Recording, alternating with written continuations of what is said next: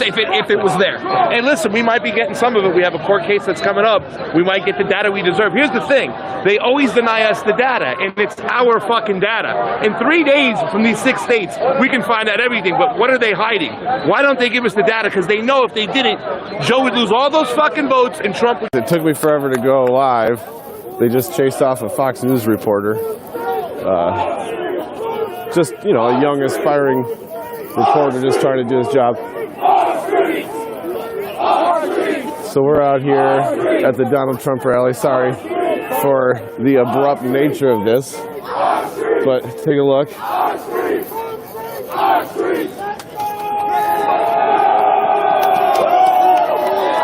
We don't really have many people coming in yet, but just kind of get a big scene of what's going on. There's not a whole bunch.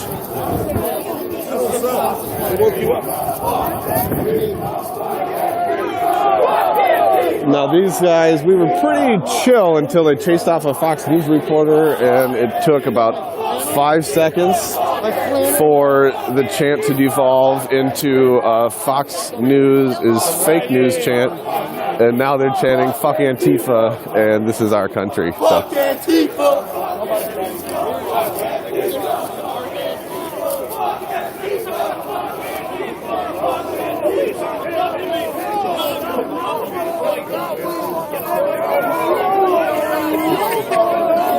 Looks like Fox News disappeared behind the police line. This is just people reacting.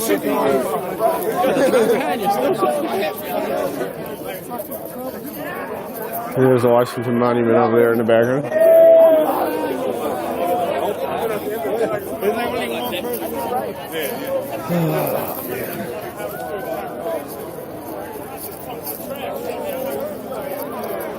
So like I said, I don't know if I said this. What's up, guys? I'm down here at Black Lives Matter Plaza right by the White House. There's a protest going on, Stop the Steal rally. And this is, I guess, just the first of probably a few. Tomorrow's the big event.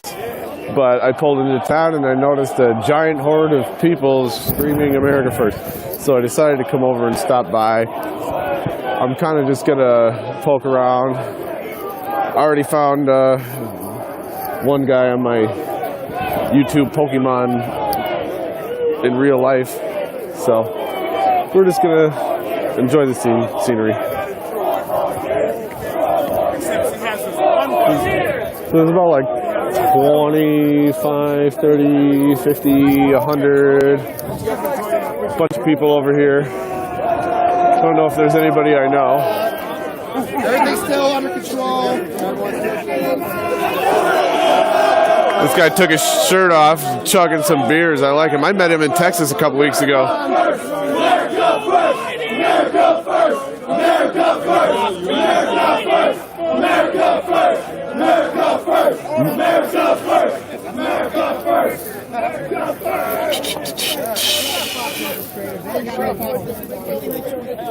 That's what I said. I didn't realize that. So he's got the whole area pretty much blockaded off. I've only been here a few times, so I'm still unfamiliar with the area every time I come down here. So I'm actually kind of tired from the drive, so commentary tonight isn't very much. I mean, these people are kind of preaching to the choir. Fuck BLM. Fuck BLM! Fuck BLM! Fuck BLM! Fuck BLM! Fuck BLM! Fuck the fuck BLM! Fuck the fuck BLM! Fuck the fuck BLM! Fuck the fuck BLM! Fuck the fuck BLM! Fuck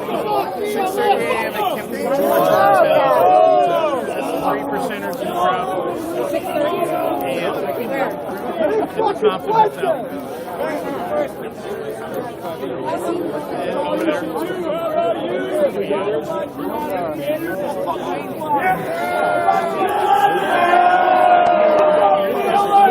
Fuck BLM! Fuck BLM! Fuck BLM! Fuck BLM! Fuck BLM! Fuck BLM! Fuck BLM! Fuck BLM! Fuck BLM! Yo, let's hang out. I figure no harm putting the camera on the guy trying to be the show. How about you? Revolution 2! How about you? Revolution 2! How about you? 1776! 1776! 1776! Where my Groyberg at? Groyberg check! Groyberg, tomorrow, we're taking on Antifa. Let's fucking go!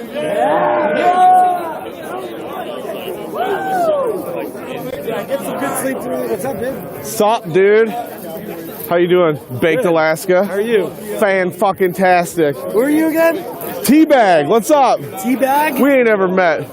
You look familiar. Hey. You look like this. Are you? Do they know me? I bet they know me. Streamer? I bet Nice. you. Who is this? Who, Who is this?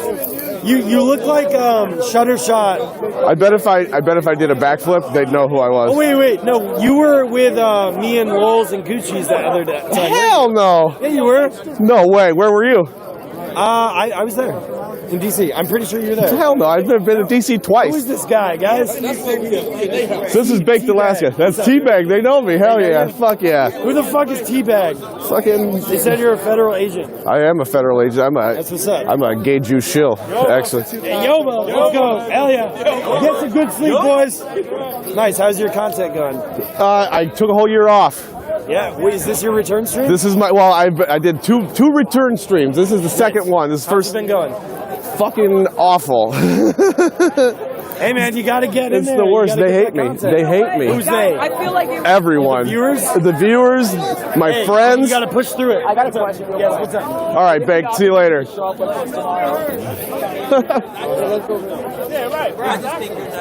Dang. They spotted me. They called me a federal agent in the chat. That's no good.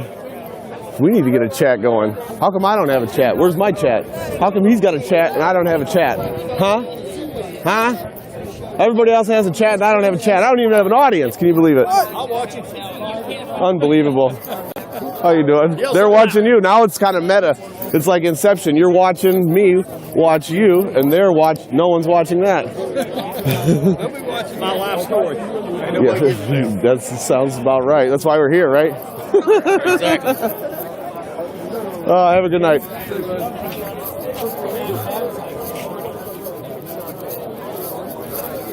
Oh, what do we got? Are there still beer stains on the ground? Look at that. That's the evidence. That was once a beer that got shotgun. See that? It's good.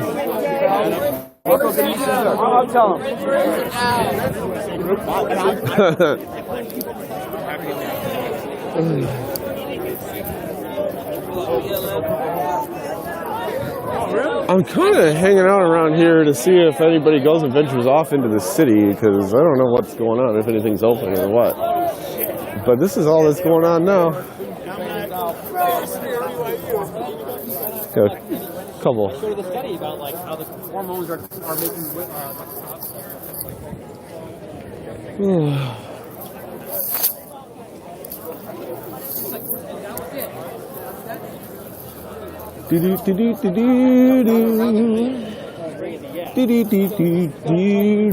What a beautiful night on Black Lives Matter Plaza. See it? It's beautiful. What a great night. So what happened? Everybody fizzled out, it looks like. The Groypers went home. They started one chant and they went home. This is just getting fun now. Now I've woken up. I've been driving a car for 12 hours and now I see everything got suddenly quiet and now everyone's moving. Now is this the counter protest over here? That looks like the Antifa guys over there. See, that's why the police are here. I see. Wait, you don't give a shit. Like, local police street, they don't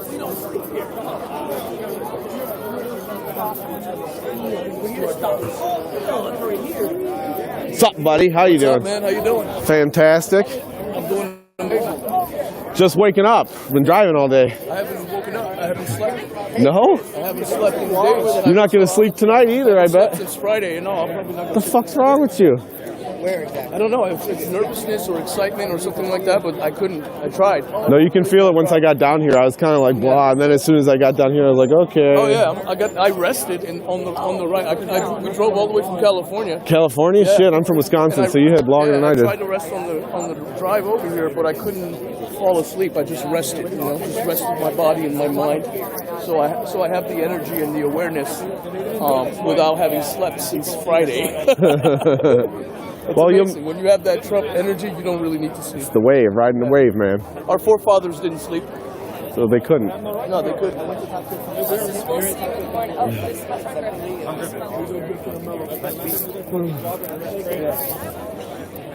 I don't know. What's up, guys? Do we have a chat going? Anybody? Live chat. How we doing? I'm in the chat now. I can see you guys. That guy on meth, if he's up for 5 days, maybe. Some of these other people might be on meth, though.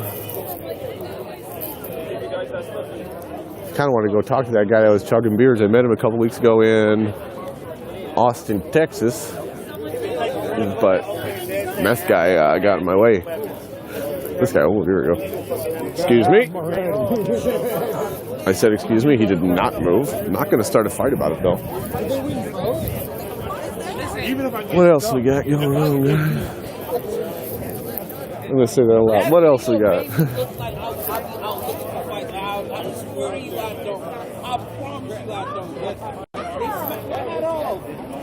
I got that half of he threw through a store hat off that job. I was like, this is the hat. Yo, this is the person. The person that was like,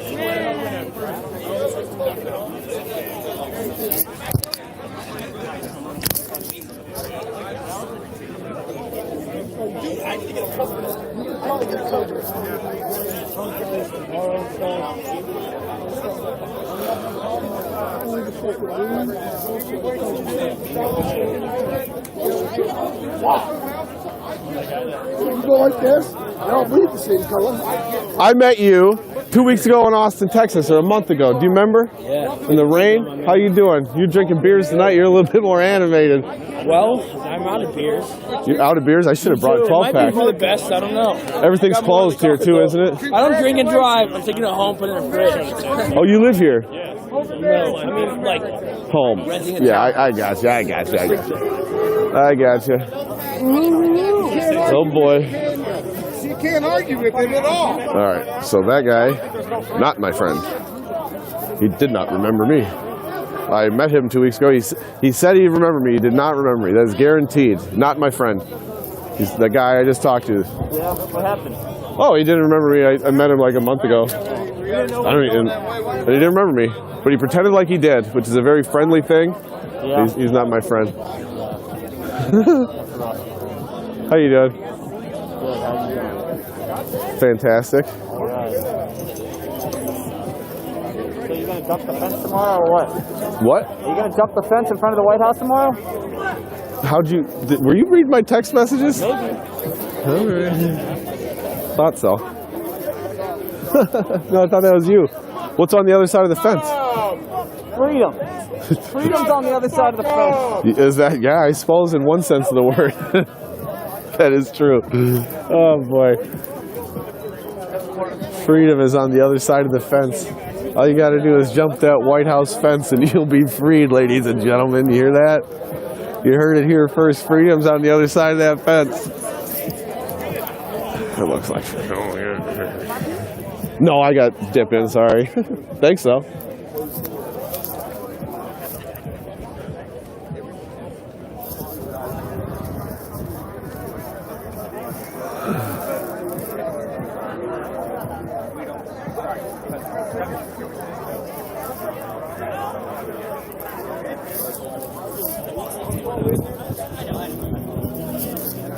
Let's go take a lap. The music turning up now. Oh boy, it's getting lit.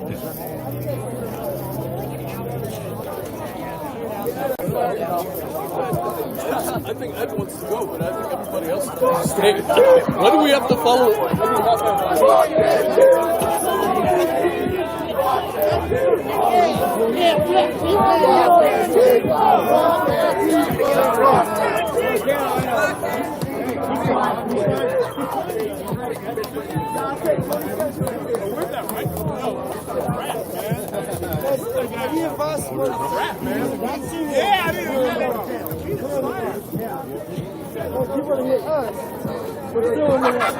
Oh, wait, are you playing the music? I got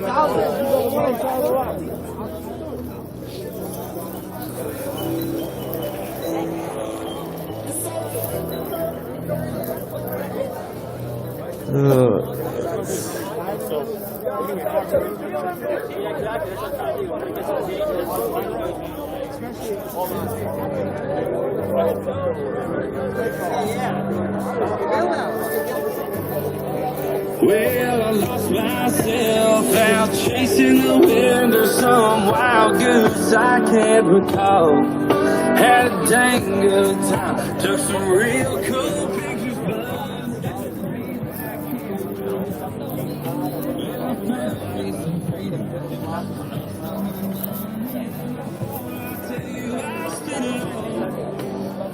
No, guys, you're right. Tonight there are actually just as many streamers as protesters. That's why this whole event, anybody who thought this was going to get crazy or reckless or anything, is kind of what we call in the wrestling business a mark. Like someone who thinks that Hulk Hogan is fighting Ric Flair for the belt, you know?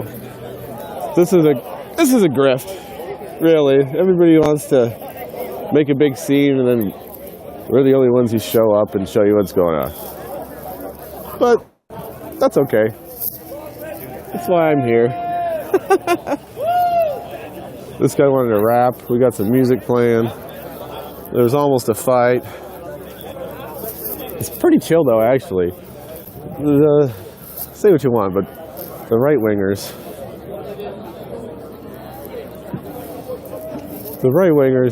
they're pretty chill. They don't start a fight unless someone gets in their face or spits on them or rips their shit out of their hand or whatever. Everybody here is pretty cool. No one's wearing masks. No one's shoving the phones out of your hand for recording. They don't give a shit. What's up? How you doing? Who's that? Bad, man. Who? You like doxing people and shit? What? Who'd I dox? What?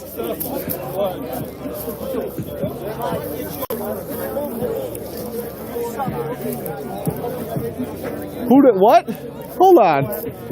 What's going on? Checking who you are, brother. Tyler Baggins. I'm Tyler Baggins. Live on my YouTube channel. I ain't doxing nobody. Tyler who? Sure you are. Tyler Baggins, Teabag. I don't know who the fuck these people are. What are you talking about? Your daddy. Oh, you don't want me filming? Like doxing people? Is it that time of night or what? I'm I'm doxing nobody. Hey, you can dox me all you want. No, I'm out of Orangeville, California, son. Yeah, right. What? I ain't doxing nobody, trying to get nobody in trouble. Jesus Christ. Just chill, guys. She's in right.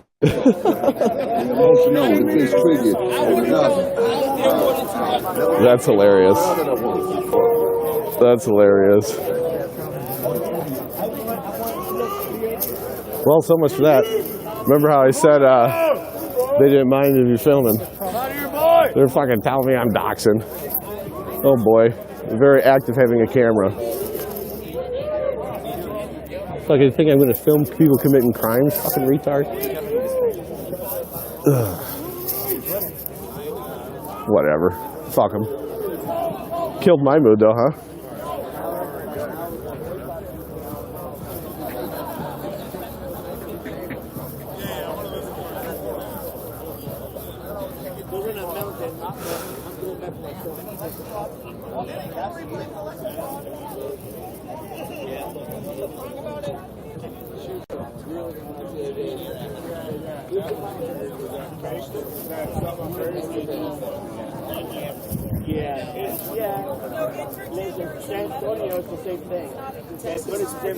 Oh boy, here we got a debate going on. biology and personality. There's a lot of people who are androgynous. They have androgynous personality. That's what it was called. Okay, then you should know the word. Okay, listen, sweetheart. Personality and biology are two different things. Anybody who has Basically, I didn't know that.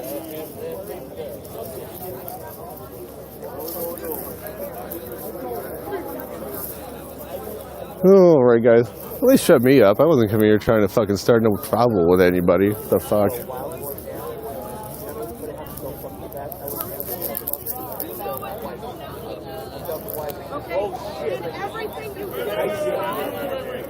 Do. So these girls up here, gotta give them credit. They got some balls. I'm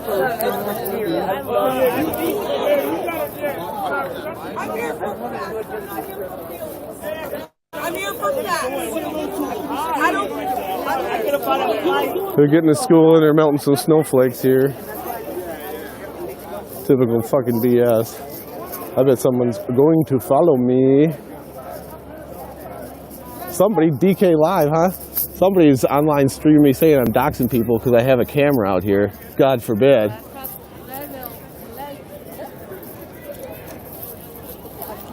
Wij wil gelijk op in de ene race lijken de democratische kandidaat die vooruit wil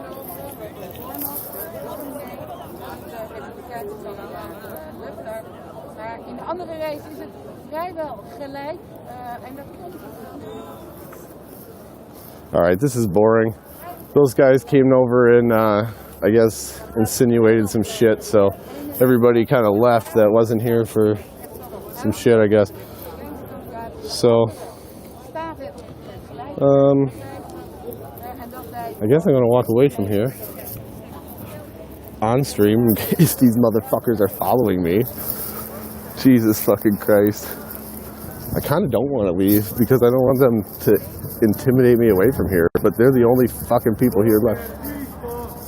Now they come over to start the fucking Antifa chant.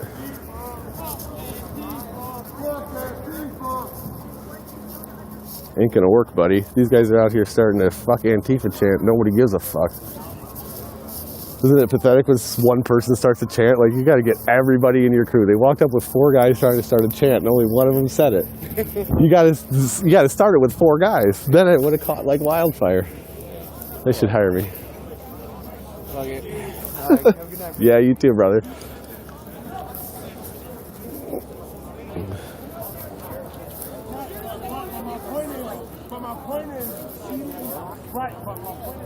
See, I don't know, I'm just not really intrigued by the whole telling 20-year-old girls that they're wrong about gender. It's fine.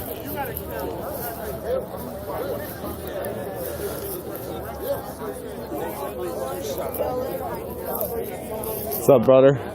How you doing? Yeah. Cold night. Watching bullshit.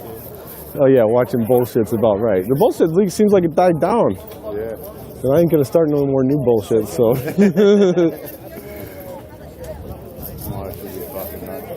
Yeah? There should be a bunch of people. Yeah, I mean, this is just the pregame. These are all the people here to cover it.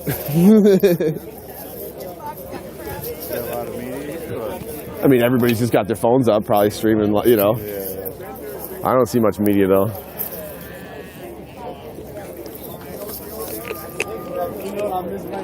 I'm just doing a live stream, basically, this. It's kind of boring.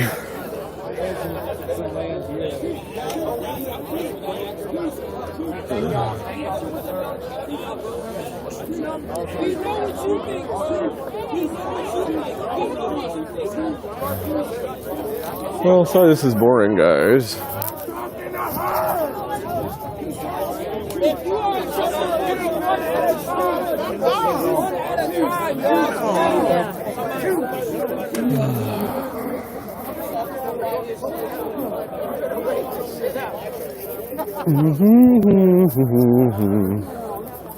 About Orlando? I feel you right now, you're on your mind. I'm just here kind of on standby in case anybody attacks me. Because I think, I don't know. God, if that didn't make everything I said 5 minutes before that seem fake, that don't even seem real. See, that didn't seem real because no one out here is doing that except for these fucking people. So, like, what the hell? I don't understand. Everybody else is waving, saying hello in the stream, and these guys who weren't even around me came up and started getting in my face, taking my picture. I told them right who I was. Fuck them. Fuck those guys. Seriously. I ain't never been fucking safer in my life. There's 100,000 police officers here and 100 nice people. You can go fuck yourself. Those are fucking cops that walk through here. A couple fucking cops walked through here trying to start Antifa sucks chant hour after everybody left.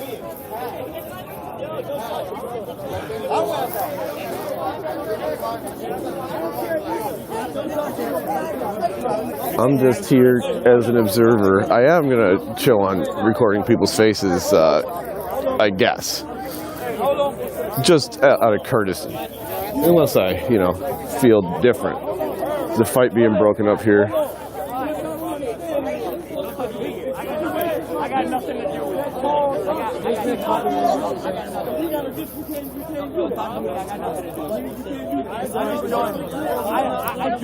I joined when Chief was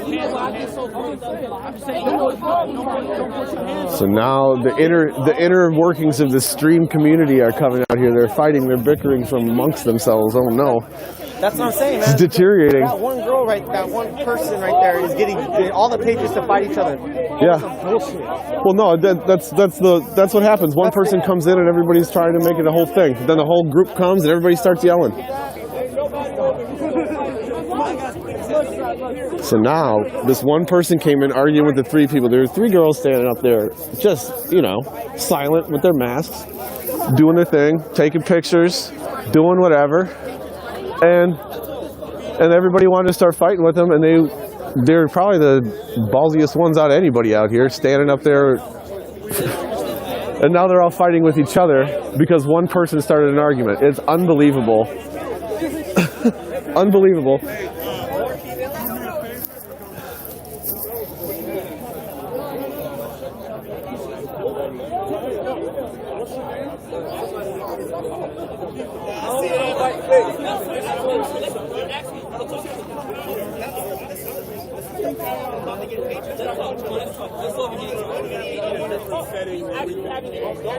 This is where it gets, this is the minutia here. This is like the little things that happen after the protests and after everything's done. What's this?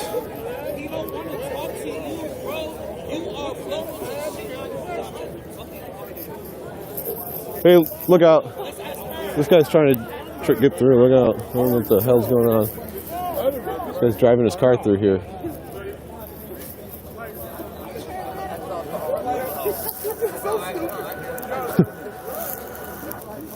Yeah, it's one of the good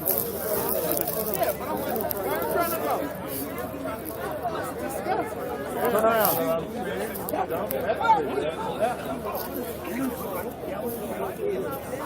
This guy just pulled up. I think he's just trying to turn around.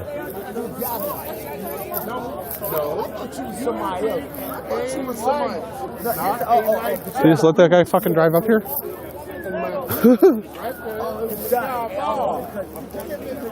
He just drove over from there.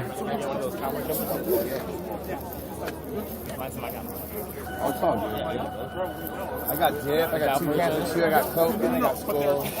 I got vape pen, I got. And he just kept going. I'm like, Let's talk, because I generally want to talk to them. Yeah, like, we don't need to do. Well, geez, sorry. Ain't paying attention to what's going on there. Not all of them is.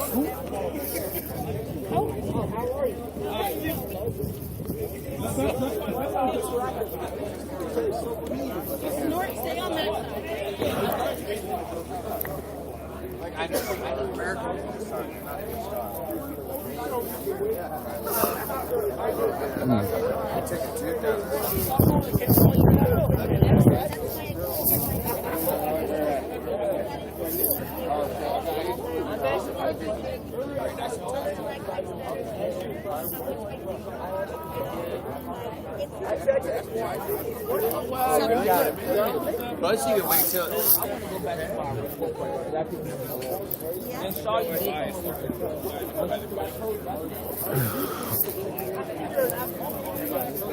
All right, guys. I think that is it for tonight. At least down here. I'm gonna go take a lap, maybe ramble into the camera for a little bit. See if anything's going on.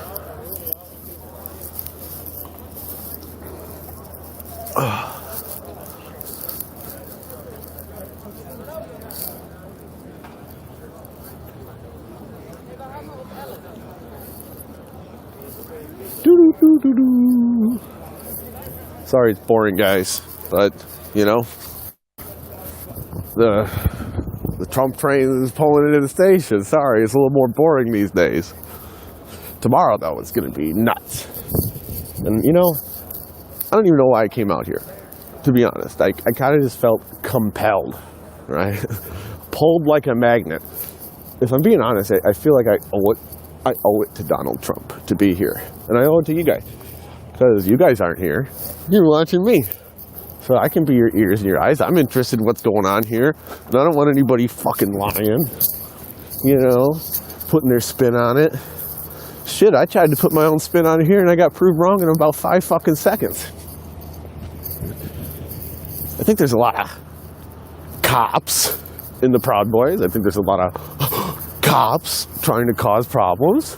And I think there's a lot of nice people here. And, you know, I'm not even like a big Trump supporter. Like in the sense that I care whether he wins this election or not. Right? Like I kind of already consigned to the fact that he lost. Whatever. I'd go either way. But I had to come here, even though I've depoliticized myself, just because I owe it to Donald Trump, dude. Donald Trump, he changed my life. What do you say? Well, at least his gravity waves did, right? The gravity waves that he made when he freaking cannonballed into the presidential pool, I rode the wave. You know, the same way he became president, I had, you know, a viral video and international headlines written about me, and I got on TV shows, and it ain't because I knew what was going on. It ain't because I was special. It ain't because I did nothing. All I did was ride the wave. I saw the wave. It's like a surfer. Like all the surfer's got to do is balance, and he rides the wave. And that's all. I just happened to be riding the wave. You know, and it is what it is. Like, it changed how I look at things. So I had to be here for Donald Trump. I had to. I don't care if he wins, but I had to be here. Like, I owe the movement. We were all riding the same wave. Everybody who gets it, you know. It's not a political thing, you know. It's deeper, more metaphysical, spiritual, if you will. See, now you sound gay. Like, I ain't being, like, gay. But that's all. I think this is it, you know? This is a farewell. It's like when you're going to the water park and you're riding the fucking waves. And I depoliticized myself a year ago, right? And I stopped making videos, I stopped going to rallies, I stopped watching the news, I stopped giving a shit about all that stuff. But then it's like when you go to the water park and you decide, hey, we've had a good day at the water park. Let's head home early, a couple hours before they close. But then, like, on your way out, you see the wave pool right next to the entrance, and you're like, psh, I'm already wet. Fuck it. Let's go for one more dip before we go home. And that's how I feel about this. I feel like the Trump train pulling in the station. And the roller coaster's over. The ride is over.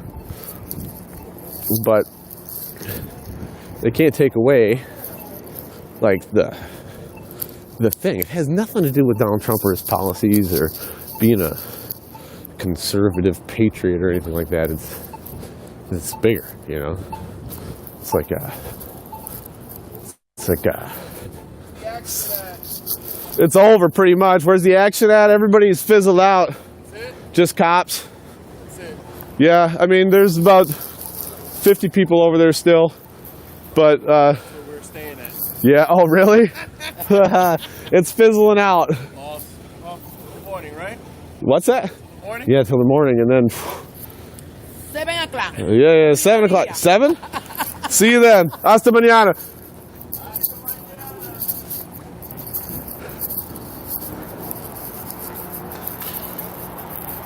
Look at, just asked me where the action was at. I like that. I like he acted like I knew.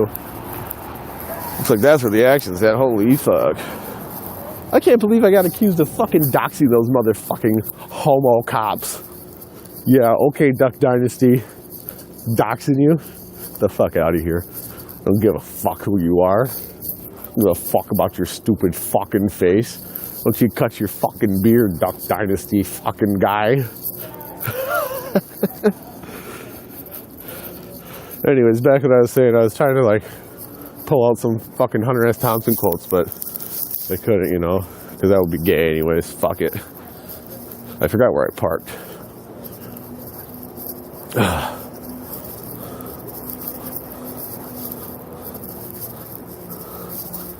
Oh boy. Da-da-da-dee-da-da. Da-da-da-dee-da. Beat-a-da-beat-a. Fuck it. I thought I was going to make that red light. Or that green light, rather. I'll wait for this guy. What you doing? What you doing? You going? You going? All right, you gone. What's up?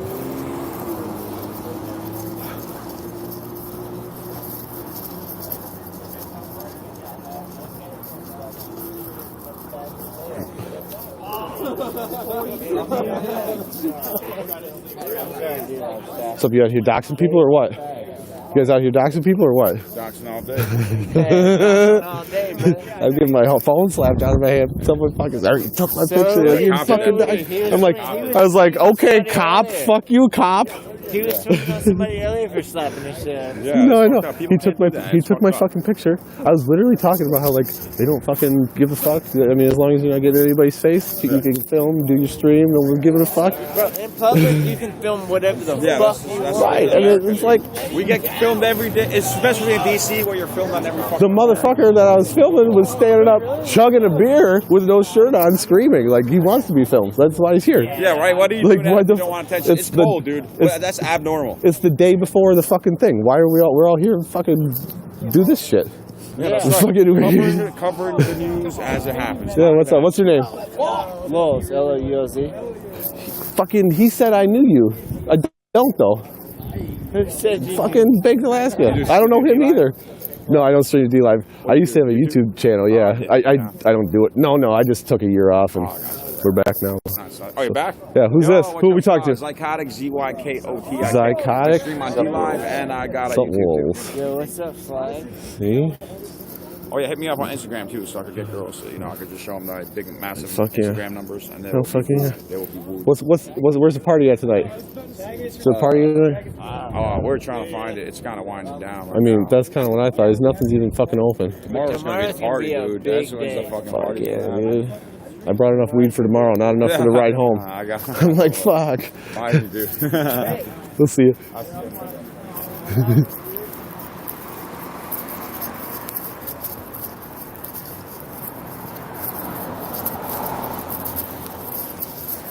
LOL. Say hi to LOLs and Zycotic. Interesting. See, that's another level of this fucking game. The IRL stream fucking fan club. See, that's how you know those were fucking cops. Because they went up to those guys, and those guys are fucking IRL streamers. They're up there starting all the fucking chants that everybody was doing. Ooh, rat. See the rat? Look at that.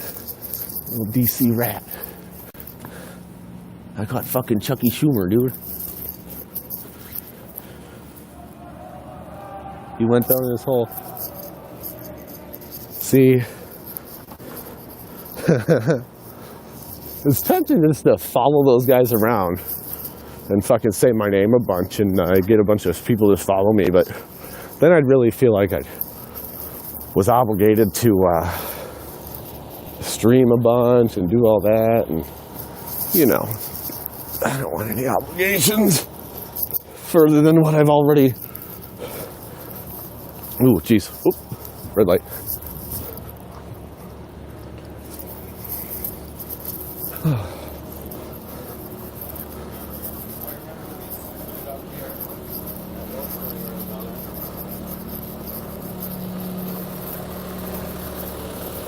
Oh.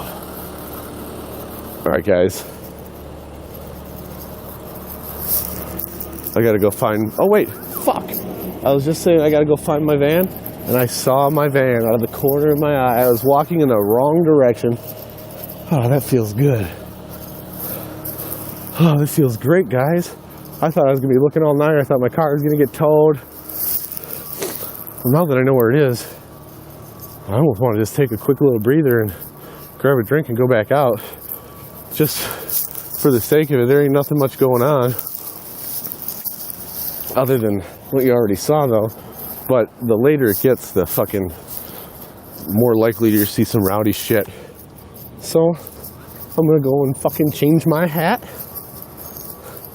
And, that way them fucking guys don't think I'm doxing them. What about that? We're gonna play some fucking covert ops then. I'm not even doxing you. I don't even think I got that guy's face. But now I'm gonna have to be spy mode so you don't think I am. What do you think about that? Fucking 4D chess. Fucking ride the Trump wave. What do you think about that shit, huh? Huh? You got me fucking woke up now, huh? You fucking cop bastards. You motherfucking cop bastards. It's crazy. Everybody left. So what happened? I'm going to break it down for you. What happened tonight, okay? Right when I got there, right when I pulled up, there was a Fox News reporter about to go live. And he was just standing there, getting ready. He had his jacket on, standing around. And then some people went up and they're like, hey, do your job, dude. We're just going to stand here and watch you do your job. We're just going to stand here and watch you do your job. And then they crowded a big group. Then the reporter tried to go live. He put his mask on like they were going to break live. And honestly, the timing was so perfect that he was about to go live and everything broke down. And then the police came up and they left. I think they faked the shit. And the reporter, the Fox News reporter, they're chanting fake news, blah, blah, blah. And then as soon as they fucking leave, as soon as he's like pushing a guy, the reporter like pushed a guy as he was trying to leave. And then as soon as that happens, the chant goes from fake news to fuck Antifa, fuck BLM, whose streets, our streets, whose plaza, our plaza. And we're on Black Lives Matter Plaza. And, you know, okay, I just got there. I don't know the vibe, right? Maybe that's the vibe, you know? But then I'm chilling on a little bit longer, and everybody's really fucking cool. And everybody's just streaming, you know, doing their little YouTube grift. Hey, we're here, fucking doing the thing, da-da-da. And, what the fuck? You know, I was like, oh, that was weird. Maybe they're just having fun, you know, with their chants. The gripers fucking like to be little edgy boys. But, then a little bit later, I'm just walking around filming the guy. There's a guy shotgunning a beer, right? Going, we're patriots, 1776, we want to do revolution, blah, blah, blah, doing the whole fucking thing. Fucking frat boy deal, yada, yada, yada. Harmless fucking, you know, protest shit. And then somebody comes up to me looking like fucking Duck Dynasty, like he's out casting out of a movie, like he's in a Walking Dead, like they put dirt on him before he came out here, so he looked a little bit more grungy. And then he says, oh, you're out here doxing people, huh? You're out here doxing people? And he like took my picture. I was like, what the fuck are you talking about? I walked up, I told him my fucking name, I let him take my picture, who gives a shit? But then right after that, it chilled out again, and then these three random people just walk over from by the cops and just start going.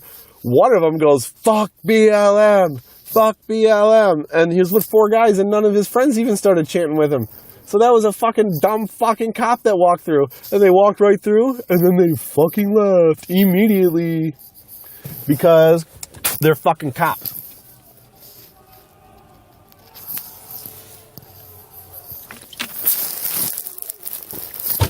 Oh fuck, let's fucking go. I'm fucking coming too. Where are we going? Is that Alex Jones? Holy fuck. We got Alex Jones. That's the fucking biggest Pokemon here.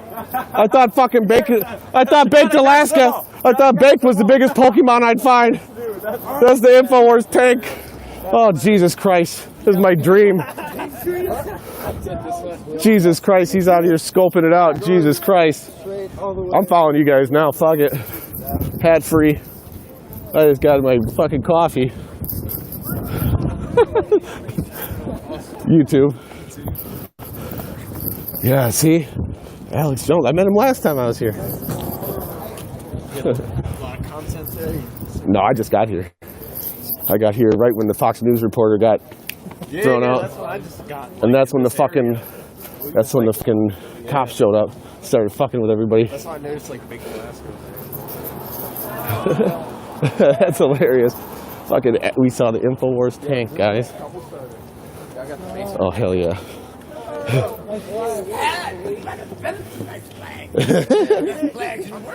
yeah.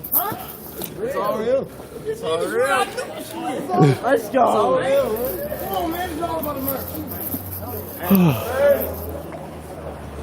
So you guys the troublemakers? We're the troublemakers tonight? No, we're not. I heard a fucking screaming horde, and I got out of my van and I started running with you. If we're not the troublemakers, then I don't know who the fuck it is. The cops then. No, I know. That's amazing. That's amazing. I was trying to get a video, bro. I was like, oh shit, Alex Jones spotted me. That's crazy. Serious. I mean, I'm so happy you said that. Man, okay, I joined the horde for about 3 blocks. You look great. No, you look, I was just going to say, you look really cool. Are you certified or is that just fucking fake? I don't know, hell yeah. Oh, geez, I was going to say that would be a good gimmick. You get right. Firefighter now. Say hello. Thanks for being out here. Hopefully you don't have to use any of that shit. I had to last time with the Proud Boys. I bet somebody's going to get maced tomorrow, guaranteed. Well, that's why I have an enormous amount of water on me. All right. If that happens to you, lay them down and just put an insane amount of water on their eyes. Just flush it out. All right. Water. I've been maced before. Milk, the whole milk thing is bullshit. That doesn't work. It just makes you smell bad all day. It doesn't do anything. Just use water. Hear that, guys? What do we got here? For you guys. Free of charge. TRUMP in the chat. All right. Hey, see you later, man. Take care, big guy. Stay safe. Stay out of trouble. All right. Hey, be careful, all right? I'm going to go this way. Be careful, okay? Huh? Be careful. Hey, yeah. See you later. Find me on YouTube, Tyler Baggins. All right, man. I will. See, I was on InfoWars. Oh, yeah. 3 times. So, do you know if that was Alex Jones in his tank? Who the fuck else would it be? The fucking else is driving a tank around Washington, D.C. It was either that or the cops. I hope he didn't want to stop for you fucking guys. You're going to get him in trouble. What are you talking about? Pure association. Joking. Hell yeah. Groypers. This is the Groyper crew? Fucking, I could tell. I could tell. The haircuts are too nice for anything other than Groypers. Yeah, and too autistic too. That guy, I was talking to him, I'm like, oh, Groyper, hello, America First. All about statistics. It's amazing. We saw the Alex Jones fucking tank and just chased him for 2 blocks. That's amazing.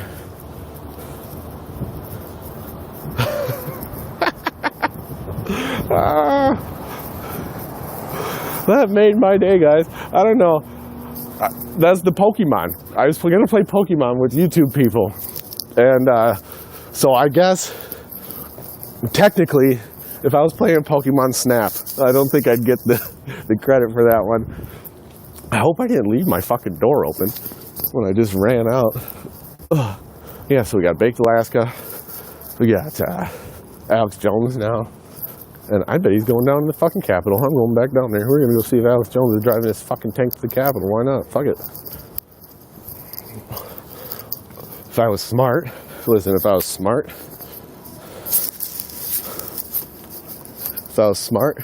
I would have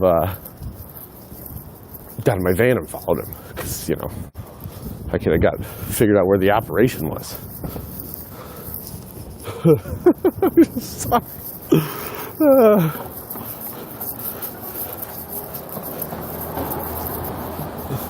No, I did not get a chance to film the BLM cops. Red dot on my forehead, yeah. Oh, yeah. Only if I marry an Indian guy.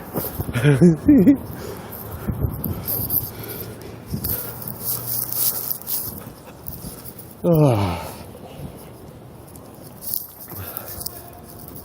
That's amazing. I don't think I've ever been so excited. I gotta feel like that's probably what it's like if you're in the woods and you see a fucking deer or something and you gotta go kill it.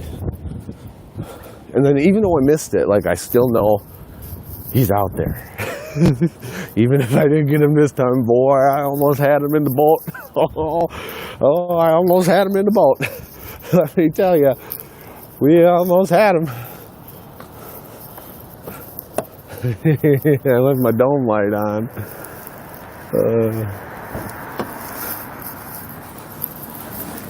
That's unbelievable, folks. Hold on, let's see here. I don't think I've ever seen anything like that. I heard a scream of a horde of screaming teenagers chasing a tank with Alex Jones inside. I love it. That's amazing, guys. Well, I don't know if it's amazing. I mean, what are the odds, you know? What are the odds? Fucking Alex Jones would be at the Stop the Steal rally, guys. Fucking what a shock. He's the last person I would have thought would be here.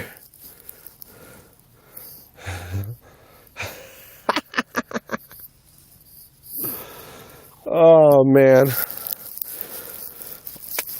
That was an adrenaline pump. I was about to stop the stream, guys, and we got, I don't know, is that a good teaser for tomorrow or what? Is that a good teaser or what? So chat, what we got going on here? Anything going good in the chat?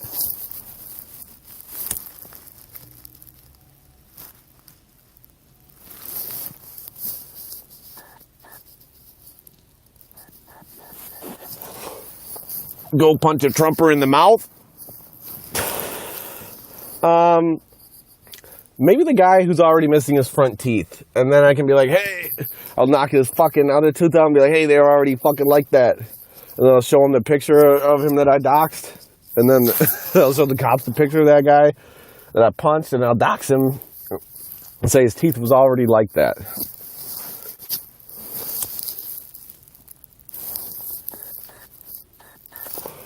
I am going back out for a walk. I just wanted to come back here and pee into a bottle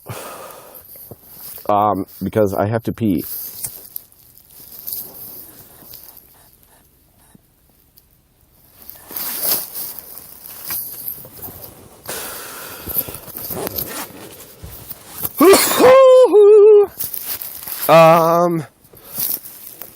Gosh, I can't find my cup to pee in. Look, there it is.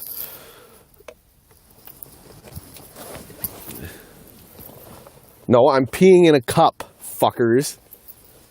Smoking pot. Stop it. Why would I smoke pot?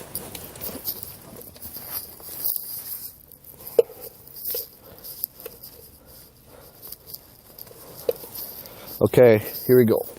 Oh, jeez. I hate wearing layers. It takes a lot. It's harder to pee. Oh, yeah, I had 2 Snapples.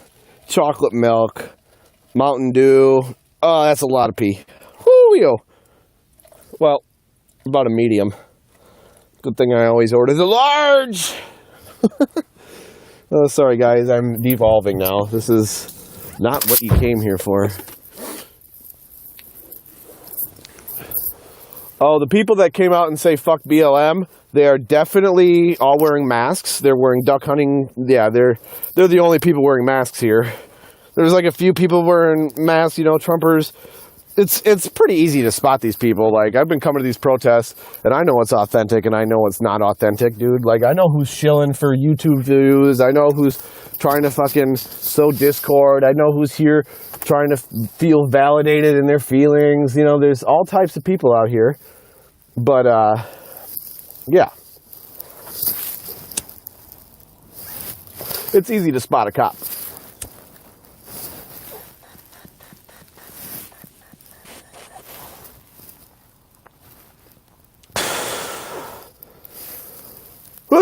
They got scooters out here too. I thought about renting a scooter, but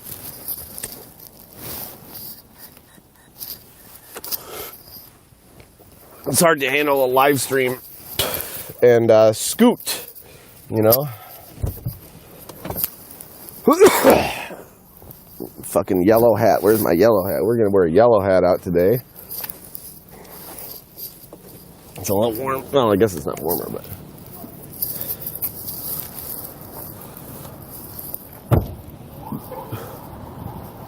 I'll go back out. Let's see, do I have any chew? Fuck you.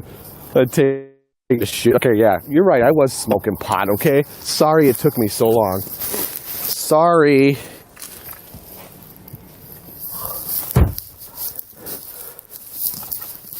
But, shit, I lost my chew. There it is. Sorry, guys. This isn't even... Why am I not sorry? I'm not sorry. I'm out here live streaming. Go watch someone else's fucking shit. You know, like now you're getting me all flustered. Now you're getting me all flustered. There you go. Unflustered. Unflustered. So yeah, I'm trying to think of anything of note that happened today. Oh, well, since I got here pretty late. So not a whole lot happened, but I got up here and it was pretty funny actually. Right when I was walking up, I was a few blocks away from the main staging area, and I was a few blocks away from the main staging area. Sorry, this guy was staring at me weird. I was a few blocks away from the main staging area. I'll say that one more time. The main staging area is where I was a few blocks away from, and I heard someone on a line. Fucking bird. Yeah, no, sorry. That guy was staring at me. It threw me off. I felt like he was one of the guys that was following me over here. I'm all paranoid, guys. They're gonna get me. No, sorry, you got me all flustered by saying I was taking a shit in my van, guys. I'm gonna take a decompress.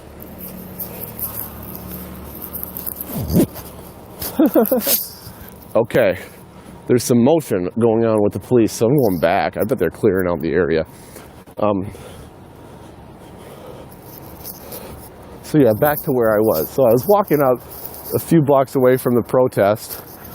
Look at all these cops. Where are they going?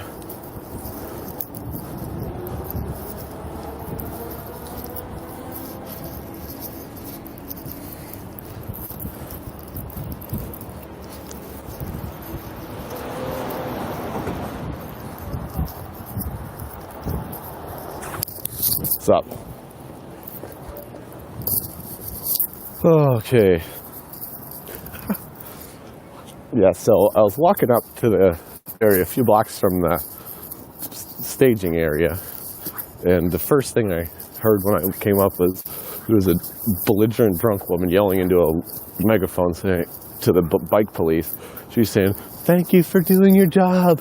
Thank you for doing your job. Thank you for doing your job." And then someone walked by after the cops and said, "Fuck you." And then a guy immediately started a fight in the megaphone and say, "Fuck you, faggot. You wouldn't do shit if these cops weren't here." I was like, oh boy. Oh boy. A little shit talk never hurt anybody though, I guess.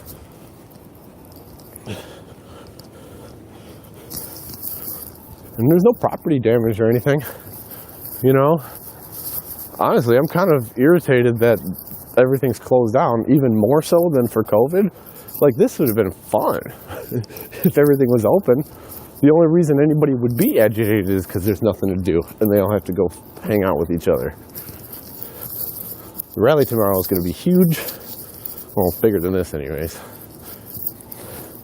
And it's going to be, I hope it's fun. I don't know. I always say it's gonna be like dumb. Why would I go? But then I go and I'm just amazed. Like you come out to these things and they're like, you're alive, you know? Just because you don't know what's gonna happen, and it's unlike anything that normally goes on. Especially with everything being all fucked up. It's good to go out and be like, yeah, we're gonna yell in the street tonight, actually, because the president said so. So, fuck you, and everybody. Like, that's fun. Nothing more alive. I feel like a fucking patriot. You know, this got the dog. See, I'm worried they probably got like bomb sniffing dogs out here, but I'm worried they got a weed sniffing dog and they're gonna get me. That's what I'm worried about. There's not a whole lot going on, like I said again, guys. And it actually does look like they've cleared out the area that everyone was standing at earlier, or at least I don't see anyone standing there anymore. There's the gentleman's club, though. I'm gonna stop there. So, I got an interesting, this is funny, weed legal in DC. Weed, last time I was here about 2 years ago, they told me weed was legal to possess in Washington, D.C., but it was illegal to sell it and distribute it. But that doesn't mean that there weren't stores that you could go in and get weed. What you'd have to do, though, is you'd go into these dispensaries and you'd have to buy a pair of socks, and the pair of socks would be $60, and then with every pair of socks you get free weed. So, I don't know why. This ties into Roger Stone. Last time I was here, that happened to me the day I met Roger Stone, and I pulled him aside, and I actually met his lawyer beforehand. We were like hitting on chicks, and I was like intriguing him, right? We sat next to each other at this event at the National Press Club, and he introduced me to Roger as kind of like a put on, like to like, hey, I'm gonna go stick Roger in this awful scenario, and then walk away and stick him with this fucking long-haired fucking freak. But he did, thankfully. And I told Roger about the weed and the socks and how I had to spin a wheel just to play along, and he said, I love it. That's the American spirit. That's the ingenuity of the free market. And I looked at him and I said, fuck you. I disagree. That's the complete opposite of everything we should be trying to do here. Why do we have to lie and have a loophole? Why do we have to rely on loopholes to get everything through, you know? But he says, well, I can't argue with that. And then he walked away because he was sick of me. But I had a good point. We shouldn't have to lie about everything.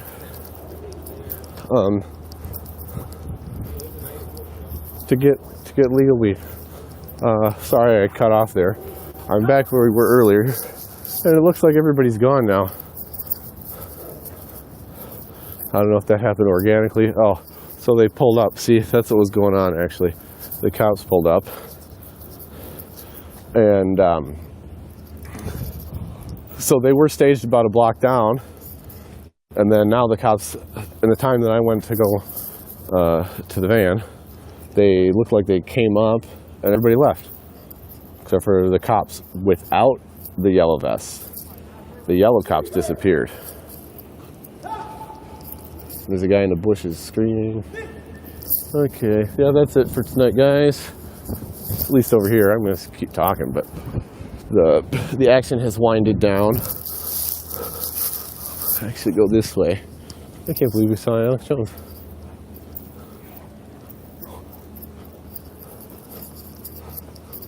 There's the Washington Monument, guys. Look at that.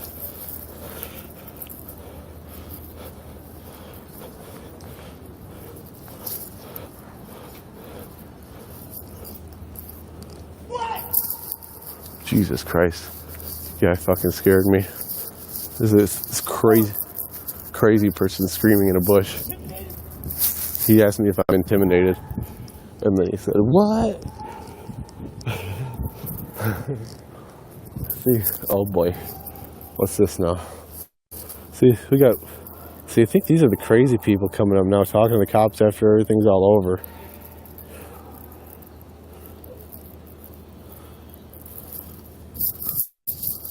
whatever. I'm out of here.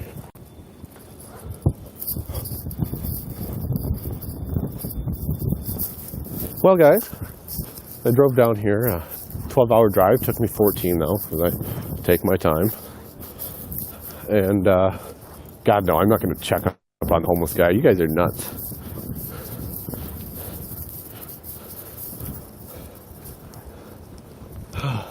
Yeah, no, it was worth it. It was worth the drive already. This is fun. It was more fun than I've had all year, actually, so far. Which isn't saying much. I decided to pack up the van and take another road trip. I went down to Texas a few weeks ago. I didn't do any live streams down there because I just went down there with 2 women, and that's the worst. Don't ever go on vacation with 2 chicks, especially sisters, unless you're like legally bound by marriage. Don't ever do that. So I didn't have any fun, but this time I'm doing it different. I came by myself. I put the mattress in the back of the van. I got some extra blankies, and yeah, we're doing it right. This is fun. It's like camping. It's urban bush camping. The urban bush. No, I did not get a threesome with the sisters, but that's okay because I was banging the only one I wanted to. You know, you know what I'm saying. I'm gonna go look for another horde of people. Fuck it, why not? I got shit else to do. I'm wide awake. I saw Alex Jones's tank, and now I'm wide awake. I'm either gonna be talking to you, or I'm gonna call my friend and tell him I saw Alex Jones' tank, and he don't care.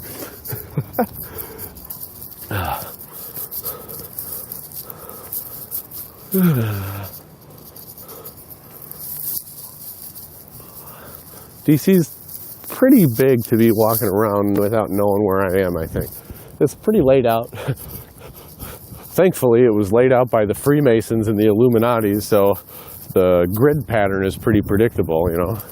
Just follow the compass and square and you'll get back to where you're going.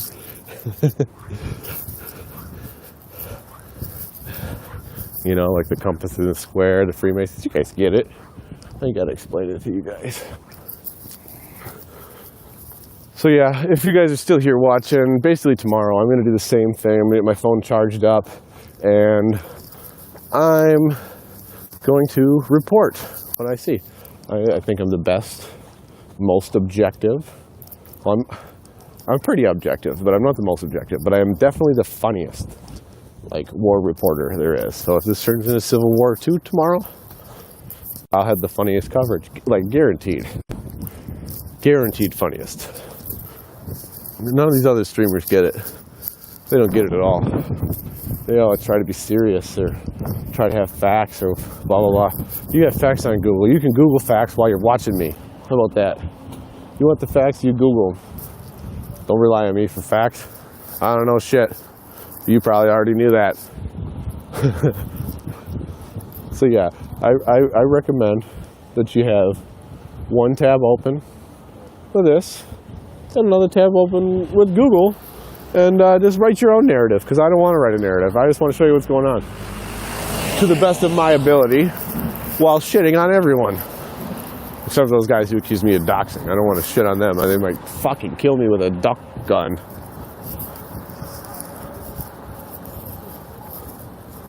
Oh, what's up here? Police.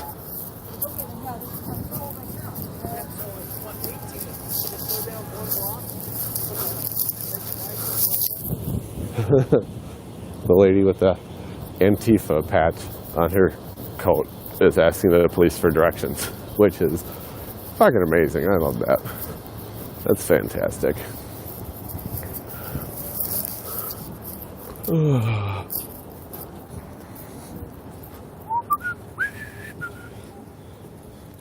Is that a broken escalator? What is that? Hell yeah, I knew it. I'd never seen escalator steps not fixed to an escalator before. That was pretty good. That could have been on, what was that? What was that little game? Was that on like Mr. Rogers or 3-2-1 Contact? Where they would show an image zoomed in really far, and then every 3 seconds they'd pull out a little bit farther and you'd have to try to guess what it is. That would have been a good one for that, because You've never seen an escalator steps not on an escalator, have you? Have you? Have you? I think Trump should give his speech from those escalator steps tomorrow. And if he could levitate the escalator steps, I think he's president for life. If he gives a speech from levitating escalator steps. Sorry, Kamala.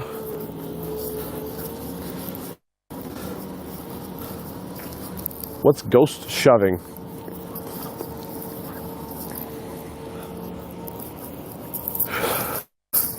Yeah, so now I'm basically just walking down the street by myself in a wasteland.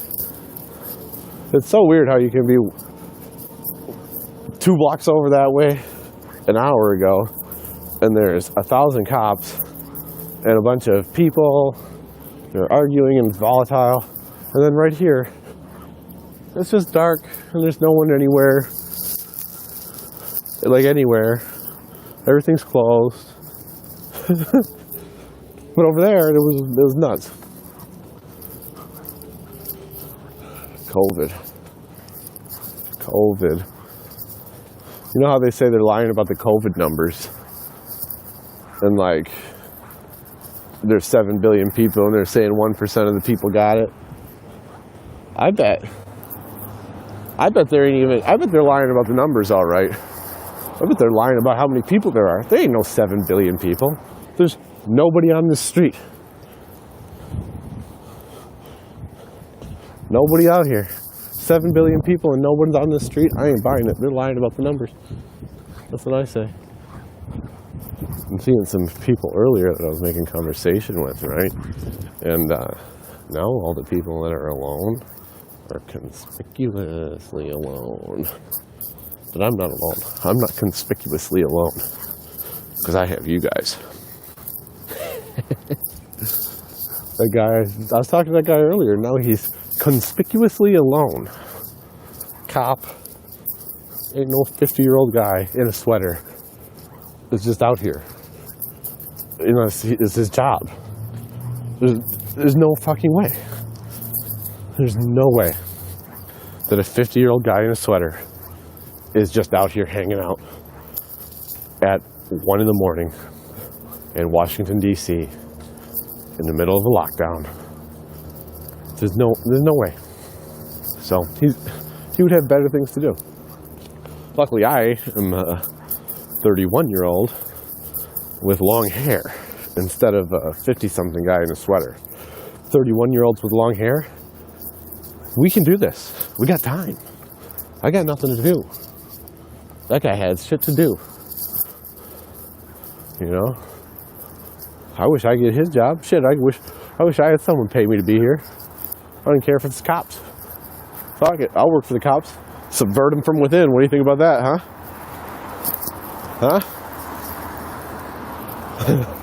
Yeah, fuck that, yeah. I'll get a job, I'll be a Fed. And I'll subvert you guys from within. What do you think about that? Alright, this is Black Lives Matter Plaza again. From the other side. I'm trying to figure out where I am actually.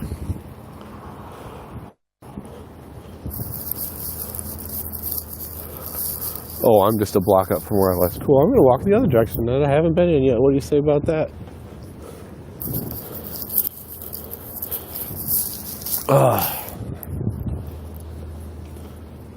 I hope I sleep good tonight. I'm going to have to find a good place to sleep. Ooh, yeah. See, I just worry about parking regulations tomorrow and getting my car stuck somewhere and not being able to get it out or getting it towed or something like that. Shouldn't have to worry though, because I'll be in it. Right? If you're gonna tow my car with me in it, I better be fucking hammered. You know. I bet I've gotten close calls before. You don't know how many times I've been sleeping in the van and the yellow flashing lights from the parking meter maid woke me up when she pulled up on me, and she's sitting there taking down my plate about to write the ticket, and I just start up the car and peel out. Fucking got him. That's a win in my book. I felt like a bootlegger. A bootlegger on the run.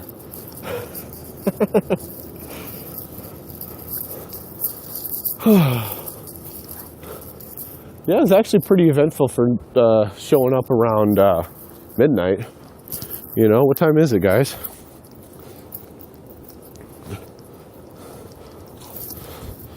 Oh yeah, sorry. I'll show you where I am. You don't want to see my ugly mug. Open his mug. Mugging for the camera. I'm sorry, guys. I should be more aware. See, part of me thought, since there was nothing going on in the street, it would be like, oh yeah, I'll put my face on there so something's moving. But that's not what you want. You want to see encounters with crazy homeless people.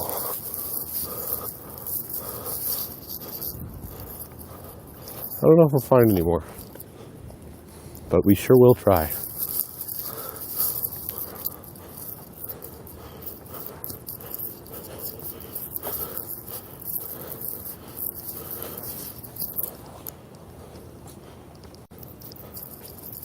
So right now, Antifa hiding behind the trash cans, huh?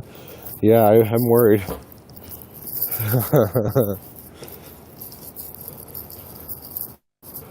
Where am I going right now? I'm just going around on the other side of the Capitol building. I'm not sure which direction I'm oriented in. Not sure that it matters, but look at this building. See this? This is where I am. 1441L, the building of the future now. Be safer, work here. It's an anti-COVID, unique, 100% treated outside air, 100% exhausted inside air, no recirculation, great humidity and temperature controls, and solar panels. Ladies and gentlemen, that is the building of the future. Boarded up on the bottom floor and empty in the top. Building of the future. See, if anybody knows homeless spots, it's the guy who fucking sleeps in his van for weeks at a time. So that would be me. And this is not homeless spots. You have to be like deranged homeless to be down here. Because this is like almost like a mall. You know, it's like walking in an outdoor mall.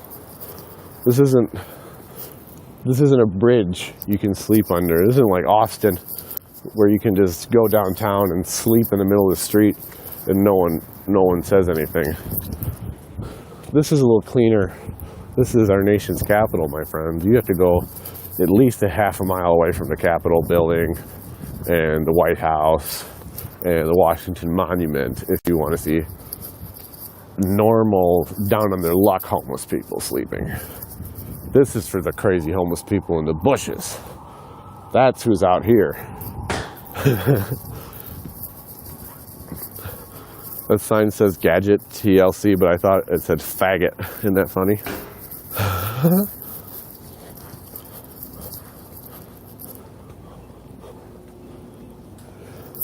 Yeah, guys. So hit subscribe and follow the channel, and that way you'll get a notification for tomorrow when I go live. I think stuff starts early tomorrow, 6:30, something like that. I won't be here at 6:30.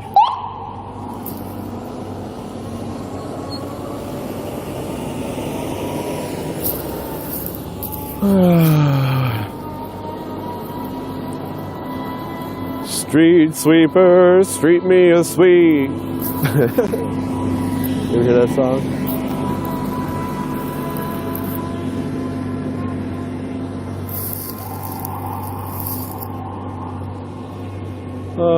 I like how the Christmas lights are still up. We're on K Street here. Hear that where all the lobbyists are, huh? K Street. We're on K Street, but over at the Trump rally, that was, I guess you'd call that Avenue Q, if you catch my drift, right? Avenue Q. So there's a lockdown, everything's closed, but there's no curfew. So it's kind of like a false lockdown. We're not locked up, we're locked down. Get it? The inversion. It's upside down. Everybody who I'm walking by is just staring a second too long because we all know we're supposed to be locked down. And we're like looking, hey, is this guy cool? Is this guy cool? What about this guy? Huh? Are you fucking cool, man? See now, here's the park. This is where you might find some homeless people, right? You know, on the benches that don't have bars in the middle. So Texas, you said Texas isn't locked down 1776, but you know what? When I was in Texas, I went to Austin, and it was pretty fucking locked down if you ask me. It fucking sucked. I mean, shit was open, but the mask stuff, it was crazy. Too much masks. Too many. See now, this is the time of night though when it actually does become a little sketchy because the freaks and the weirdos are fucking out. Only freaks and weirdos are left, I would imagine. And I don't even know where I'm going. That's okay though.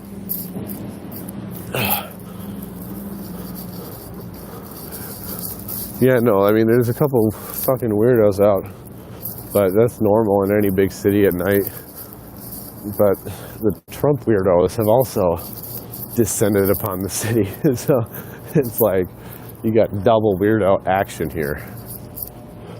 And I don't care who you are, if you're here for this shit, you're a fucking weirdo. You ain't like the other people that you know who stayed home.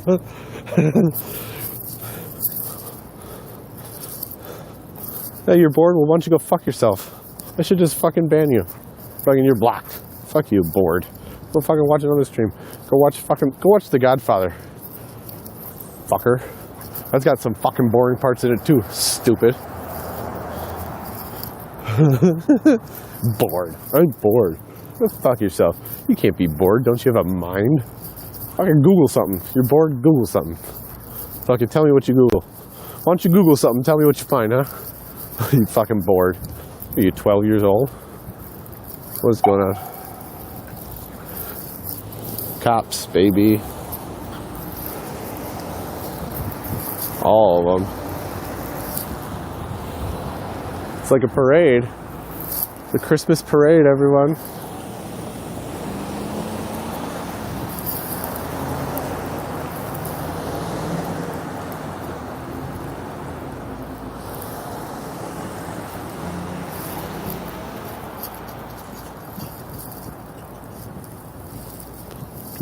Garage door closing. I'm going to walk up to the Washington Monument, and that will be where I end my stream for the night. See it? Can you see it? It's right there to the left of the crane, if you can see it. We'll walk up there. We'll wrap things up so I can go to sleep. I don't know. They say it's starting at 6:30, but most of the speakers are 9, and some of them are 1, and I'll be here all freaking day. I will be here all day long.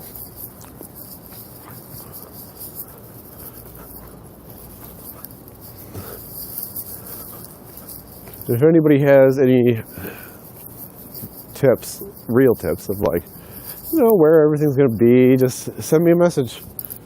Facebook or YouTube, find me.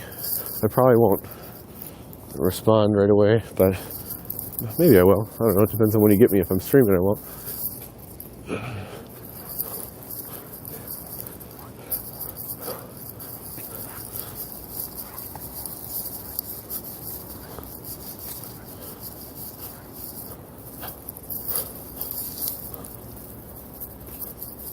Oh, yeah, baby.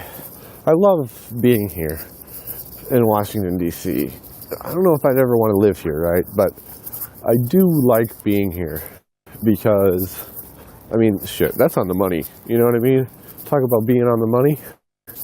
That's on the money. Like, I feel like it just gives context for the world in which I live and all the symbols and all the things we see on television and in our movies and everything. There's an alarm going off at this lovely man's building here. The alarm is going off at the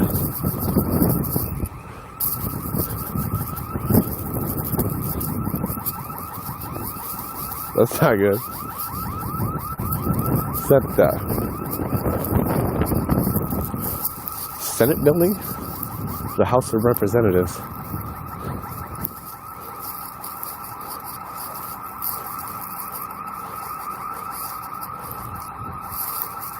I'm the only one around here, and someone's trying to break in. That is not good.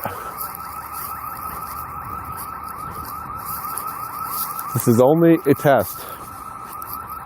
I repeat, this is only a test.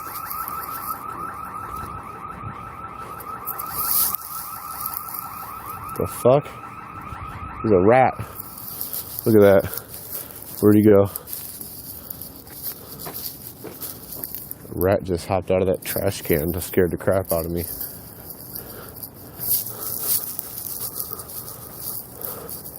I bet that alarm goes off all the time. It's probably nothing to worry about. I bet it's nothing to worry about. Yes, that was an alarm. I think it's a Senate building. Honestly, I'd have to pull out a $10 bill to tell you. Just kidding. No, I don't know the buildings well enough, to be honest. I feel bad. I think this might be the Treasury. Or, I don't know. Not the Treasury. Who fucking knows? I'll get you an answer, though. I will get you an answer. The Department of the Treasury. Oh, yes. So that is a Treasury building. So that is, I think that is on a $10 bill. I knew which one it was from, but I had to consult the book for reference. Why don't you fucking Google? That's what I want you to do. I want you to go on Google and tell me what denomination of bill the Treasury is on. Is it a 10? Does anyone know? Chat.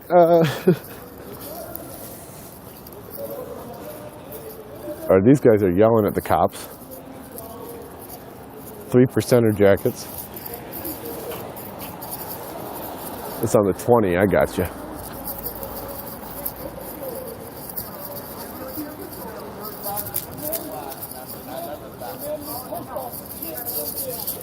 I'm better off going to a local hardware store than Lowe's and Home Depot. Yet they cram us company deliver the packages.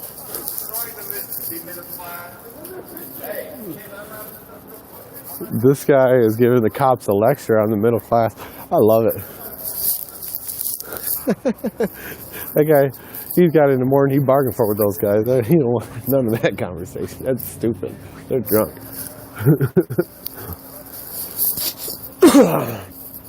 I don't think I'll be able to get into the park that the Washington Monument's at because it looks pretty blizak-dizak. We've also, we've come to there's a problem here. I don't know if you can see, but this side is blocked off. And I'm gonna have to go see if I can walk across.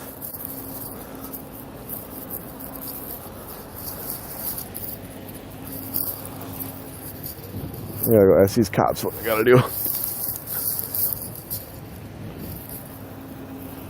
And we'll ask them. We'll ask these police officers. There are no Biden supporters out here tonight, guys. Okay, so give me a second. I'm going to ask these cops if I...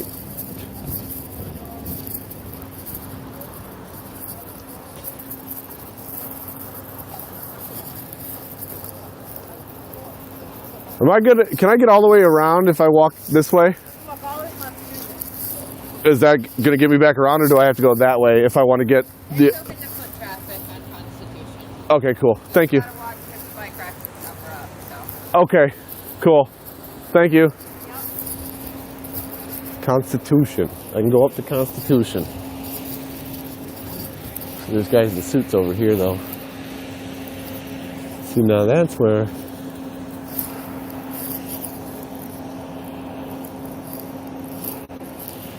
Do I want to go that way or that way?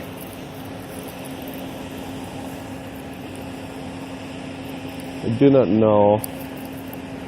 Let me see here. Oh, she was nice. The cops are always nice and helpful when they're just standing around. It's when they show up at your door thinking you committed a crime is when there's a problem. I'm just actually gonna turn the camera on. I'm standing still. I'm standing still right now. I don't want to turn the fucking camera around. I will in a second. I gotta figure out where the hell I'm going first. Hi guys. Pretty good. How are you guys? Uh-huh. But yeah, they said I could get all the way around. I'm gonna wait till those guys go so I'm not like following them. What's your blood type? Fucking Ben, I found out your real fucking name. Finally. Your name's fucking Ben, asking me about my blood type on every video.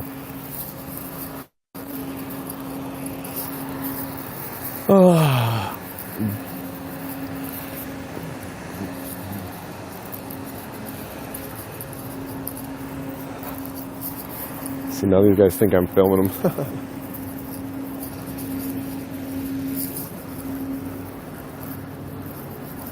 So those are the bike racks she was talking about that are up, but you can go around.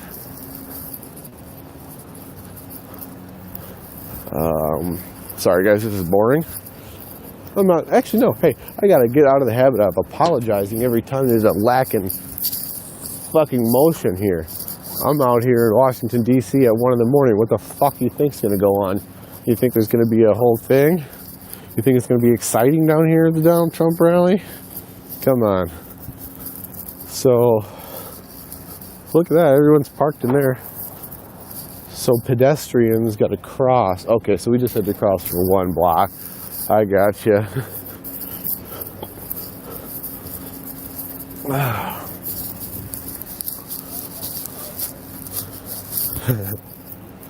Chop, chop, he says. Maybe I should have went to Chop. That would have been more entertaining. Autonomous zones.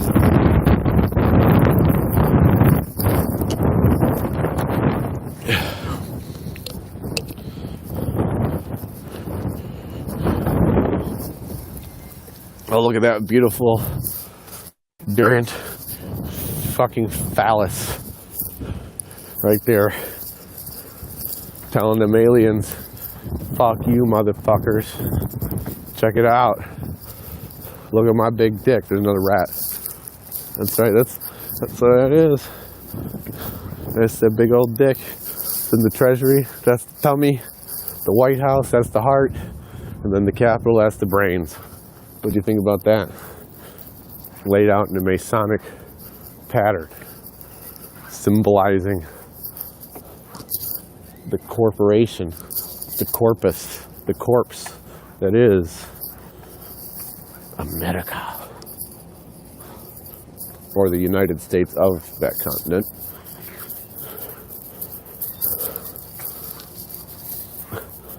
Van living, very based. Gets old after a while. It's hard to stay organized, and it's hard to, yeah, I like to have a house and then stay in the van. I like to have a house and then take vacations. That's the way to do it. You have to have a home base. You have to have a base and a home. So, you know, van life is based only if you're based out of an actual physical location.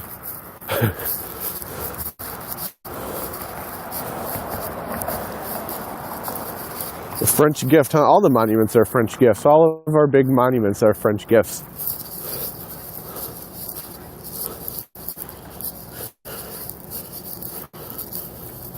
Gigi Allen says, write me in prison and my name is Donald Trump. Well, Gigi, I got a big old shit sandwich for you to eat. How about that?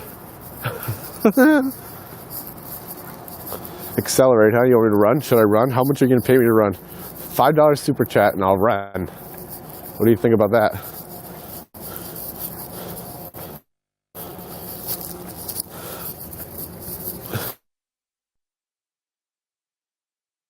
To pee again. Up this time. How far away is Constitution from here? Jeez, it's way the fuck up there. Oh look, this is where they're doing the thing tomorrow. They're all staging up there. We got the video screen. The fucking Turning Point USA fucking bullshit.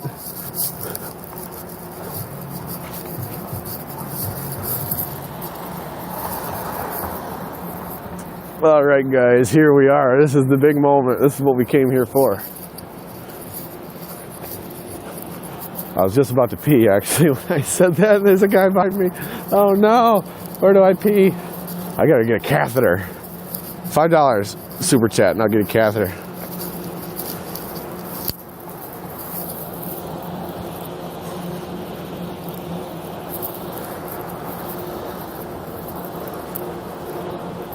So they said all the way to Constitution, foot traffic on Constitution.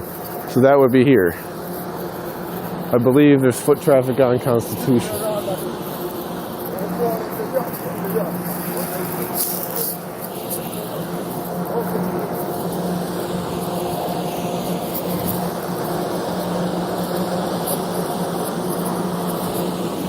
I'm going to ask these guys. The officer down there said I could walk down Constitution, but I'm not sure.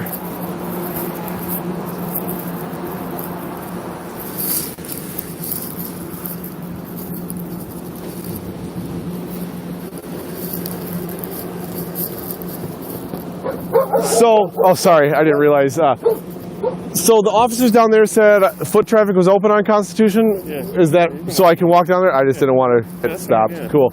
That side of the street or this side? Probably that side of the street. Yeah. All right. Hey, thanks, man. Sorry for making them bark. Jesus Christ, I just made the K9 units bark.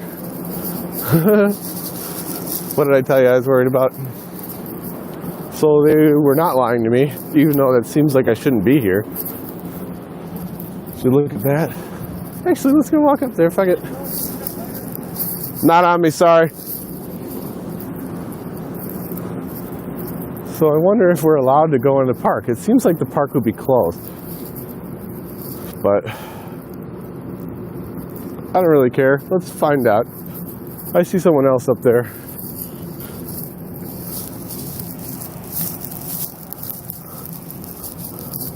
This is a big fucking tall. Those are some big bricks. What a stupid fucking thing, huh? How dumb is that? I mean, it's cool. Like, don't get me wrong. It's really cool. I'm a carpenter. I build stuff. I've worked on buildings tall as that, you know? But this seems so frivolous. I don't understand. I mean, it's cool, but I guess it's just a symbol of the power of the state, huh? Fucking knock this thing down. That's what I'd do. See, if that's a peen, where's the balls? That's what I want to know. Or is America's balls been clipped? Huh? America's balls have been clipped. Sleep here. It's a rocket, huh? Is that going to take us all the way up to the Planet of the Apes if we hop in?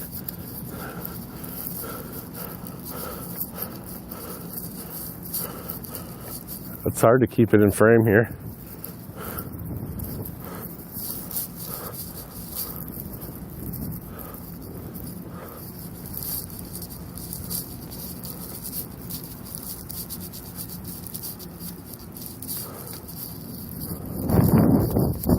You know why I have a poor attitude? It's because no one ever told me my blood type.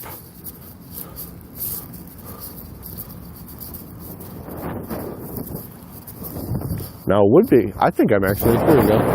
Since this is a big peen, and this is a big wiener, I'm gonna pee here. I'm not gonna, listen, I'm not gonna pee on the monument. Okay? I'm not coming to the Stop the Steal rally to piss on the monument. But I'm in the neighborhood, and I can pee by the monument. There's nobody around, except for this guy behind me, but he's far enough. So I just walk in the water, or in the grass. Look at that. What do you know? I peed on my coat, guys. Oh shit, I peed on my hand. This ain't good. I'm peeing all over my coat. Well, I guess that's why you don't fucking pee on national monuments, guys. Sorry, Washington. Sorry, George. I'll fess up to it. I did it. I can never tell a lie. I can never tell a lie. Like Henry Rollins.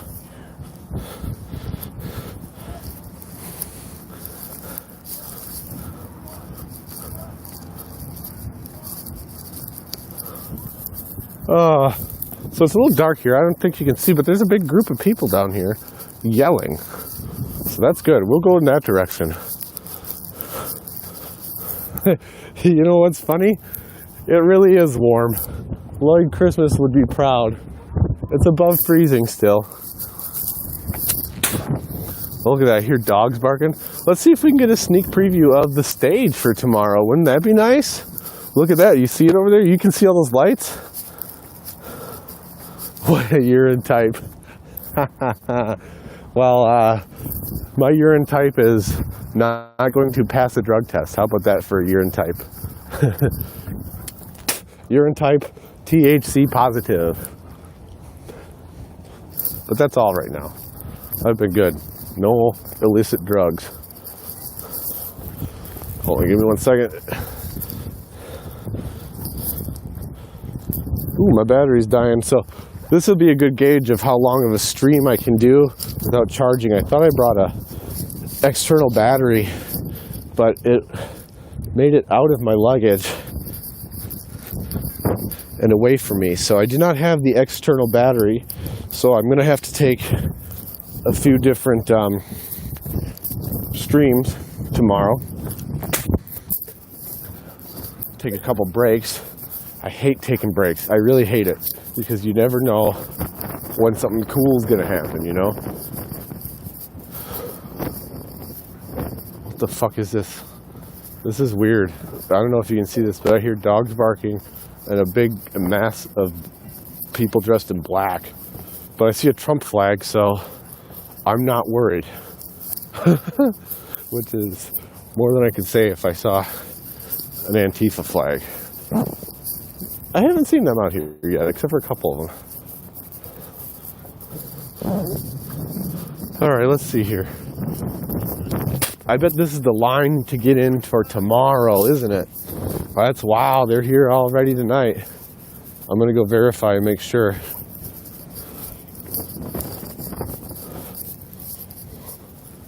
Wow. Let me see.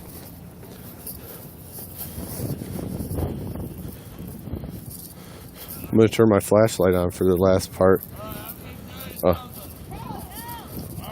you ready to believe? I'm sorry. Hold on. Somebody is my heart at this moment. What's this, waiting to get in tomorrow? Hold on. Sorry, I'm loud. I have headphones in. What? I'm just walking through. This is the most important. This is it. Calm down. Get in? The cops' dogs barked at me too. Hey guys. Yeah, so they're waiting to get in here tomorrow, I think. I'm just walking by. Cool. Let's see, what do we got? 10, 20, couple, 70 people. So this is how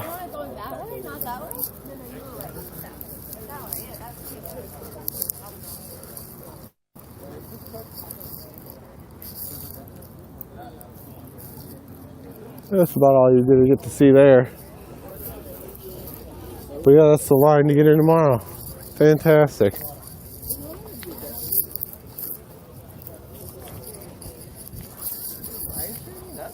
Oh, hell yeah, dude. Bro, what's up, man? How you doing?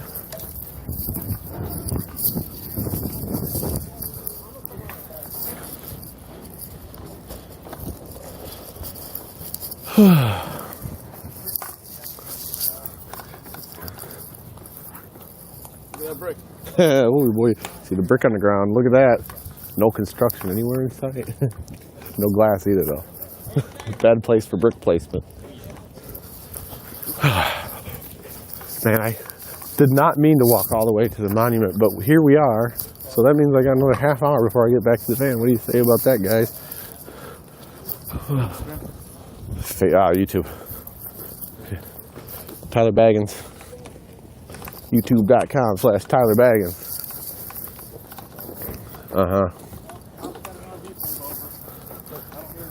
Tyler Baggins.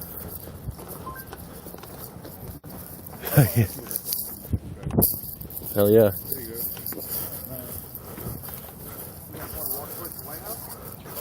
Stay safe tonight, guys. See you tomorrow. Oh. What? I said peace out, live stream. What a night. It's a nice night. It's probably like 50 degrees, 55 degrees. I'm wearing a sweatshirt and a coat, hat. It's nice out. You see, these kids are going to get in trouble because they're just walking around. I would be out here if I lived in D.C. and I lived here when I was a teenager. I would be out here.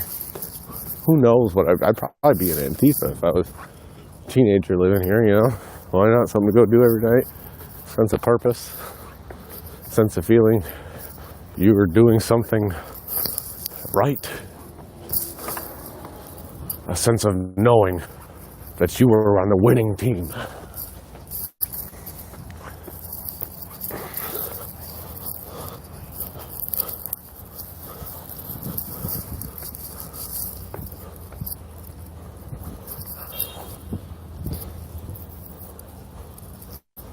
So yeah, it's pretty died down. There's about 60 people waiting to get into the event tomorrow. And that's a good number. That's not too crazy. It's nothing obscene. There's not a bunch of fucking weirdos. It's a lot of guys in vans though. It's pretty funny. I kind of would have expected a lot of like guys who look like cops in vans to be around DC like at all times, like in all the TV shows. But it's happening here. The kid over there, he said, "Oh geez, I see the cops got an RV stopped, but good thing there's no recording going." If that don't tell you the tone. Oh shit!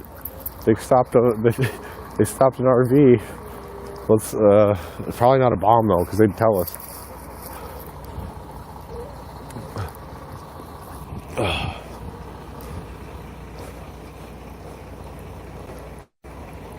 Organization of American States. This is a pretty building.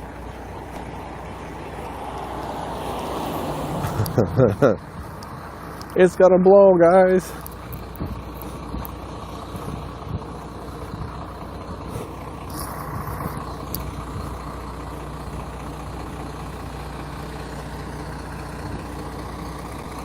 Isabel the Catholic, Isabel of Spain. That is a gigantic RV. Talk about van life. Now that's the van life right there, dude. Hell freaking yeah.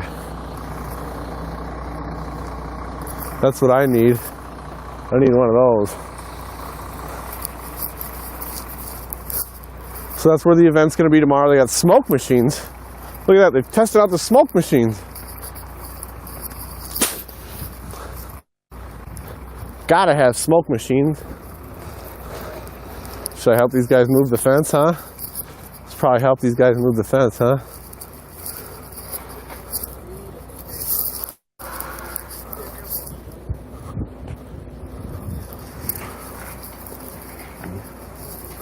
Look at them smoke machines, dude. That's amazing. I wonder if that's just for the event tomorrow, or if that's, are those smoke machines, or is that coming up from the sewers? That doesn't make any sense, because there's no smoke coming up from any other sewers. Those are smoke machines for Donald Trump's grand fucking entrance tomorrow. Oh yeah, that van was definitely more than $100,000. And probably today, and the thing was over 20 years old. Those things are beastly. Even a good conversion van with RV decked out with like a sink and everything and a little kitchen unit, those are pretty pricey too, because they're all after model remakes. And you can get an RV manufacturer, but most of them are, they just take a factory model car and redo the whole thing. So you're paying whatever the car's worth, plus whatever they put on it, and then you're stuck with this thing. And then you have to park it somewhere. That's the only reason I haven't got an RV, because I need land, you know? I need land to park it on. What am I gonna do, park it at my parents' house? Park it at the neighbors? You know? It's great for freedom when you want to go on the move, but when you're trying to chill, and parking it, downtown parking with RVs is hard. You can't park in any garages, you can't park on the street. You take up more than one spot. So you almost need a motorcycle or a moped to tow on the thing with you, just to be able to transport so you can drive around town once you get into town. You know?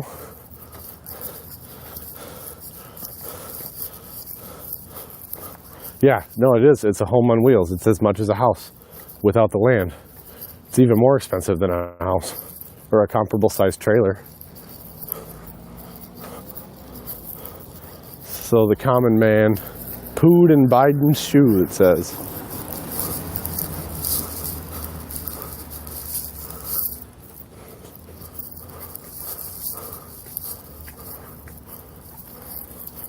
That's one of them old Tartarian buildings right there. See that from the Tartarian Empire? Before the mud flood.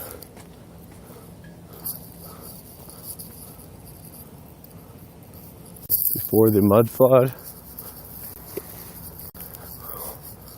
Who's the gold statue there? Is that the same guy that's in Rockefeller Center? Someone look up the gold statue there. Why don't you Google that?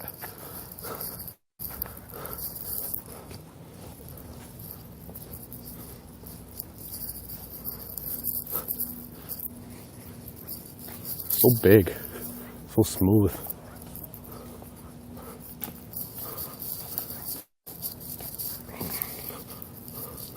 Look, there's all them Q Patriots right there. You want to see a Q Patriot? That's a Q Patriot lying amongst fucking sheep wolves or whatever. Yeah.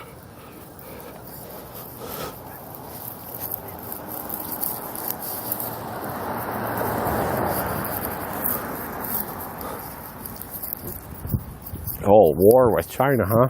A war, huh? You're gonna fight the Chinese? You gonna do it? You gonna kill the Chinese people, you fucker? There ain't gonna be a war with China. At least not a battle like that. Maybe an ideological or an economic war. But I don't think any Chinese people are gonna come over here and shoot me. Maybe medical tyranny. I could see that, you know. I could, you know, maybe perhaps if I really used my imagination and all of my creativity, I could come up with a scenario where we're being conquered by China through medical tyranny. Maybe. If I really had an overactive imagination. But I live in reality, and Joe Biden is my president, and that would be crazy to insinuate. So I'm not going to.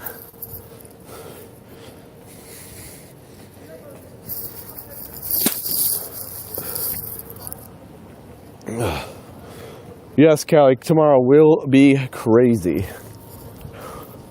So be sure to like, comment, subscribe. You guys are already commenting. Thank you. I like having a live chat. It's hard to keep on the chat sometimes because I'm not used to it. I usually come out for years ago when I would do this.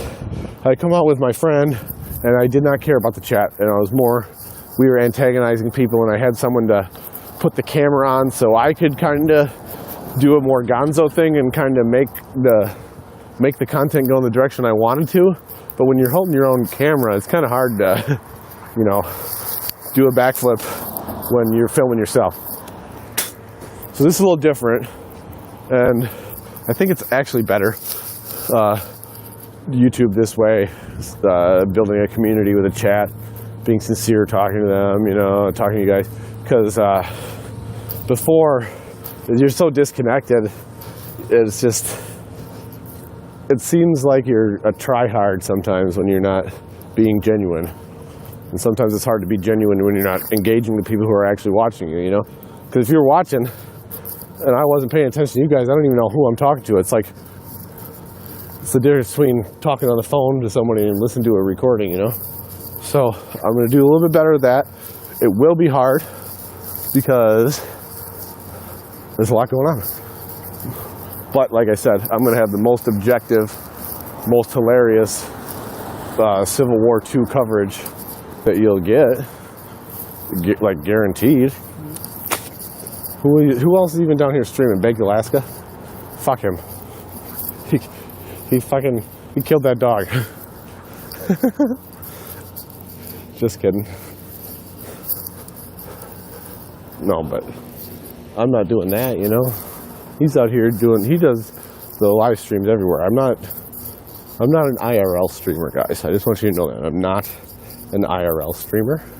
I am a war reporter like Anderson Cooper or Brian Williams. And I never bend or exaggerate the truth to serve my own purpose and narrative. And Donald Trump is going to save our country if you donate money to me. So, does that sound familiar, guys? I'm not one of them.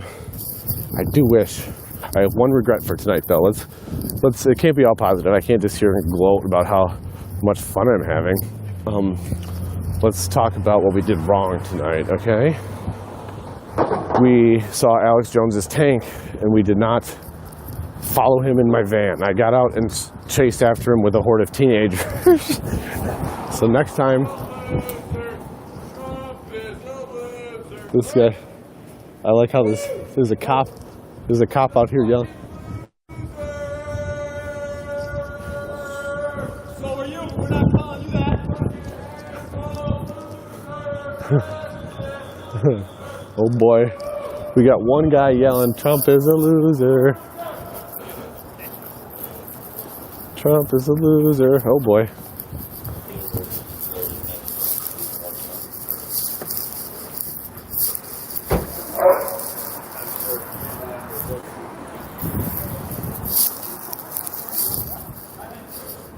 That's weird. What is this? I know where I am. Secret Service.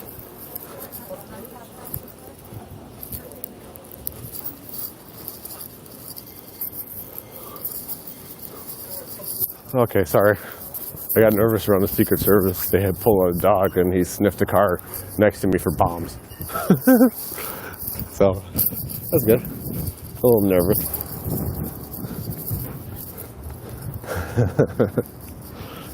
God.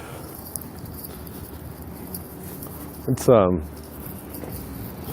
yeah, I guess I am a little jaded though. You know, that's not a normal scenario just to walk by, like, oh fuck, we think there might be a bomb in this car, let's sniff it. Oh yeah, just keep going by. It's fine. Don't mind us. We'll let you know if there's a bomb in the car.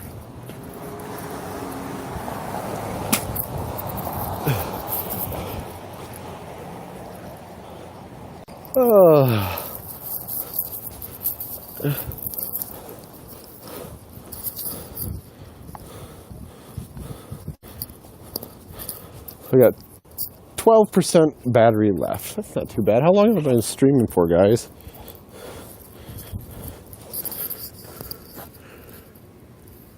I'm out here like 2 hours. 2 hours, that ain't a lot.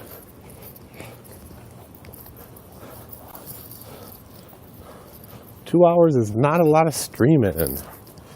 Not a lot of streaming. So tomorrow, I don't know what I'm going to do. I'll have to figure that out. Maybe I can stop at a Walgreens and get an external battery and charge it up.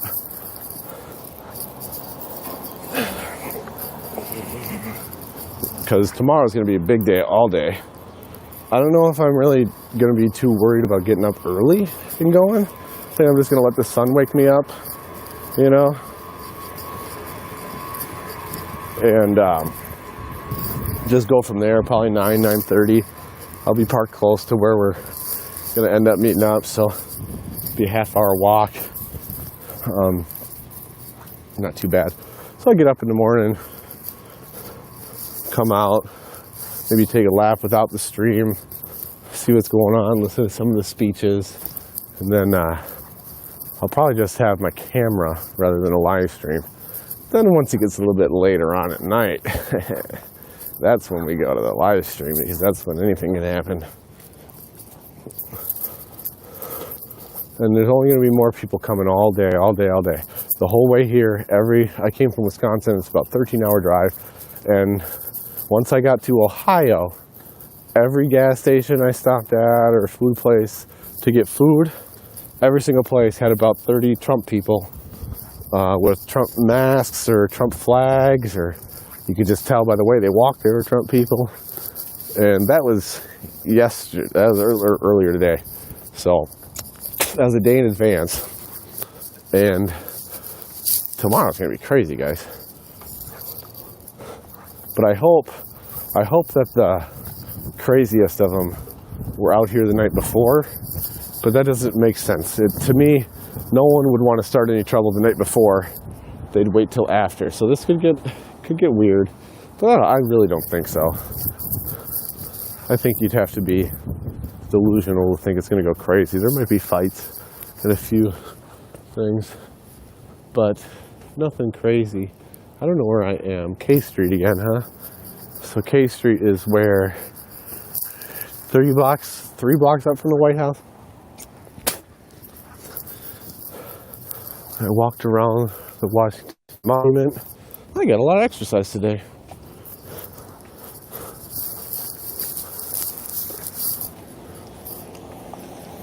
Let's see if I can't remember where I parked. I mean, at this point, I can honestly say I'm not going to add much to the conversation. But thank you for watching. Like, comment, subscribe to my channel. And let's do it again tomorrow. I do like streaming. So I have a constant stream of consciousness in my head. And I think I have good ideas sometimes, but I don't always say them, you know, and you miss the chance to say it when you don't say it off the top of your head. So it's good, cathartic, very cathartic for me. Because honestly, most people in your life don't care about this shit. They don't care about the video you made, and they don't care that you went, and they don't care what happened. But luckily, you guys do. That's why you're watching. So I found some people who care. So if you think anybody else is going to care, just fucking tell them. Tell them about the stream. I don't do a whole lot. I don't get crazy. But I'm interested in shit, and I'll go check it out, like firsthand. When I heard about the Donald Trump had kids in cages, I went down to Texas, and I went to one of the facilities, and I interviewed one of the families. And I got a more fleshed out perspective on it. And not everybody's able to do that. Not everybody's able to just drop what they're doing and go to Texas to see if there's kids in cages, you know? So not everybody's able to do that, so I'll do it for you. Whatever. Fuck it. I was worried that old man in his truck. He has a yellow Trump truck, and he's sleeping in it. So it looks like people are just kind of camped out everywhere. So I don't really have to worry about sleeping on the street as long as I don't show you guys where I am before I get in my car, huh? I don't want to get doxxed by you motherfuckers. Look at this car. Check out that car.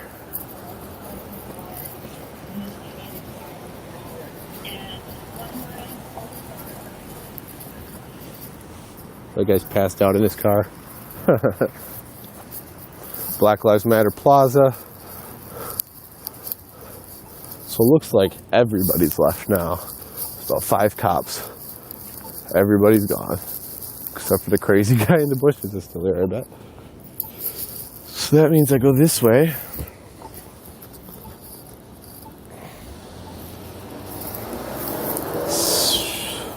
So there were 3 counter-protesters tonight with balls, and they actually did have balls, and the Trump people were being kind of douchebags, because I think they were drinking, and they were just starting to melt some snowflakes or whatever, and I don't know, for one, melting snowflakes is kind of passé, if you ask me. It's a little bit dated.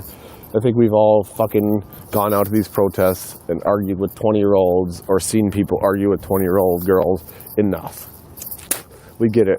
They think lesbians are cool. They have transgender friends. Oh, Black Lives Matter. That's what do you want from them? You know? So to go up and argue with them, what do you expect? You know? What do you expect? And they were expected to fight, but they ended up just fighting with each other because they were both all these different people were telling this girls what they should think, but then they realized that they disagreed when they were explaining to her. So like, no, this is what it is, and then someone else would be like, actually, this is what it is, and then they'd stop fighting the girl and they'd start fighting each other. And that's really the bigger move here with the divide and conquer stuff that they got going on with infiltrating groups and sending people to other groups and false flags and counterintelligence operations, and they want to divide and conquer. And I just ain't buying it, dude. Like, it's cops starting this shit on both sides. It's cops starting the Black Lives Matter riots, and it's cops starting the Proud Boy fucking bullshit. Whether they're cops or CIs, or they're working with the cops or what, I don't know. But you don't got to be fucking stupid. Sorry, you ain't got to be a fucking rocket scientist to see it.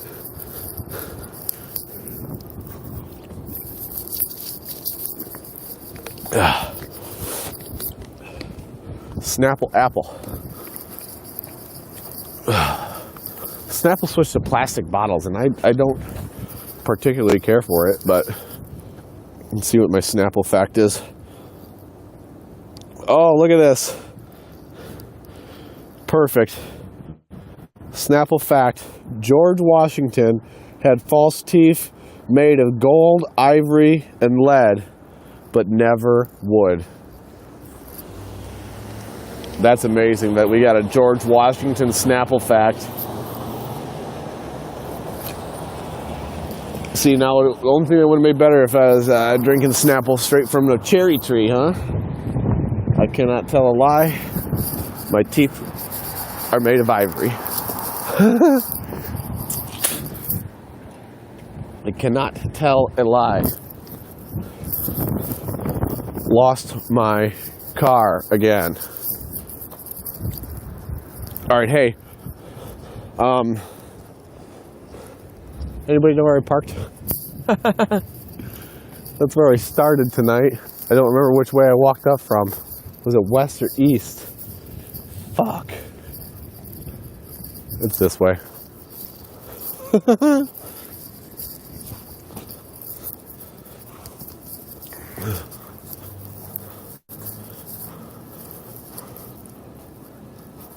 Where did I park? I feel like I'm farther away than I was before. So that's not good.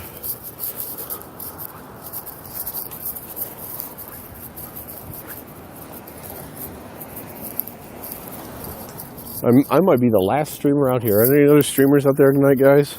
Who else is out there still? Anybody? See, that's dedication. Dedication you're only going to get here on the Tyler Baggins YouTube channel. Teabag in the bush. That's what we call this when I go on a van trip. Teabag in the bush. What do you like that? Isn't that fucking hokey and stupid? I like hokey and stupid though.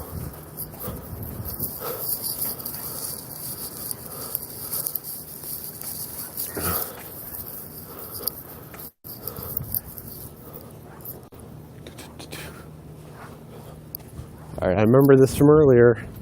I know I walked by here. I was on the other side of the street though.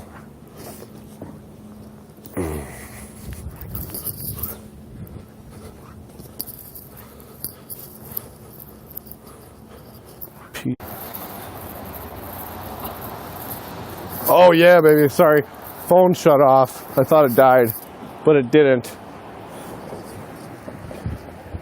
But I'm back on for another 5 minutes before I bid ye all farewell. I just felt so bad that I cut off without saying goodbye to you lovely folks. I remember this. God damn it. Where is my motherfucking car? Alright, I really only came back though to tell you that I did not get attacked by cop-fed shills. But whatever. I'm safe. I just don't know where I parked. Like Beavis and Butthead.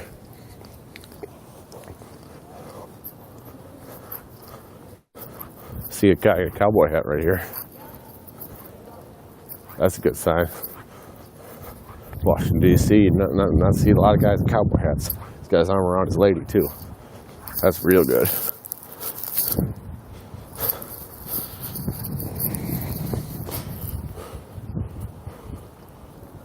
Oh, man, where the fuck did I park? I just walked down this motherfucking street.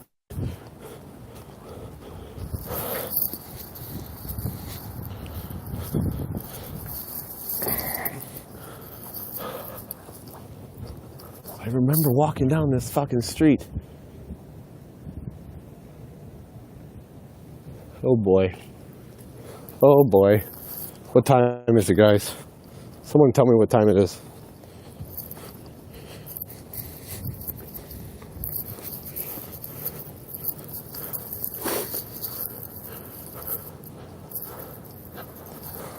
Fuck. God damn it.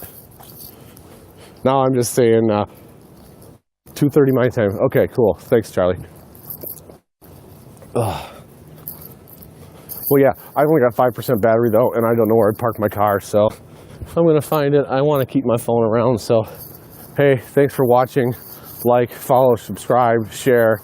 Tell that guy fucking sniping my stream to give me credit more and send people to watch me because I'm cool. Right? I'm fucking cool. Thank you, guy. Show him my stream. Whoever that was. See you guys tomorrow. Wait. I don't know how to stop this. How do I stop? Peace out.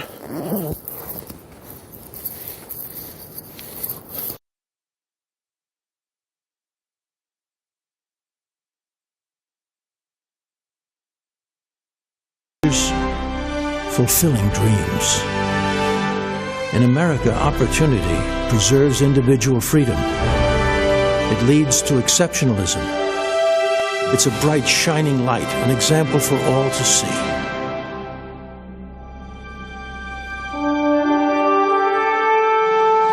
Tonight, we explore together America, land of opportunity.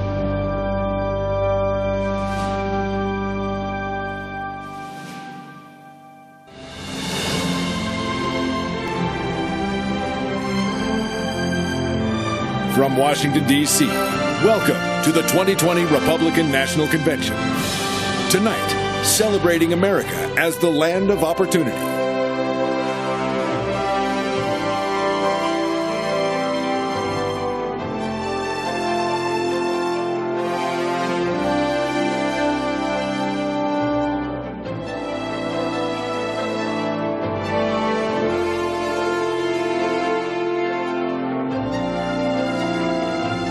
I'm going to invite you to join your faith with mine, and let's pray in agreement. Lord, we come before you to ask for your spirit of peace to come over hurting communities in Wisconsin tonight. We pray for healing and comfort to Jacob Blake and his family. We pray for your protection over those who put their lives in harm's way to bring safety and security to our streets. We pray that the truth and justice will be at the heart of all decisions that are made by our leaders, and that we as a people will seek reconciliation with you as we do the same with each other. Thank you, Lord, for your goodness over our lives, for your blessing over our nation, for your guiding hand over every person that calls the United States of America their home. Lord, we thank you for all that have gone before us and have sowed seeds of sacrifice for our freedom, for our prosperity, and for our peace. Those that gave their lives so that we could live and achieve the American dream. Your word declares in 2 Corinthians, where the Spirit of the Lord is, there is freedom. This country was founded by the people for their God. Liberty, freedom, equality, it's what we want in our country. Lord, we invite you into our homes, into our lives. Give us revelation that will overthrow any enemies that stand against us so that we will be victorious in this next season. We need you. Let your kingdom come. Let your will be done on earth as it is in heaven. We surrender to your plans and purpose for our lives. We ask, bring heaven down to earth over every person here and all those watching today. As we move into this next chapter in our journey to greatness, we ask for your presence to be with us. Lead us, Lord. Give us strategies from heaven. I decree the words of Isaiah 11:2 over our president, vice president, and all government authorities from every state in our nation. May the Spirit of the Lord rest on him, the spirit of wisdom and understanding, the spirit of counsel and might, the spirit of knowledge and the fear of the Lord. I release a blessing over every person and every home. Lord, release health, healing, peace, strength, and courage. Let us stand together in unity as we embrace another chapter on our journey to greatness. I decree and declare, America, the best is yet to come. And I ask all this in the name of Jesus. Amen. I pledge allegiance to the flag of the United States of America and to the republic for which it stands, one nation, under God, indivisible, with liberty and justice for all.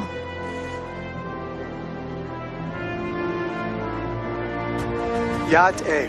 I'm Myron Lizer, the Vice President of the Navajo Nation. I give this address from the majestic rock spires of Shiprock, Sebet-ai, or Rock with Wings as known by our Dene people. It is here as well that many of our ancestral leaders sought to govern and lead a nation within a nation.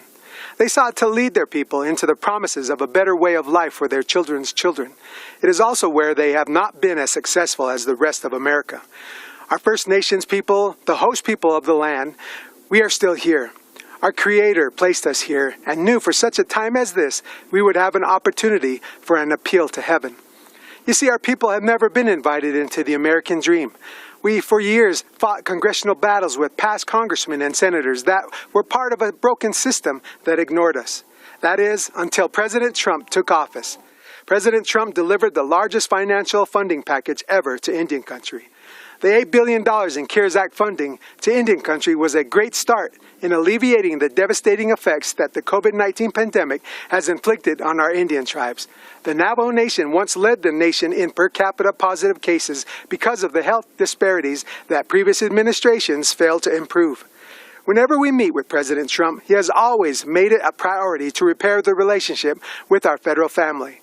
Recently, President Trump signed the first ever presidential proclamation officially recognizing missing and murdered American Indians and Alaska Natives. He established a task force called Operation Lady Justice to address the problem. The president also provided $273 million to improve public safety and support victims of crime in the Native American community. As a result, a cold case office was recently opened on the Gila River Indian community. The president has reactivated the White House Council on Native American Affairs to promote economic development and rural prosperity in Indian country. President Trump also strengthened the Supreme Court by nominating strong conservative judges like Neil Gorsuch, who supports Native American rights. Thank you for the opportunity to be here tonight. I'm excited to endorse President Trump's re-election. And Mr. President, we look forward to hosting you very soon. Come visit our land we call Denetra. Akia, thank you very much.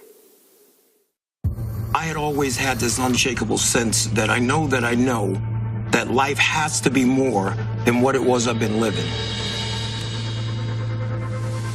I caught my very first felony conviction at 16 years old, and that type of behavior had led me into more and more arrests, getting in trouble until the age of 37 years old. I was arrested for a string of bank robberies. And based off of my criminal history, there is a potential that a federal judge can sentence me up to 23 years in a maximum security United States federal penitentiary. And in that moment, I played a let's make a deal with God. And I asked God to climb into the robe of that judge. Whether it's 10 years or 50 years, I'm going to invest the rest of my life serving you. And I stood before that federal judge. Judge Mahan took his glasses off, leaned back and said, I don't know why I'm going to do this. But he said, I'm not going to give you what you deserve.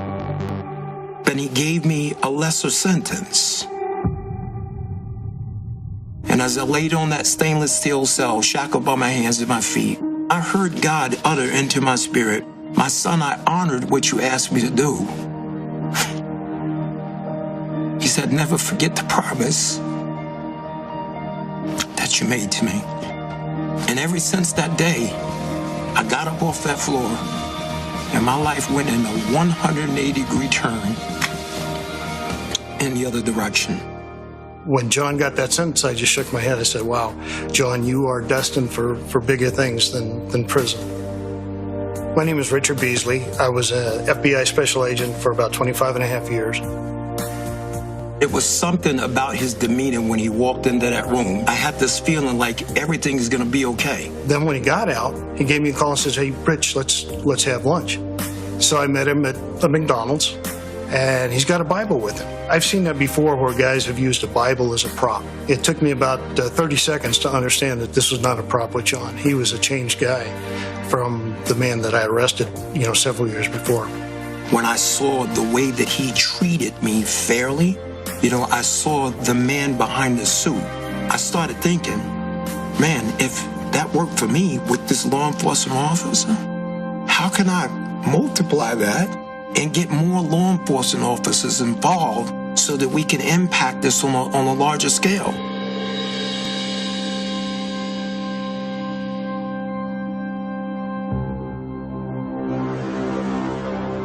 President Trump, he had made a bunch of promises. Let me just be transparent. When he first started talking about the things he was going to do, I'm sitting there going, wait a minute here. I mean, is he serious? Because everything that he was saying that he wanted to do was the stuff that needs to be done.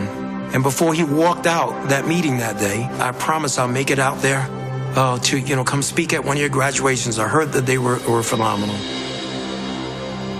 When he stood there in that graduation and he went out of his way to shake the hand of every one of those 29 graduates, set them on a whole nother vista of life because they had the office of the President of the United States. The promises that he made was promises that he kept. 2 years ago, I was honored to tell John Ponder's story of transformation in the Rose Garden on the National Day of Prayer. Today, I'm thrilled to welcome him back to the White House. John's life is a beautiful testament to the power of redemption. John grew up without his father. As he tells it, my mother was strong, but she wasn't able to keep us out of the gangs and off of the streets, and they were violent streets. At the age of 38, he was arrested for bank robbery. While John was in prison, he began reading the Bible and listening to Christian radio. One day he heard Reverend Billy Graham on the radio proclaim, Jesus wants to be Lord of your life. On that day, John dedicated his life to Christ. He spent the rest of his time in prison studying the Bible. When he was released, he heard a knock at his door. It was the officer who put him in jail, FBI Special Agent Richard Beasley, who said, "I want you to know that I've been praying for you." Now, Richard and John are best friends, and we are grateful that Richard is here with us today. In the last 10 years since John was released, he has created one of the most successful reentry programs, Hope for Prisoners in Las Vegas. I was glad to speak there earlier this year. As John says, Hope for Prisoners is a movement that began as a dream in a tiny prison cell and is now making a difference in the lives of thousands, truly bringing hope that there is an opportunity and a community that is waiting and willing to offer them a second chance. John, we honor your devotion to showing returning citizens that they are not forgotten. We believe that each person is made by God for a purpose. I will continue to give all Americans, including former inmates, the best chance to build a new life and achieve their own American dream, and a great American dream it is. Now I'd like to ask John and Richard to say a few words. I can't tell you how grateful I am to have the opportunity to speak here today. Not so long ago, my life was running from the police, fearing the police, and avoiding the police. Not because of anything that the police had done to me personally, but due to the animosity I had allowed to grow inside of me, making me believe that they were my enemy. But today, praise God, I am filled with hope. A proud American citizen who has been given a second chance. My transformation began in a prison cell where I found myself a 3-time convicted felon facing yet another sentence. I gave my life to Jesus and made him a promise that I would spend the rest of my days helping others like me. My first help and support came from the unlikeliest of places, the FBI agent who arrested me, Richard Beasley. He is now a dear friend and has been a source of encouragement to me throughout my entire journey. I am grateful for the men and women of the Las Vegas Metropolitan Police Department who volunteer their time to people who are returning to our local community after incarceration. These are the real-life heroes who put their lives on the line every day, armed with the promise that they made to protect and to serve, have made a tremendous impact in the lives of men and women reintegrating back into our society. My hope for America is that formerly incarcerated people will be afforded the opportunity to take advantage of the fact that we live in a nation of second chances. My hope for America is that law enforcement and people in the communities across our country can come together and realize that as Americans, we have more in common than we have differences. My hope for our great nation is to continue on this path we are on of being the most prosperous country in the world. I'm so proud of John with his life's turnaround and for all the lives that he's helped to change. It may be hard to believe that as a retired FBI agent, one of my best friends is a person I arrested for bank robbery. When I met John 15 years ago, he was angry, scared, frustrated, and anxious about his future. On the drive to prison, I stopped at a convenience store and bought John a coffee and a donut.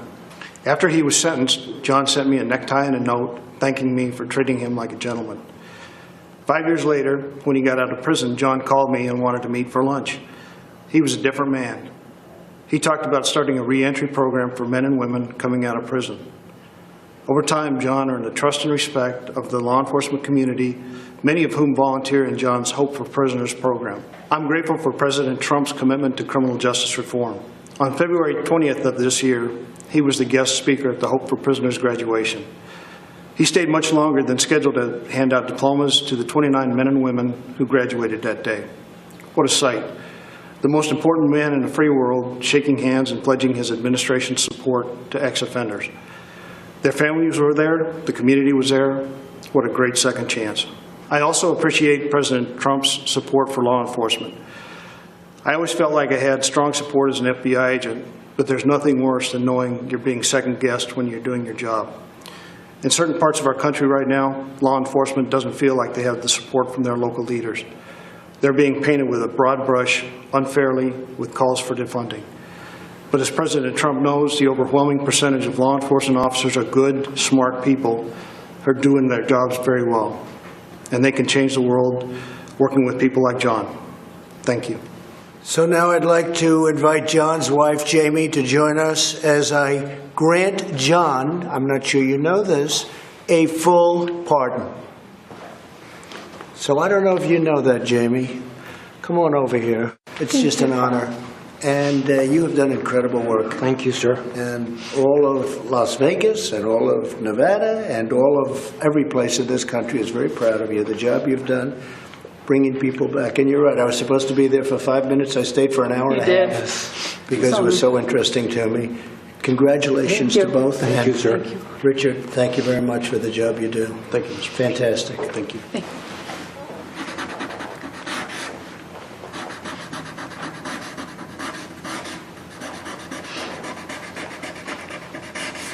Okay. I think I'll give it to Jamie. What do you think?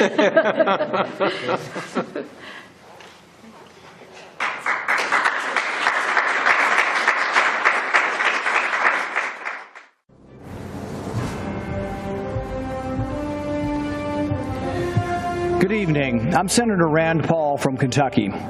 Donald Trump and I met many years ago, before he was running for anything. When I first met him, I recall being struck by how down-to-earth he was. He seemed like just a normal guy. Okay, a normal guy with his own plane and helicopter, but who's counting? I was planning a medical mission trip to Guatemala to perform charity eye surgeries, and we needed money to fund the trip. Donald Trump offered to help and immediately came through for us.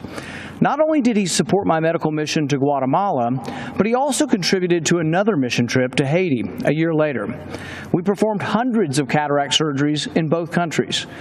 Nothing is more amazing than removing the bandages from a person's eyes and watching them as they see their loved ones again.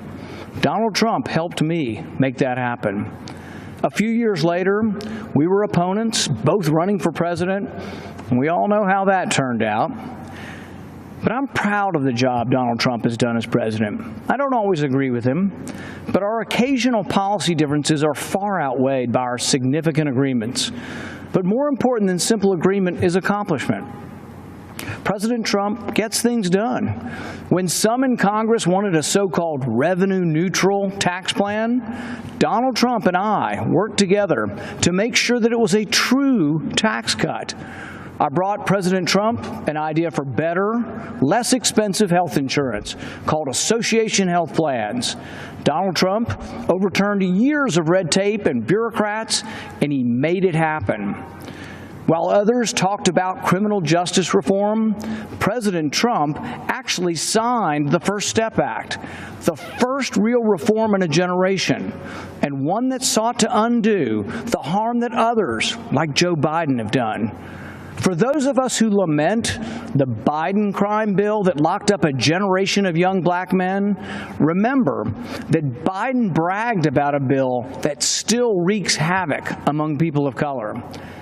I'm supporting President Trump because he believes, as I do, that a strong America cannot fight endless wars. We must not continue to leave our blood and treasure in Middle East quagmires. I flew with him to Dover Air Force Base to honor 2 soldiers whose remains were coming home from Afghanistan. I'll never forget that evening. I can tell you the president not only felt the pain of these families, but that the president is committed to ending this war. President Trump is the first president in a generation to seek to end war rather than start one. He intends to end the war in Afghanistan. He is bringing our men and women home. Madison once wrote, "No nation can preserve its freedom in the midst of continuous warfare." I'm proud to finally see a president who agrees with that. Compare President Trump with the disastrous record of Joe Biden, who has consistently called for more war. Joe Biden voted for the Iraq War, which President Trump has long called the worst geopolitical mistake of our generation. I fear Biden will choose war again. He supported the war in Serbia, Syria, Libya. Joe Biden will continue to spill our blood and treasure. President Trump will bring our heroes home. If you hate war like I hate war, if you want us to quit sending $50 billion every year to Afghanistan to build their roads and bridges instead of building them here at home, you need to support President Trump for another term. So to our soldiers and their families, join me in supporting President Trump. To those of you who want lower taxes and better, less expensive health care, join me in supporting President Trump. To those of you who want to stand up and fight the socialists poisoning our schools and burning our cities, join me in supporting President Trump. Let's rebuild America together.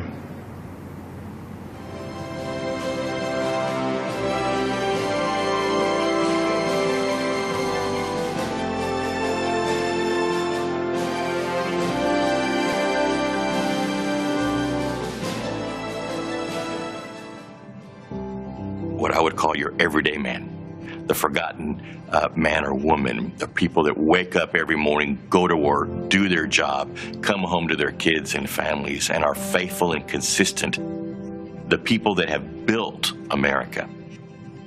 There are people in our country that have been forgotten, that are hard workers. We do not hold signs. We are not on street corners. We are waking up at the crack of dawn, working and earning our living. But every single day, men and women from across this country are affecting people in positive ways. Real people that work hard every day, and they just want to earn a good living and enjoy life. And he really knows them, understands them. It's clear he has been on the job site, interacting with people from all backgrounds. I've never had someone care so much about making sure people have job security. The president's job is to protect us, keep us safe, and help make our life better and the opportunity to pursue the American dream. That's what Donald Trump is doing. As a cattle rancher and a farmer, I do feel that we are not forgotten with this administration. We have hope for preserving our industry. My hope is that we lift the regulations that have stripped away the working class Americans' ability to do what they innately know how to do best. I feel like Trump is definitely pushing more for the steel mills, the fishermen, just us making our own products and bringing everything in. He's pushing so hard, and I see it truly coming alive. I do feel that President Trump has the interests of all those Americans tied together. I really do.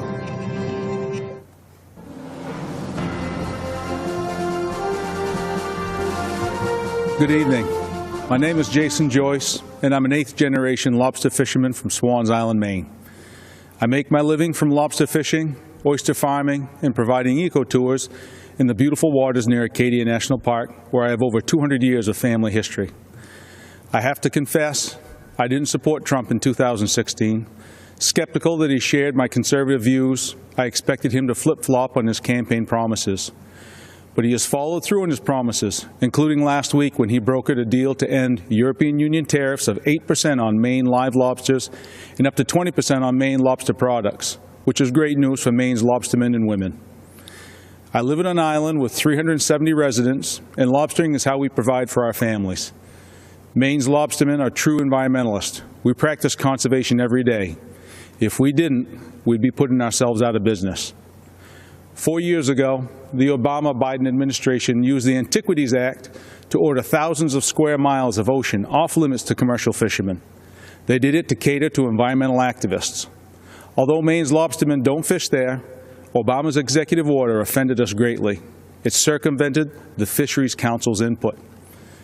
President Trump reversed that decision, reinstating the rules that allow stakeholder input, and he supports a process that seeks and respects fishermen's views. As long as Trump is president, fishing families like mine will have a voice. But if Biden wins, he'll be controlled by the environmental extremists who want to circumvent long-standing rules and impose radical changes that hurt our coastal communities. I strongly support President Trump's re-election. When he sees something isn't right, he's fearless in fixing it. He listens to working people. He nominates judges who respect the Constitution and the right to life. He keeps his word, like eliminating the European tariffs and moving the U.S. Embassy from Tel Aviv to Jerusalem. I hope you will join me this time in voting for President Trump. Stand up for your country. Thank you.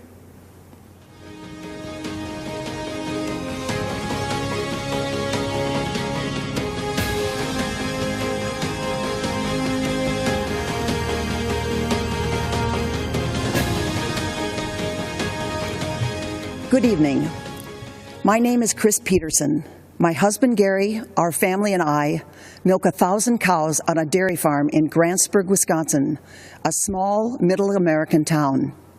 Truth be told, until I married my cute farmer from Grantsburg a long time ago, I was a city slicker from Minneapolis, which is about 70 miles south of us. Donald Trump became president in the middle of the Great Depression for dairy farmers in Wisconsin. In 2016, prices were horrible, and longtime generational farms across the nation were going out of business. In 2017, our 120-year-old barn, which served as our milking center, caught fire and burned to the ground.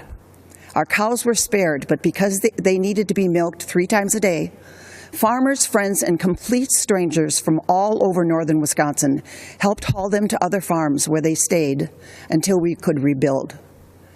By the end of 2018, we had a new state-of-the-art robotic milking facility that allows our cows to milk themselves 3 times a day. At about the same time, President Trump's economic boom began helping dairy farmers across the nation. As a businessman, President Trump understands that farming is a complicated, capital-intensive, and risky business. More than any president in my lifetime, he has acknowledged the importance of farmers and agriculture. That support and focus on negotiating new trade deals gave us the confidence to rebuild our barn and dairy operation. Business was booming again, and business boomed right until the COVID-19 shutdown in March. Many people probably don't realize that our country is one of the few in the world that produces nearly all of its own food. Fewer still understand how close our food production and distribution system came to collapsing this past spring. But President Trump understood and again took steps to provide the supports we needed. President Trump took the necessary action knowing that agriculture is our backbone and strength, critical to our national security. Our entire economy and dairy farming are once again roaring back. One person deserves the credit and our vote, President Donald J. Trump.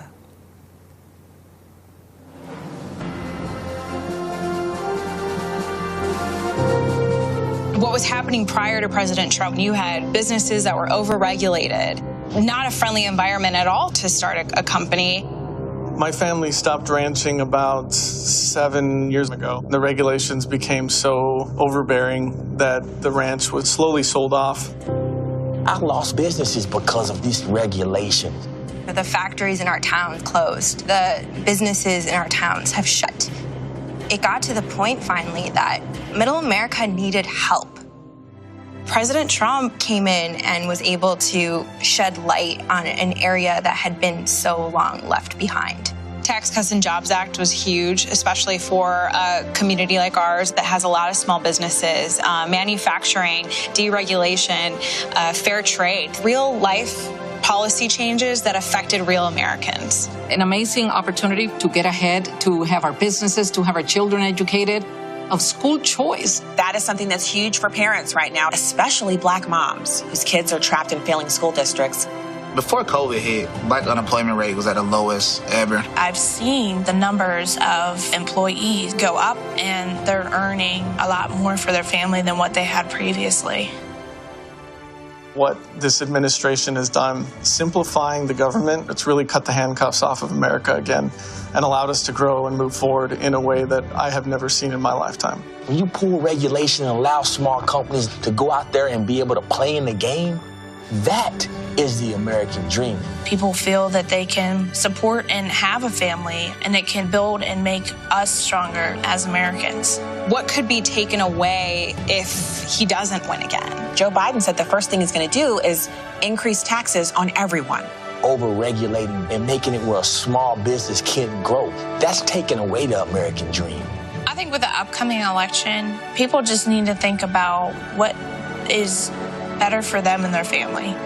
The president's job is to be the CEO of our country, and he's doing his job. He has improved jobs, he's improved health, he's improved wages, he's cut taxes. I could go on for an hour and a half. The plan was working. Everybody had a job, making money, spending money, boom, bada bang, boop, we good. My kids are going to look up to me and say, you are the best mom for working, raising us. It's just tremendous what I could do, I guess. This is somebody who loves his country. He's truly fighting for the American people. Hello, folks. You know me from TV and radio. I'm Larry Kudlow. Years ago, I worked for Ronald Reagan. More recently, I helped the team craft Donald Trump's economic plan during the campaign. It was a roaring success. Inheriting a stagnant economy on the front end of recession, the program of tax cuts, historic rollback of onerous regulations that crippled small business, unleashing energy to become the world's #1 producer, and free, fair, and reciprocal trade deals to bolster manufacturing, agriculture, technology, and other sectors. The economy was rebuilt in 3 years. Unemployment fell to the lowest rate of 3.5%. Blue collars, African Americans, Hispanics, women, all groups benefited enormously. Everyone was better off. A rising tide lifted all boats. Then came a once-in-100-year pandemic. It was awful. Health and economic impacts were tragic. Hardship and heartbreak were everywhere. But presidential leadership came swiftly and effectively with an extraordinary rescue for health and safety to successfully fight the COVID virus. A great bipartisan rescue also saved the economy. Right now, our economic health is coming back. With emergency spending and tax cuts, Americans are going back to work. There's a housing boom, there's an auto boom, a manufacturing boom, a consumer spending boom. Stocks are in record territory. A V-shaped recovery is pointing to better than 20% growth in the second half of this year. Now, looking ahead, more tax cuts and regulatory rollback will be in store. Payroll tax cuts for higher wages, income tax cuts for the middle class, capital gains tax cuts for investment, productivity, and jobs. Much more regulatory relief for small businesses. In economic terms, folks, this is no time for a $4 trillion tax hike. Coming out of the deep pandemic, who in their right mind would pick the pockets of taxpayers and drain money from their wallets and purses? Look, our economic choice is very clear. Do you want economic health, prosperity, opportunity, and optimism? Or do you want to turn back to the dark days of stagnation, recession, and pessimism? I believe there can't be better economic policies than we've had in recent years. So I say, stay with them. Thank you.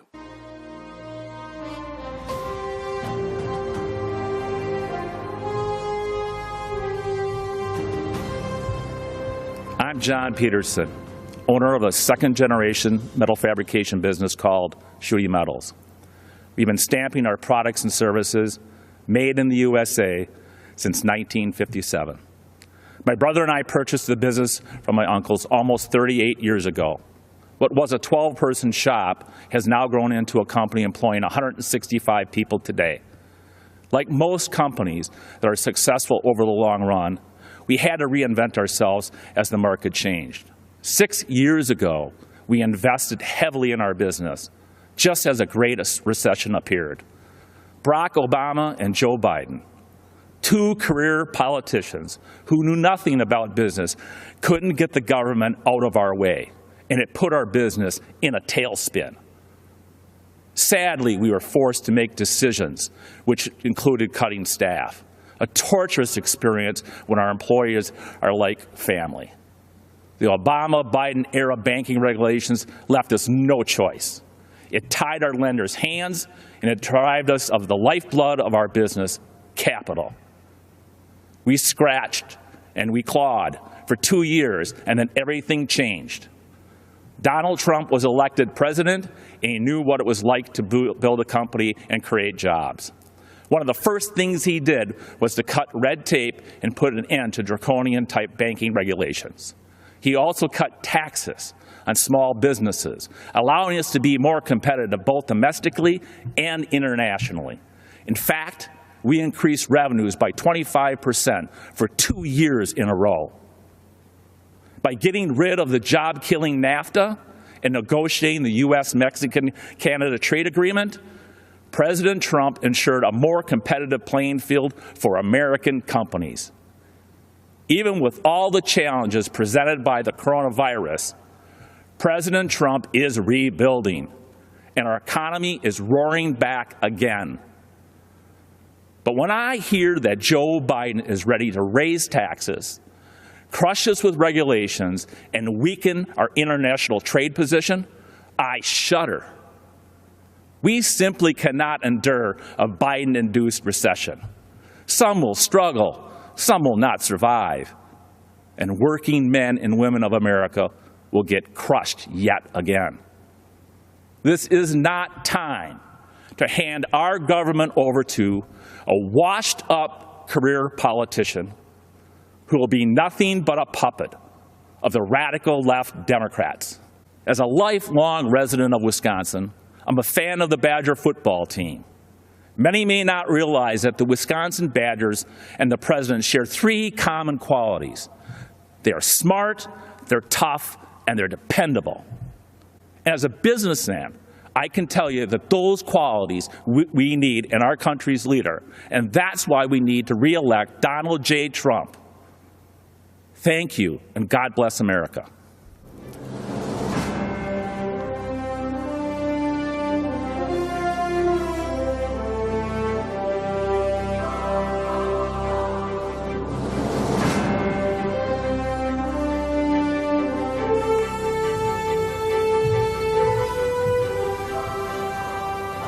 Good evening. I'm Sissy Graham Lynch, and I'm honored to speak to you tonight about something that is so important to all of us, our faith. As Americans, we know the first line of the First Amendment protects our freedom of religion. But what we often forget, the actual words are free exercise of religion. That means living out our faith in our daily lives, in our schools, in our jobs, and yes, even in the public square. Our founders did not envision a quiet, hidden faith. They fought to ensure that the voices of faith were always welcomed, not silenced, not bullied. But during the Obama-Biden administration, these freedoms were under attack. Democrats tried to make faith organizations pay for abortion-inducing drugs. Democrats tried to force adoption agencies to violate their deeply held beliefs. Democrats pressured schools to allow boys to compete in girls' sports and use girls' locker rooms. Those are the facts. But then, we, the people, elected Donald Trump. People of faith suddenly had a fierce advocate in the White House. He appointed judges who respect the First Amendment. He supported religious beliefs in court. He ensured religious ministries would not be forced to violate their beliefs. He withdrew the policies that placed our little girls at risk. And on the world stage, President Trump became the first president to talk about the importance of religious freedom at the United Nations, giving hope to people of faith around the world. In America, we have not yet experienced physical persecution, even though the left has tried to silence us. Even during the pandemic, we saw how quickly life can change. Some Democratic leaders tried to ban church services, while marijuana shops and abortion clinics were declared essential. But you know what truly is essential? Our right to worship freely and live our faith in every aspect of life. The Biden-Harris vision for America leaves no room for people of faith. Whether you're a baker, a florist, or a football coach, they will force the choice between being obedient to God or to Caesar, because the radical left's God is government power. So in the words of my grandfather, Billy Graham, let us stand for political freedom, moral freedom, religious freedom, and the rights of all Americans. And let's never give in to those who would attempt to take it from us. Tonight, I'm proudly standing in that public square, and I hope and pray you will join me in voting to re-elect President Trump. I am Bob Vlasolovich, Mayor of Eveleth, a small town in the Iron Range of Minnesota. My father and grandfather earned their livings mining the raw materials that made the steel that built America. This election is a make or break for workers who are carrying on the legacy of men like them. Since the Iron Range economy is vulnerable to economic trends and to foreign trade, we have always needed a strong voice in Washington. We looked to Democrats to fill that void for many years because we actually thought they cared about our welfare. Not anymore. The radical environmental movement has dragged the Democratic Party so far to the left they can no longer claim to be advocates of the working man. This is hard for me to say because I am a lifelong Democrat. But for far too long, members of both parties allowed our country to be ripped off by our trading partners, especially China, who dumped steel into our markets and slapped tariffs on our products. And what did so-called leaders like Joe Biden do? Nothing. The human cost has been devastating. We lost thousands of jobs. We lost a generation of young people who had to leave the Iron Range to find a livelihood. And worst of all, we lost hope. Then something unexpected happened. A straight-talking New Yorker burst onto the scene, promising to stand up to China and the rest of the world on behalf of the American worker. 4 years later, the Iron Range is roaring back to life, and we have one man to thank, President Donald Trump. He made good on his promises by cutting our taxes, rolling back senseless regulations, and delivering trade deals that put America's interests first. But the fight is not over. Joe Biden has allowed radicals like AOC to craft his environmental policies. Their so-called Green New Deal is a job-killing disgrace dreamt up by people who don't live in the real world. But Biden is too weak, too scared, and too sleepy to stand up to the radical left. He has been doing nothing in Washington for 47 years. Why would year 48 be any different? President Trump won't back down to anybody. He delivered the best economy in our history, and he will do it again for all of us. The Iron Range's economic future and survival is at stake, and so is America's. We know we can count on President Trump to fight for us and win. Let's make sure he wins on November 3rd. God bless America.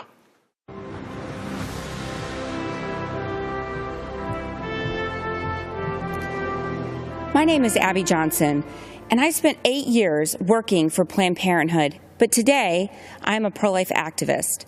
When I was in college, Planned Parenthood approached me at a volunteer fair. They talked about helping women in crisis and their commitment to keep abortion safe, legal, and rare. I was convinced to volunteer and later offered a full-time job as a medical assistant before my promotion to director of the clinic. I truly believed I was helping women, but things drastically changed in 2009. In April, I was awarded Planned Parenthood's Employee of the Year Award and invited to their annual gala where they present the Margaret Sanger Award, named for their founder. And Margaret Sanger was a racist who believed in eugenics. Her goal when founding Planned Parenthood was to eradicate the minority population. Today, almost 80% of Planned Parenthood abortion facilities are strategically located in minority neighborhoods. And every year, Planned Parenthood celebrates its racist roots by presenting the Margaret Sanger Award. Later in August, my supervisor assigned me a new quota to meet, an abortion quota. I was expected to sell double the abortions performed the previous year. When I pushed back, underscoring Planned Parenthood's public-facing goal of decreasing abortions, I was reprimanded and told, "Abortion is how we make our money."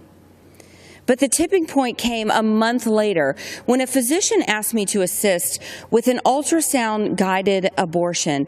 Nothing prepared me for what I saw on the screen.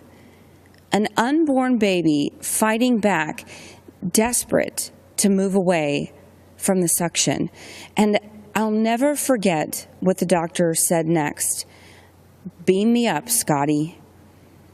The last thing I saw was a spine twirling around in the mother's womb before succumbing to the force of the suction. On October 6th, I left the clinic, looking back only to remember why I now advocate so passionately for life. I founded and currently run And Then There Were None, a nonprofit organization that's helped nearly 600 abortion workers transition out of the industry. For most people who consider themselves pro-life, abortion is abstract. They can't even conceive of the barbarity. They don't know about the products of conception room and abortion clinics, where infant corpses are pieced back together to ensure nothing remains in the mother's wombs, or that we joked and called it the pieces of children room. You see, for me, abortion is real. I know what it sounds like. I know what abortion smells like. Did you know abortion even had a smell? I've been the perpetrator to these babies, to these women. And I now support President Trump because he has done more for the unborn than any other president. During his first month in office, he banned federal funds for global health groups that promote abortion. That same year, he overturned an Obama-Biden rule that allowed government subsidy of abortion. He appointed a record number of pro-life judges, including 2 Supreme Court justices, and importantly, he announced a new rule protecting the rights of healthcare workers objecting to abortion, many of whom I work with every day. Life is a core tenet of who we are as Americans. And this election is a choice between 2 radical anti-life activists and the most pro-life president we have ever had. That's something that should compel you to action. Go door to door, make calls, talk to your neighbors and friends, and vote on November 3rd. Take action that reelects our president, and do it with our very most vulnerable Americans in mind, the ones who haven't been born yet.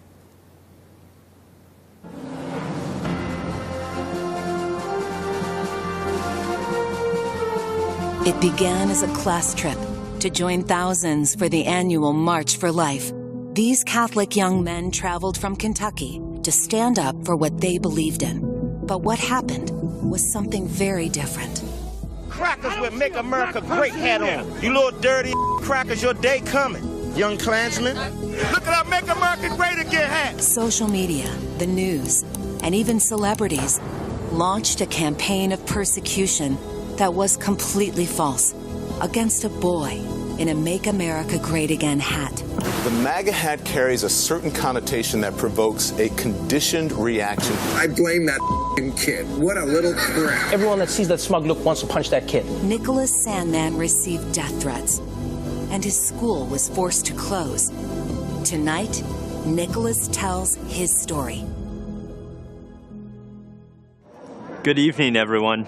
My name is Nick Sandmann, and I'm the teenager who was defamed by the media after an encounter with a group of protesters on the steps of the Lincoln Memorial last year.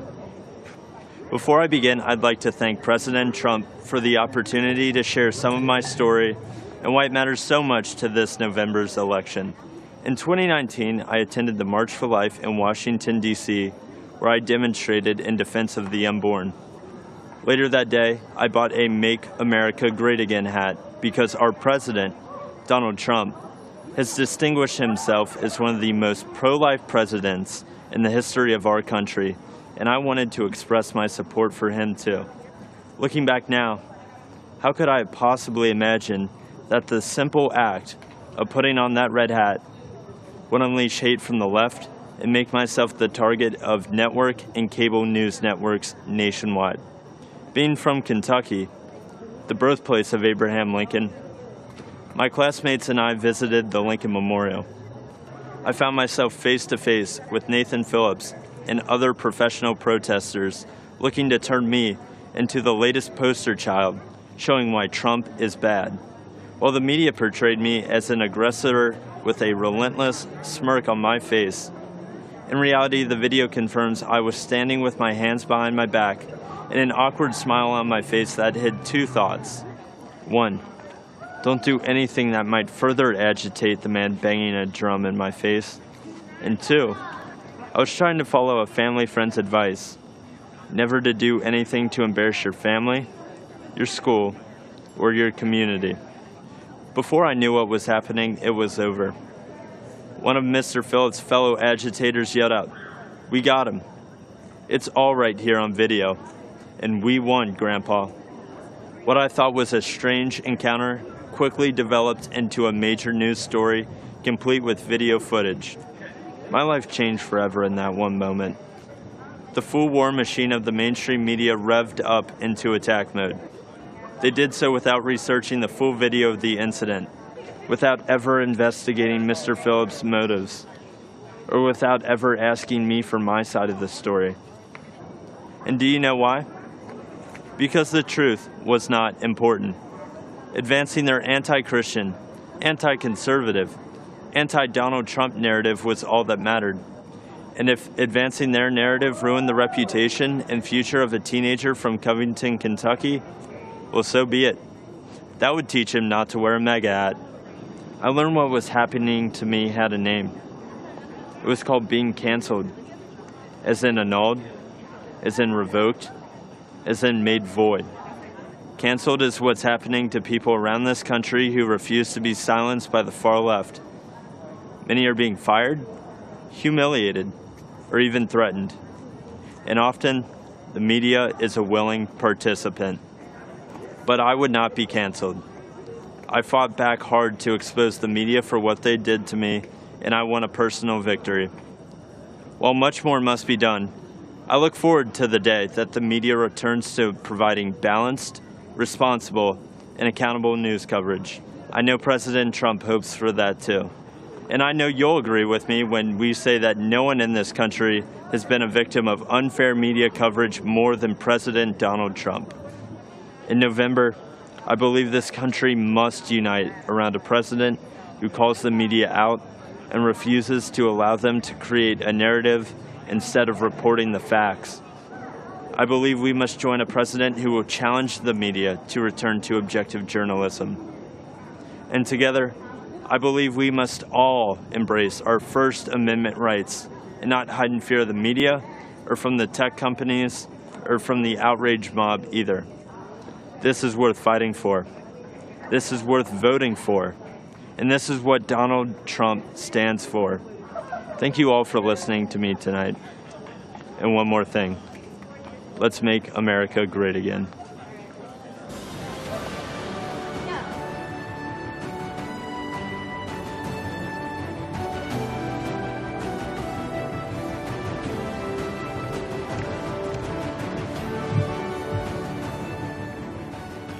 I'm Pam Bondi. Our party's theme tonight is America, the Land of Opportunity. And listening to the stories of discoveries and deliverance, you can't help but be proud to call this country home. But for Joe Biden, it's been the land of opportunism, not opportunity. As a career prosecutor and former Attorney General of Florida, I fought corruption, and I know what it looks like, whether it's done by people wearing pinstripe suits or orange jumpsuits.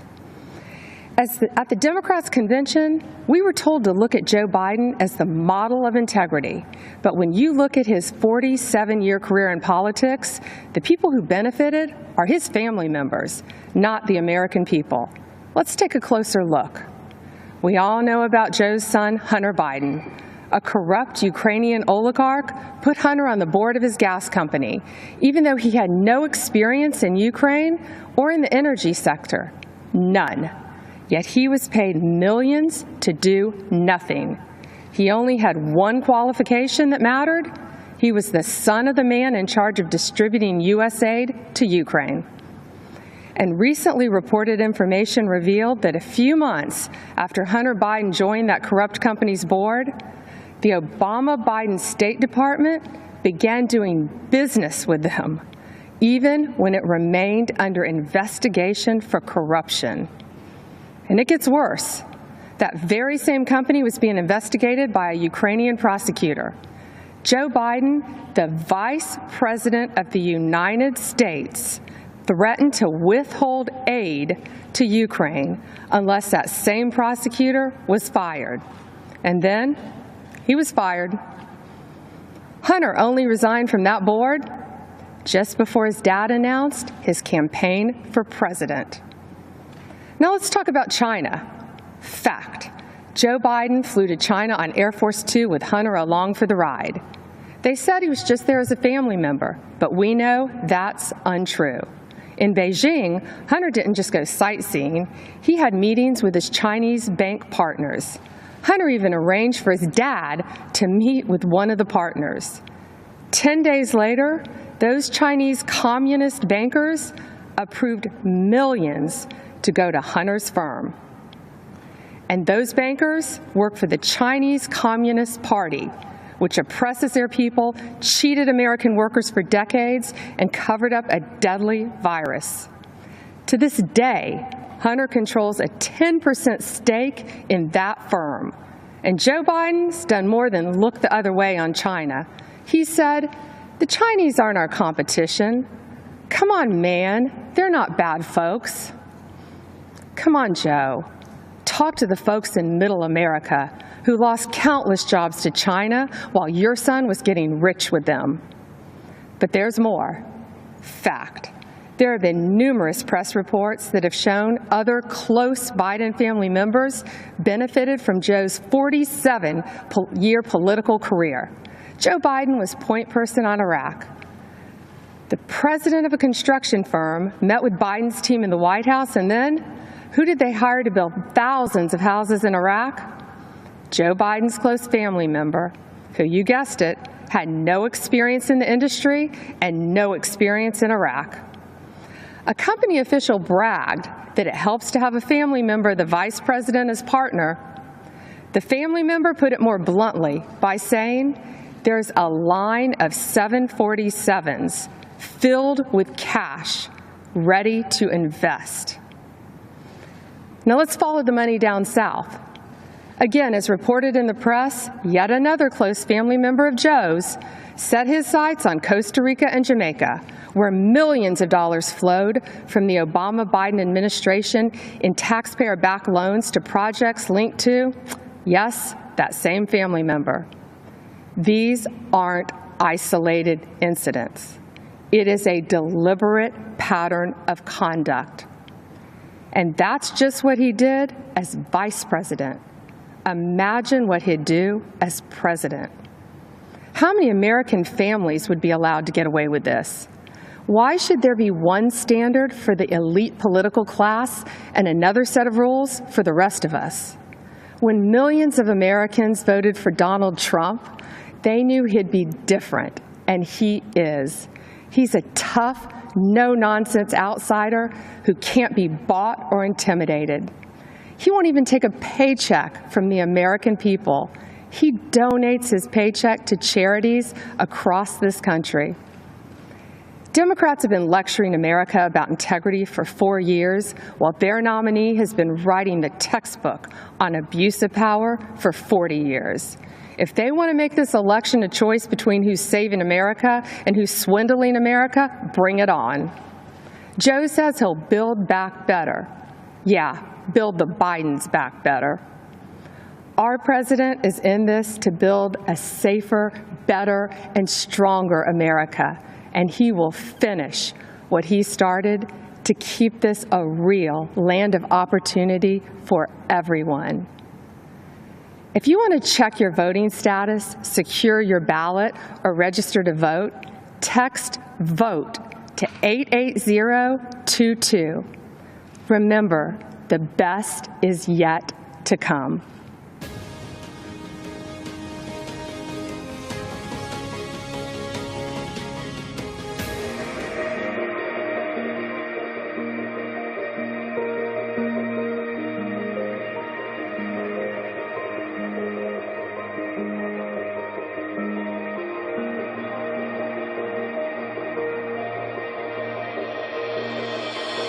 women have played a very, very big role. The level of genius is unbelievable, frankly. You're what? You've got 70, 80 years on this earth? What are you going to do with it? Are you going to make that difference? Are you going to say, I was there for the big battles in our country to save America? It's what I feel very much called to do ever since I was a very young girl. In 2016, Donald Trump made his historic run for the office of United States President. Knowing the monumental task he would be undertaking, he rested all of his hopes for winning on one woman. Because of that trust, he became the 45th President of the United States, and Kellyanne Conway became the first woman in U.S. history to manage a winning presidential campaign. This president has been a champion for women mostly because he speaks to them as if they can handle and tackle all issues. I don't want a job because of my gender. I want the job because I'm the best person for that position. That's it. And he respects that. And he appreciates hard work. You can't ask for anything better, especially in a boss. President Trump continues to place strong women into significant positions throughout his administration and campaign, far more than any other president in U.S. history. That he has had and does have more women on his top team than any president before, but it actually goes down to his deputy assistants, to his special assistants, to our awesome teams throughout the West Wing. And when he called me and said, I want you to represent my entire campaign, I became the first Black woman to represent a Republican presidential campaign, winning presidential campaign in United States history. Throughout his career, Trump has always touted family first as a core value. He shows this especially with his choices of press secretaries, choosing Sarah Sanders, the first mother to become a press secretary, Stephanie Grisham, the first single mother to serve as press secretary, and Kayleigh McEnany, who transitioned into the job while also transitioning into the job of mom. I have 4 children. Kellyanne Conway has 4 children. Ivanka has, I think between all the senior staff women, we might have 75 kids. I'm not sure, we've lost count, but the importance of the work is never lost on any of us. And truly, it is those children that we are fighting for and for their future. With these capable women placed in positions of powerful influence and authority, President Trump has proven that when the stakes are highest, he is proud to entrust many of our nation's most crucial jobs to women. The number of dedicated, amazing, brilliant, relentless women that are dedicated to the country and to the president and to preserving the American dream is one of the greatest, if not the greatest things I'll ever be a part of.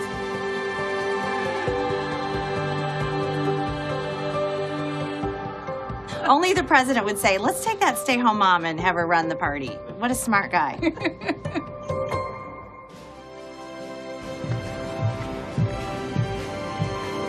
Good evening. I'm Tiffany Trump. Since speaking at the Republican convention 4 years ago, so much has changed for the world, for our country, and for my family. Like so many students across the world, I graduated from law school during the pandemic. Our generation is unified in the facing the future in uncertain times, and many of us are considering what kind of country we want to live in.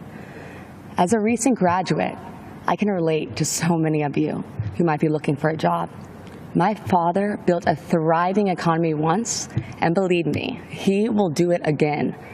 This election, I urge each and every one of you to transcend political boundaries. This is a fight for freedom versus oppression, for opportunity versus stagnation, a fight to keep America true to America. I urge you to make judgment based on results and not rhetoric. If you believe in criminal justice reform, there is only one president that passed the First Step Act, giving people a second chance, a chance at a life once again. And if you believe in expanding quality and affordable health care, only President Trump, my father, signed the right to try into law the Favored Nations Clause and other actions to lower drug prices and keep Americans from getting ripped off. People must recognize that our thoughts, our opinions, and even the choice of who we are voting for may and are being manipulated and visibly coerced by the media and tech giants. If you tune into the media, you get one biased opinion or another. And what you share, if it does not fit into the narrative that they seek to promote, then it is either ignored or deemed a lie, regardless of the truth. This manipulation of what information we receive impedes our freedoms. Rather than allowing Americans the right to form our own beliefs, this misinformation system keeps people mentally enslaved to the ideas they deem correct. This has fostered unnecessary fear and divisiveness amongst us. Why are so many in media and technology, and even in our own government, so invested in promoting a biased and fabricated view? Ask yourselves, why are we prevented from seeing certain information? Why is one viewpoint promoted while others are hidden? The answer is control, because division and controversy breed profit. But what are the consequences when only one side of the story gets out, or when only one viewpoint is acceptable? For our education system, it meant sacrificing civil debate by creating an atmosphere where students with contrary opinions are too afraid to speak. Many students find themselves suppressing their beliefs to fit into what the acceptable groupthink is. In short, our nation suffers by inhibiting our diversity of thought and inclusion of ideas. Working together outside of our political comfort zones will accomplish so much more. Some cynical politicians do not seem to believe in the miracle of America. Well, I do. As Maximo Alvarez said so eloquently last night, if freedom is lost in this country, there is nowhere else to go. Having hope is not weakness, and believing in miracles is a gift from God. So tonight, I want to tell you the uncensored truth of what we believe in. We believe in equality of opportunity. We believe in freedom of thought and expression. Think what you want. Seek out the truth. Learn from those with different opinions, and then freely make your voice heard to the world.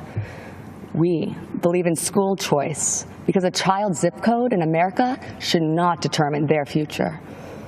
We believe in freedom of religion for all faiths, and we believe in the American spirit, a country founded on ideas, not identity, a country where our differences are embraced, and the only country where the word dream has been attached to it.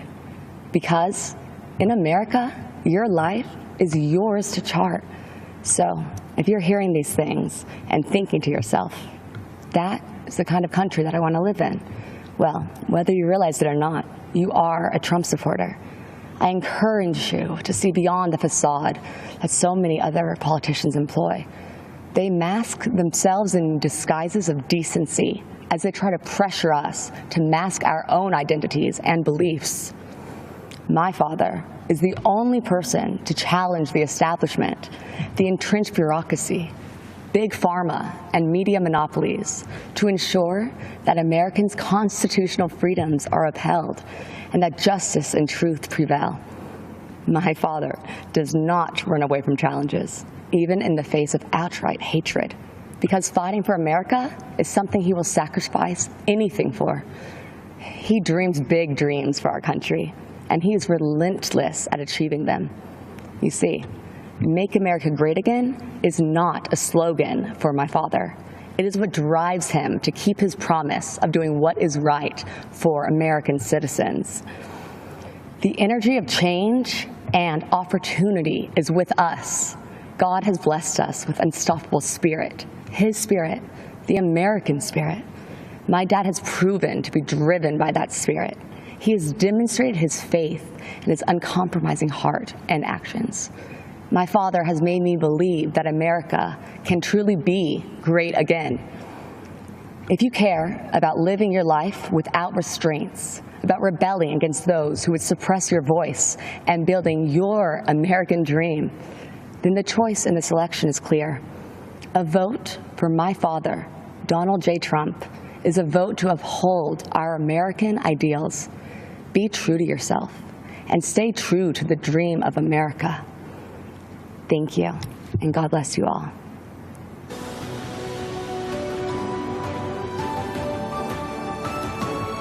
I'm Kim Reynolds, Governor of the great state of Iowa. I love this state, and I'm so proud to serve its people. Iowa truly is a land of opportunity. It's the birthplace of the computer, it's a landmark of the financial services industry, and as so many of you already know, it's filled with farmland that feeds and fuels the world. It's also home to people who care for one another, who work hard, who love this country, and are truly grateful for the freedoms it provides. As I like to say, Iowa is one big small town. Neighbor helping neighbor is in our DNA. From the sick farmer who can't harvest his crops, to the single mom who loses her job and is struggling to get back on her feet, the town, the community, helps them get through it. But what happens when a storm rips through almost the entire state? When it's not one farmer who lost his crop, but hundreds. When it's not one neighbor who was without food, but thousands. That happened just 2 weeks ago. A storm called a derecho with hurricane-force winds of up to 140 miles per hour wiped out millions of acres of crops, left thousands without power. It destroyed homes, wrecked lives, and left devastation in its wake. It was the worst storm in our state's history.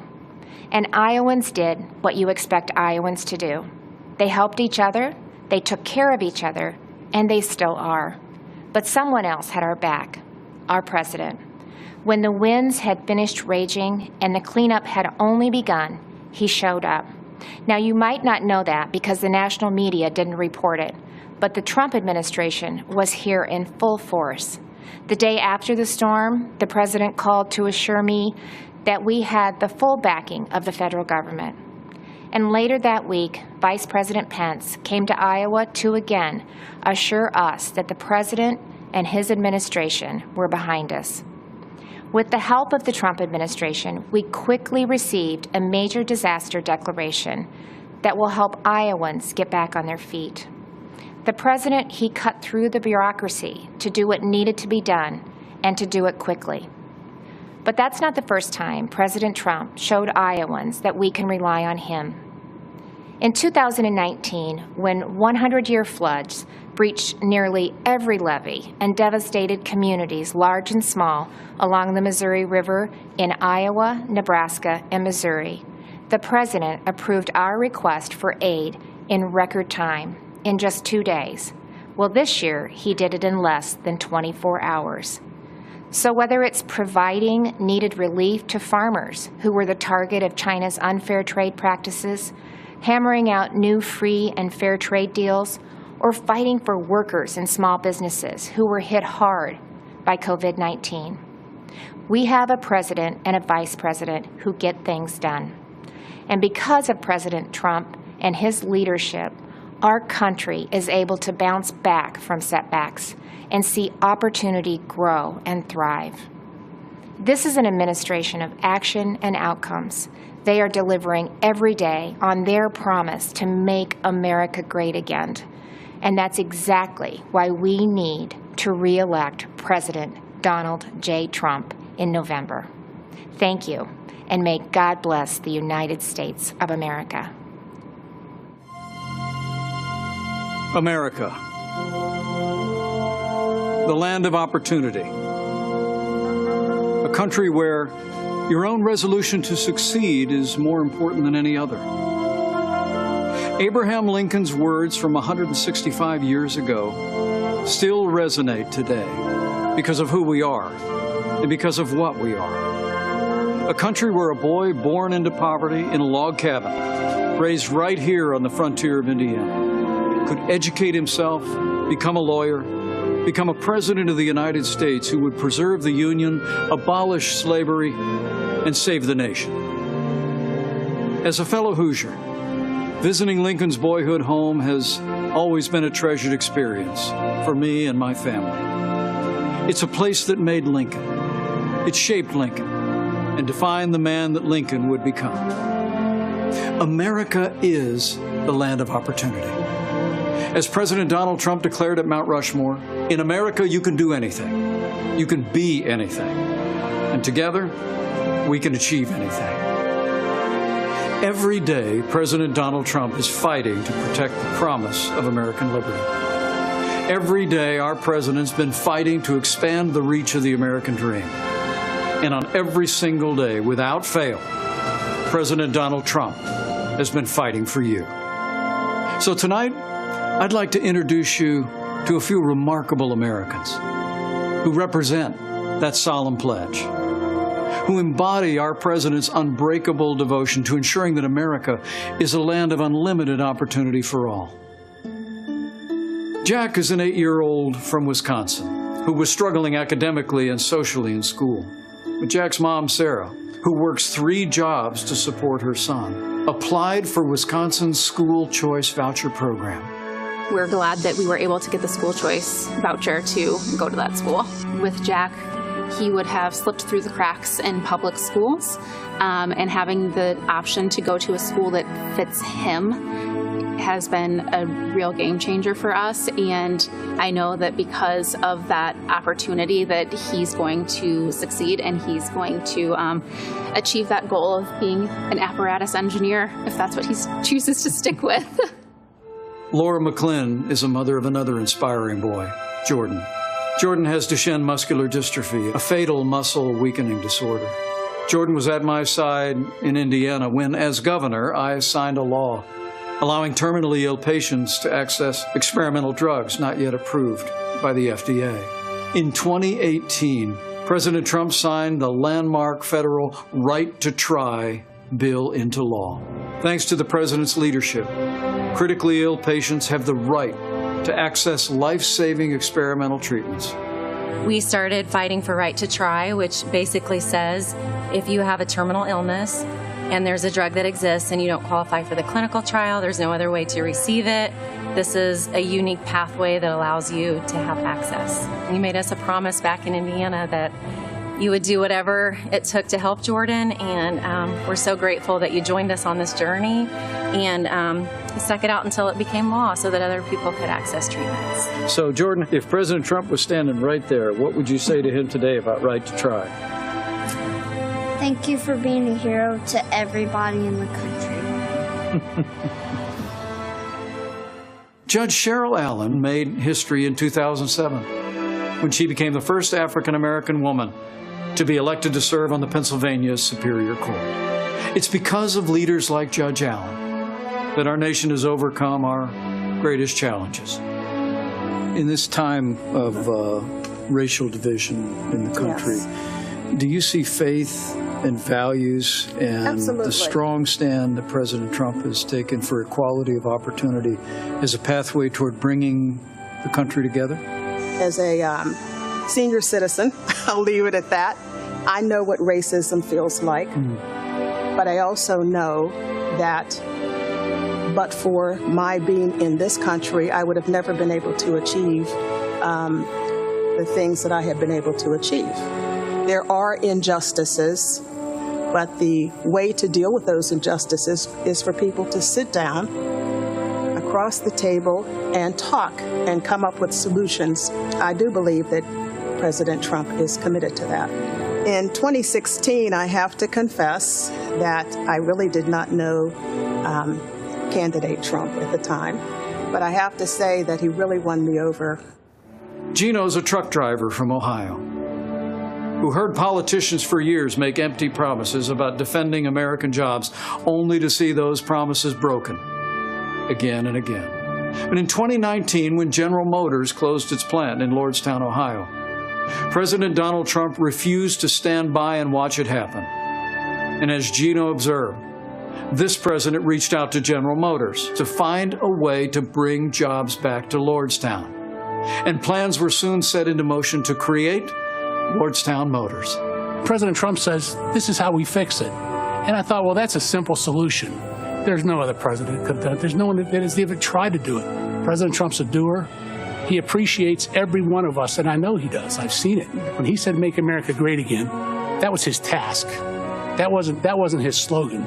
That was his task. And every hat you see that says MAGA on it, That's what your president's doing for you. Thank you, Mr. President, for keeping the promises that you made.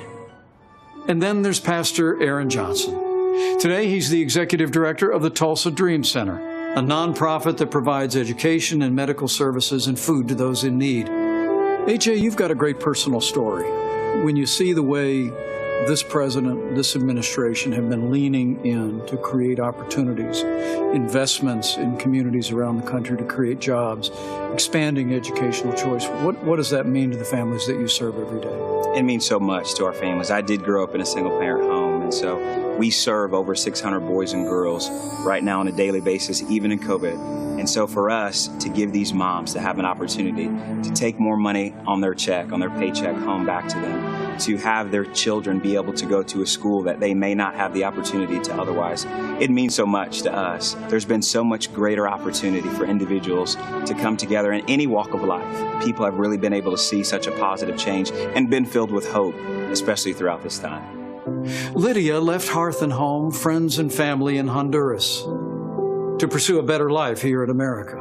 While raising their 4 daughters, Lydia and her husband run a small business that creates security systems. But just months after their business was up and running, our nation was struck by a global pandemic. That's when President Donald Trump stepped in and enacted the largest financial relief package in American history. Her small business stayed in business, and her American dream kept running strong. What did the Paycheck Protection Program mean to your company as the coronavirus struck? Yeah, it was a huge, tremendous help and a big blessing. And so we applied, we were accepted really quickly. We're so grateful. You can't believe how much relief we had. We wanted to continue serving our clients. We want to continue growing our economy, right? We want to all continue to move forward. So we were able to make it. Because of the support of family and friends, the government. I tell my children, they are born here in the U.S. And I tell them, you are so blessed to live in America. Here at Abraham Lincoln's boyhood home, a young man would grow up to become the first Republican president of the United States. And today, another Republican president is fighting to preserve that same noble legacy of freedom. And President Donald Trump will make certain that the torch of American opportunity illuminates every city, every town, and every community in this blessed land. Hi, I'm Ryan Holitz. I'm a police officer from New Mexico. In 2017, I had an encounter that changed my life forever. I had just started my shift and responded to a call for service at a gas station. When I arrived, I saw a man and a woman sitting on a grassy slope. I recognized the telltale signs, a needle, a spoon. I knew immediately that they were preparing to inject themselves with heroin. Sadly, this is a common sight for me. I encounter the ravages of addiction every day. But nothing could prepare me for what I discovered as I approached them. The woman was very pregnant. In my shock, I asked her if she knew that she was harming her baby by doing drugs. She crumbled and burst into tears.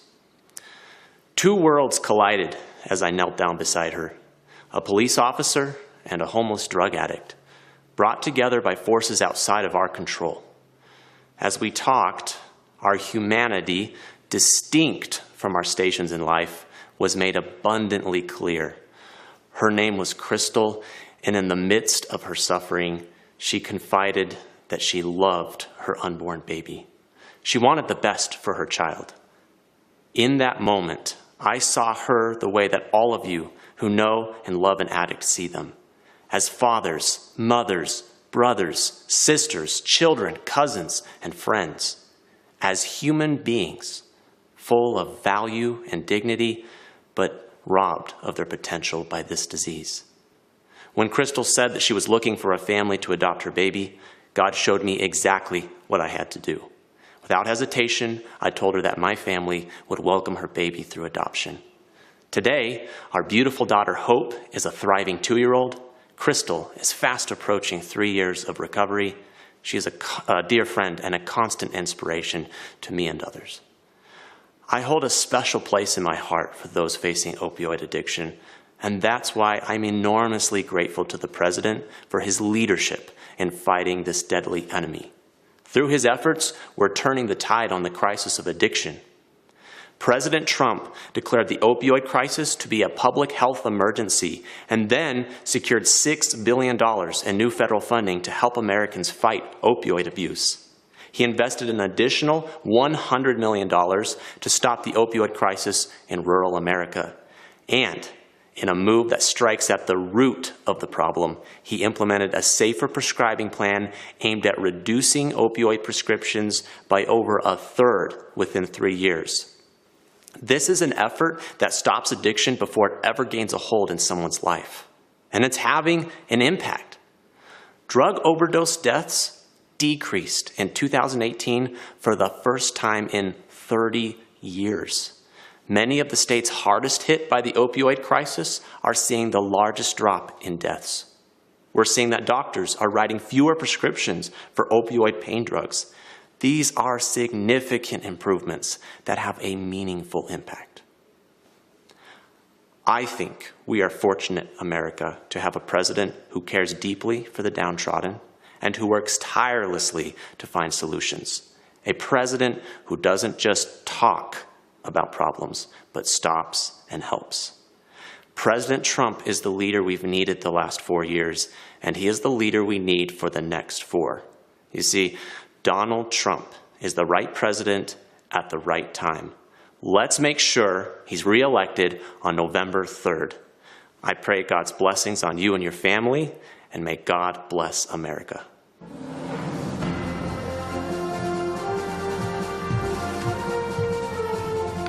Good evening.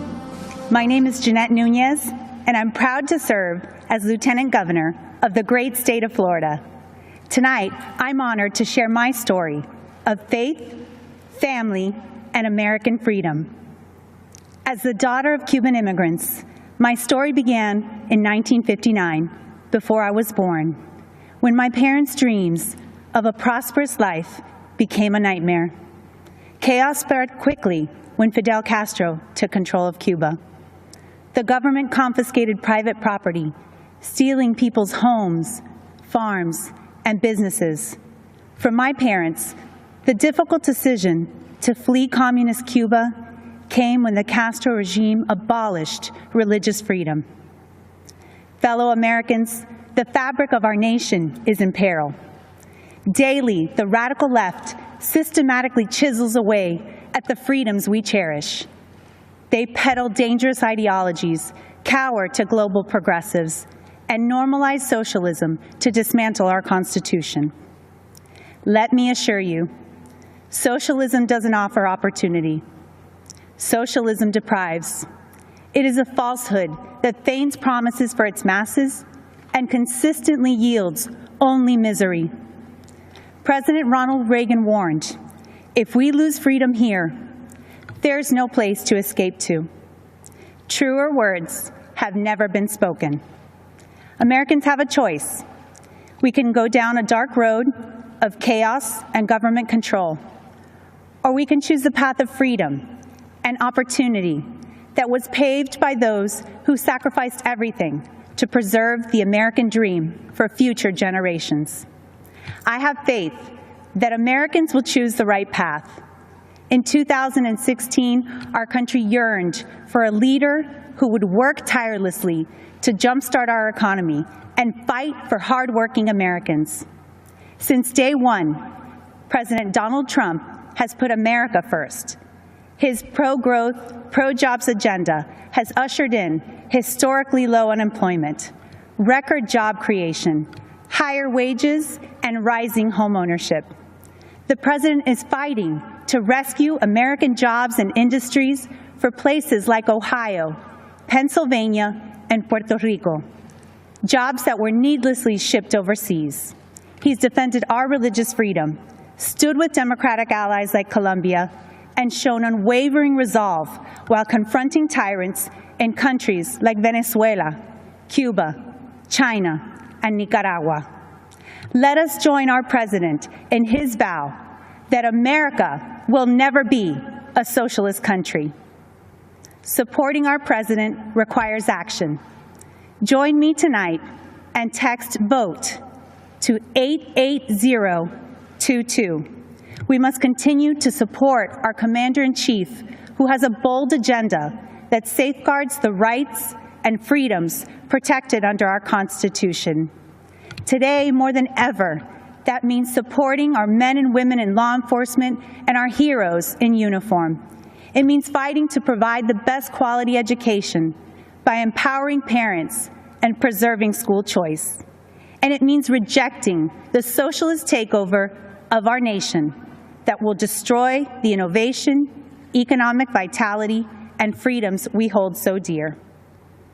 As a daughter of immigrants, a wife, a mother of 3, and the first Latina lieutenant governor in the history of the state of Florida, it is my distinct privilege to share my story, which is really your story, and the story of a nation that has opened its doors, lifted its people, and yielded success in a way only the United States of America can. Together, let's ensure 4 more years for President Donald J. Trump so that he can continue protecting our republic, and so one day, our children can proudly tell the story of what our generation did to defend the values of faith, family, and freedom. Thank you. May God bless each one of you, and may God bless the United States of America.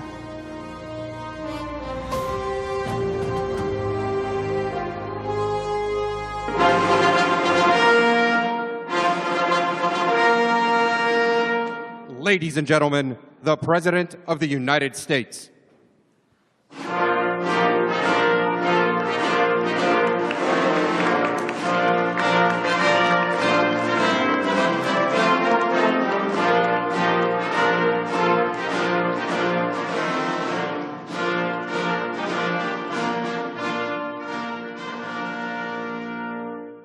Acting Secretary Wolf, I present to you 5 candidates for naturalization representing 5 countries.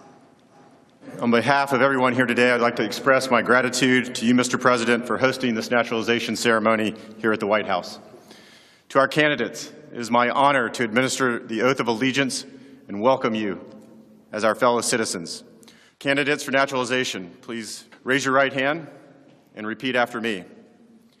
I hereby declare an oath that I absolutely and entirely renounce and abjure all allegiance and fidelity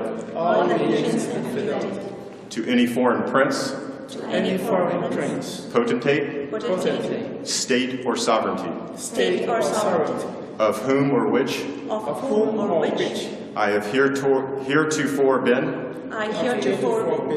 a subject or citizen. That I will support and defend the Constitution and laws of the United States of America. Against all enemies, foreign and domestic. That I will bear true faith and allegiance to the same. That I will bear arms on behalf of the United States. When required by law. That I will perform. Non-combatant service. In the armed forces of the U.S. When required by law. That I will perform work. Of national importance. Under civilian direction. When required by law. And that I take this obligation freely. Without any mental reservation. Or purpose of evasion. So help me God. Congratulations, you're now citizens of the United States of America.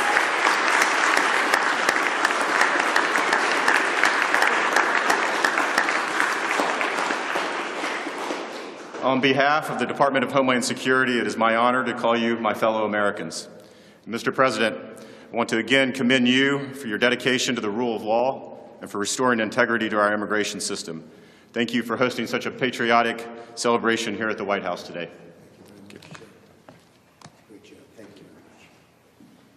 Congratulations, that's fantastic. It's really great, thank you. And I want to thank Acting Secretary Wolf, doing a phenomenal job in so many ways. Today, America rejoices as we welcome 5 absolutely incredible new members into our great American family. You are now fellow citizens of the greatest nation on the face of God's earth. Congratulations. Great going. You followed the rules, you obeyed the laws, you learned your history, embraced our values, and proved yourselves to be men and women of the highest integrity. It's not so easy. You went through a lot, and we appreciate you being here with us today. You've earned the most prized, treasured, cherished, and priceless possession anywhere in the world. It's called American citizenship. There is no higher honor and no greater privilege, and it's an honor for me to be your president. Thank you very much. At this time, I'd like to recognize the 5 new citizens who join us today. Robert Martin Ramirez Alcazar is from Bolivia and has been a lawful permanent resident of the United States since 2013. Robert? Hi, Robert. He and his wife are raising 3 beautiful children. In 2017, Robert achieved the dream of starting his own business, a construction company that now employs 5 workers. Robert says, "I love this country. I want to respect the law. America has helped me so much in life." Robert, thank you very much for your devotion. Thank you for the opportunities to the United States. Well, thank you, and good luck with that company. Soon you'll have hundreds of employees, I think, right? Could happen. It will. Rima Gideon is from Lebanon and is the proud mother of 3 children. Rima speaks English, Arabic, and French, and earned a degree in psychology. In other words, she can figure me out. She now works as a daycare teacher in Virginia. Rima says, "I feel blessed to be a loyal citizen of the greatest country in the world, a country that has given me the opportunity of a lifetime to realize my potential and my dreams." Rima, congratulations. It's really great. Thank you. That's very good. Thank you very much. I appreciate it. Sudha Sundari Narayan is a phenomenal success, born in India, came to the United States 13 years ago.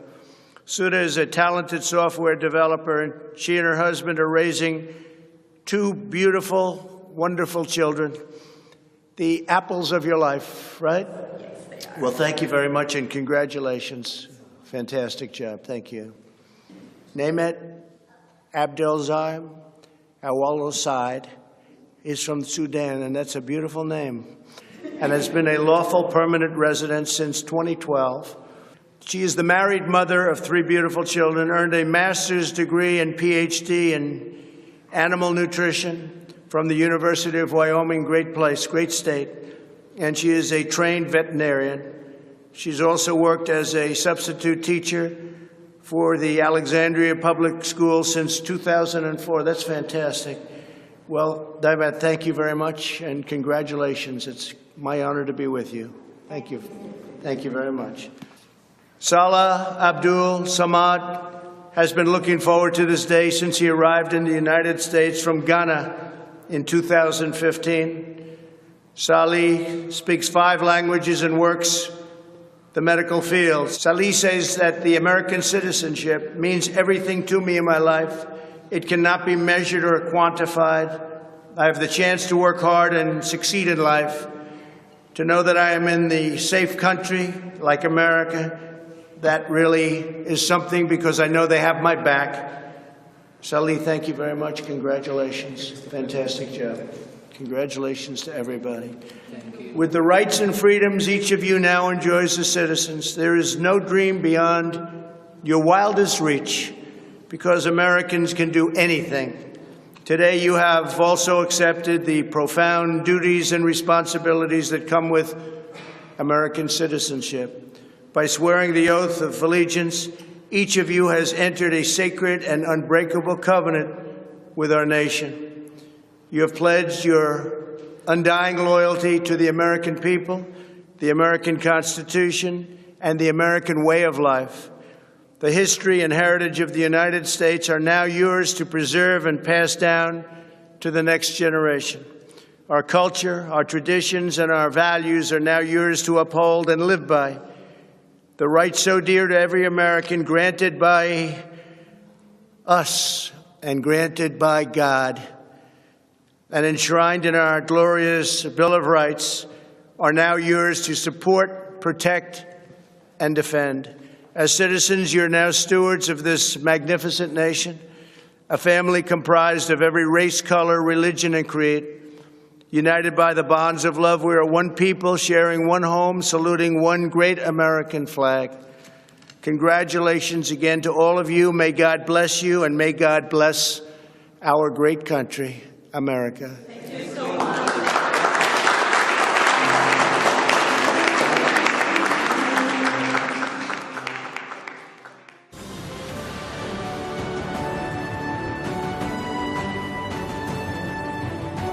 Good evening, America. When I stood on this convention stage 4 years ago, no one fully understood the historic change that was about to take place. We could all feel it. Something was happening. A movement was forming just below the surface. The forgotten man and woman, voiceless in Washington, D.C., were preparing to rise up. Our movement followed the pattern of so many that came before us. First, we were ignored. Then we were laughed at. Then they fought us. And then, together, we won. From that moment forward, America came first. America started winning again. America became respected again. But with every movement, there's a counter-movement. In the view of the radical Democrats, America is the source of the world's problems. As a result, they believe the only path forward is to erase history and forget the past. They want to destroy the monuments of our forefathers. They want to disrespect our flag, burn the stars and stripes that represent patriotism and the American dream. They want to disrespect our national anthem by taking a knee while our armed forces lay down their lives every day to protect our freedom. They do not want the Pledge of Allegiance in our schools. Many of them don't want one nation under God. The Democrats want to defund and disrespect our law enforcement. The Democrats want an America where your thoughts and opinions are censored when they do not align with their own. President Reagan said, "Freedom is never more than one generation away from extinction. It must be fought for, and it must be protected." This is the fight that we are in right now, and it is a fight that only my father can win. My father ran not because he needed the job, but because he knew hard-working people across this great country were being left behind. The media mocked these patriots in the flyover states in which they lived. They ignored the Trump flags. They ignored the millions of MAGA banners and barns painted in red, white, and blue. The silent majority had no one fighting for them in either party. Their so-called leaders were bowing to China, bribing Iran, and spending more time worrying about how they'd be received by the elites in Paris than how Americans would provide for their families in Pittsburgh. Our family lost friends, but it only pushed us to fight harder. My father pledged to every American in every city, state, and town that he was going to make America great again. And so began the Great American Comeback. Almost immediately, taxes were slashed, regulations were cut, and the economy soared to new heights, heights never seen before. Wages went through the roof. Unemployment reached historic lows, especially for Black Americans, Hispanic Americans, and women. Trade deals were ripped up and renegotiated. Lights were turned back on in abandoned factories across our country. Trillions of dollars were repatriated back to the United States, which had been sitting in foreign lands for far too long. Once again, America became the envy of the world. And with that renewed strength came leverage. The president demanded that our allies pay their fair share for the defense of the Western world. My father rebuilt the mighty American military, adding new jets, aircraft carriers. He increased wages for our incredible men and women in uniform. He expanded our military defense budget to $721 billion per year. America was no longer weak in the eye of the enemy. The moment President Trump ordered special forces to kill some of the deadliest terrorists on the planet, the day the mighty Moab was dropped on insurgent camps, is the day America took a stance to never be defeated by the enemy. Al-Baghdadi, Soleimani, dead. Over and over, issue after issue, the economy, the wall, the military, trade deals, tax cuts, Supreme Court justices, VA hospitals, prescription drugs, school choice, right to try, moving the embassy to Jerusalem, peace in the Middle East. Never-ending wars were finally ended. Promises made and promises for the first time were kept. Most politicians spend their entire careers in Washington, D.C. and get absolutely nothing accomplished. For example, Joe Biden.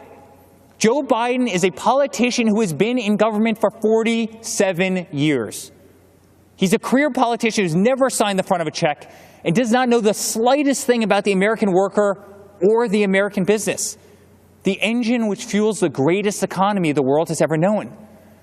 The same politician who has been a total pushover for communist China and someone who would be a giant relief for terrorists who now have spent years running, hiding, and being taken out by the most talented military known to man. Joe Biden has pledged to raise your taxes by $4 trillion. 82% of Americans will see their taxes go up significantly. Biden has pledged to stop border wall construction and give amnesty and health care to all illegal immigrants.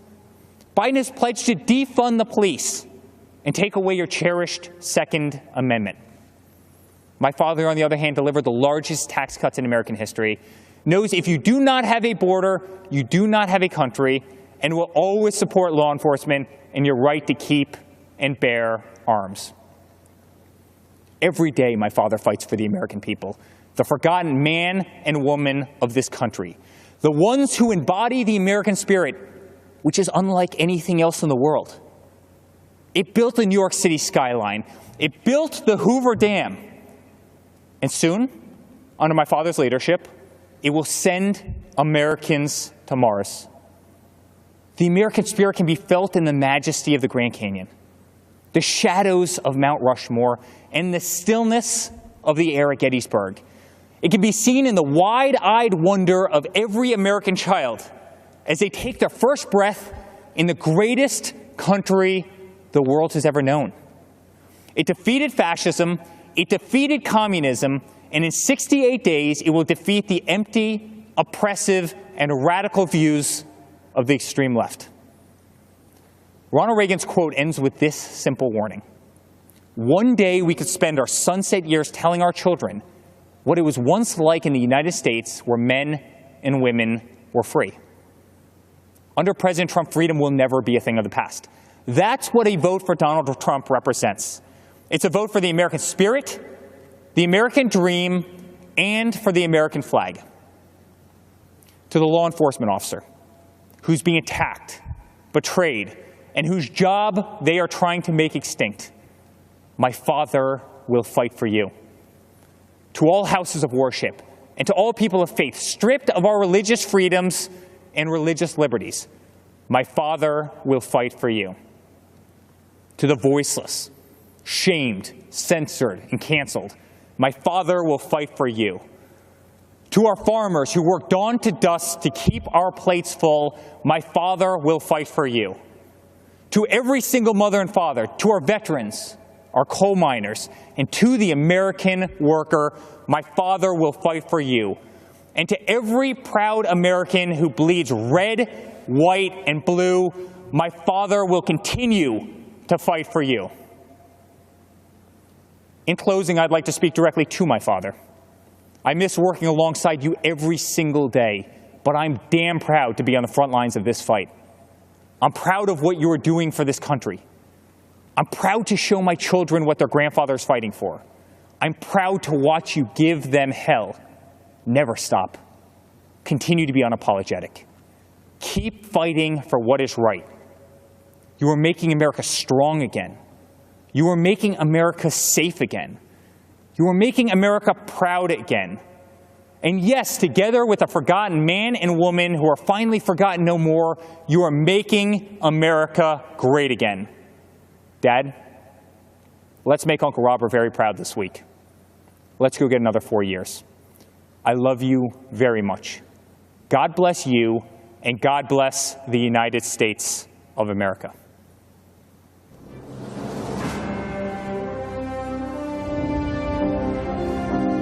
We're going to build a future of safety and opportunity for Americans of every race, color, religion, and creed.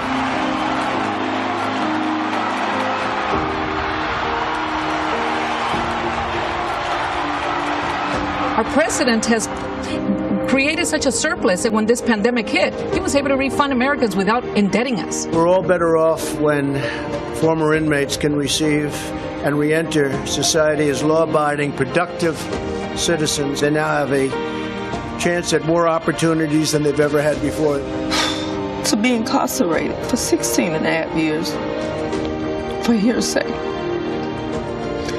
I get emotional thinking about it. It's a feeling that I can't describe. When people say we're oppressed here in the United States, how? Right now, this country, for me, is the last beacon of hope and opportunity. If America falls, the entire world falls. Trump's pledge to the American workers definitely means a lot to me because I wouldn't be where I'm at today. I truly believe that my kids are going to look up to me one day. It's just tremendous what I could do, I guess. The forgotten men and women will never be forgotten again. You know, in Biden's America, there aren't opportunity zones. Here you have an administration that actually looks at how can government and private enterprise work together. As we fight to deliver a better future for all women and for all Americans, we remember the wonderful victory 1 century ago. And in the following November, the ladies appeared at the polls on Election Day by the hundreds of thousands. They had won their right to vote. Before the China virus set in, it struck our nation. Women had gained 4.3 million jobs, a record. The women's unemployment rate had plummeted to the lowest level in more than 65 years.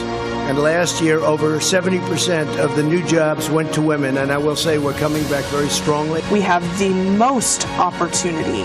That's the American story, isn't it? That we have hope, that even though we're in dark days now, that the days ahead hold greater possibilities because of the opportunities that we've been given in our country. And we will make America great again.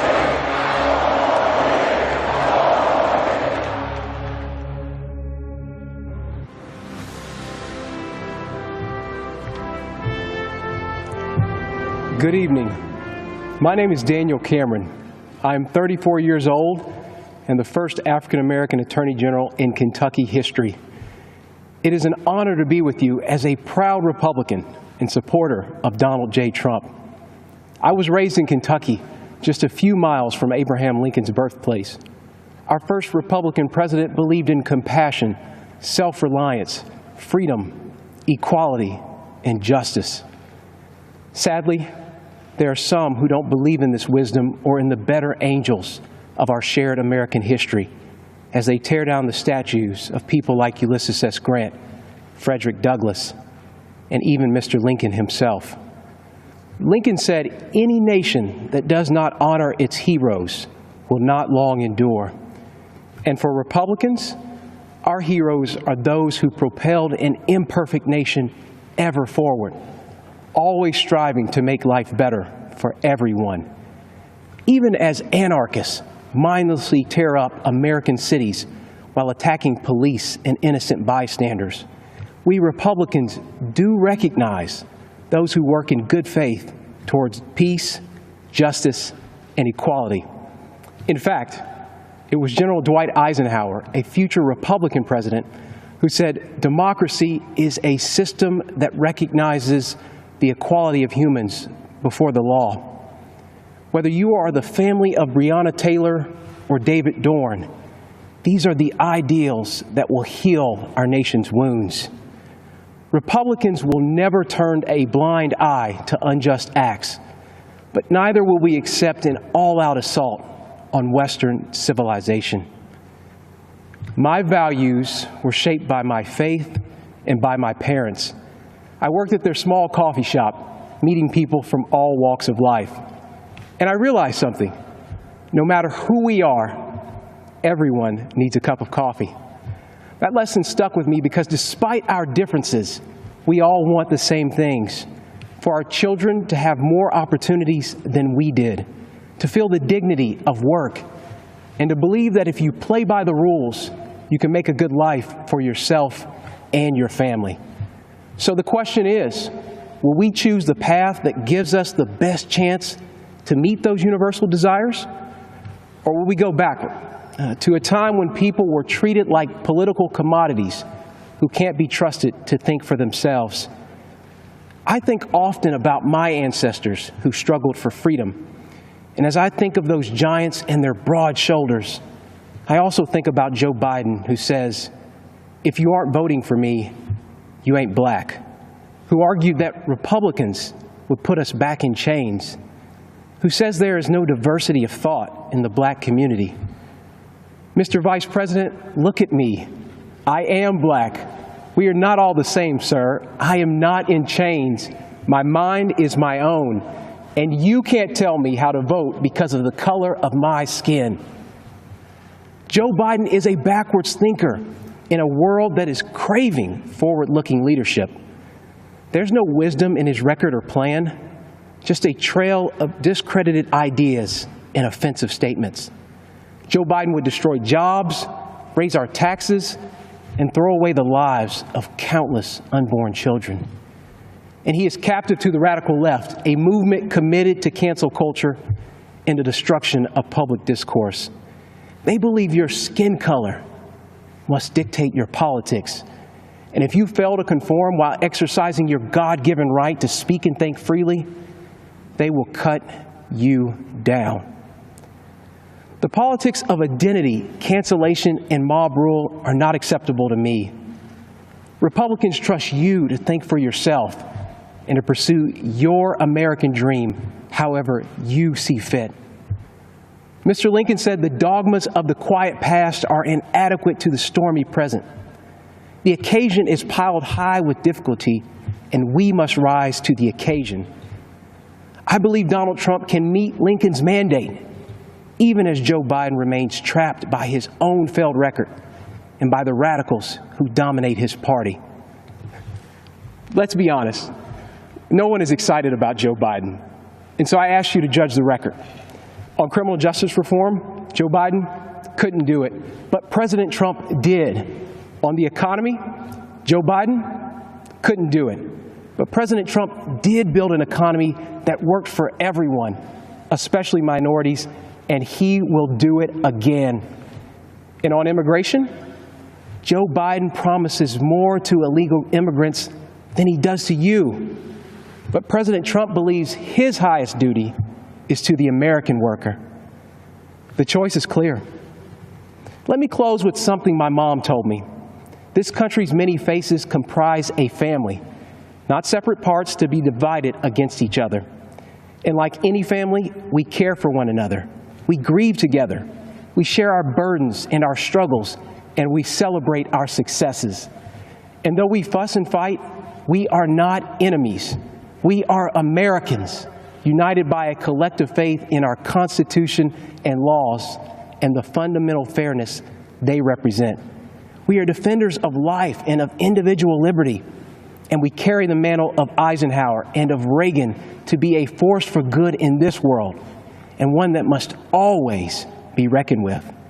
That's my Republican Party, the party of Lincoln, that believes America is an indispensable nation, an evergreen tree, standing tall in a turbulent world. And that's why I am voting for Donald Trump for president. Thank you, and God bless.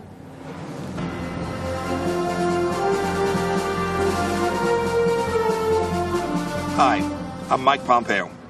I'm speaking to you from beautiful Jerusalem, looking out over the old city. I have a big job as Susan's husband and Nick's dad. Susan and Nick are more safe, and their freedoms more secure, because President Trump has put his America First vision into action. It may not have made him popular in every foreign capital, but it's worked.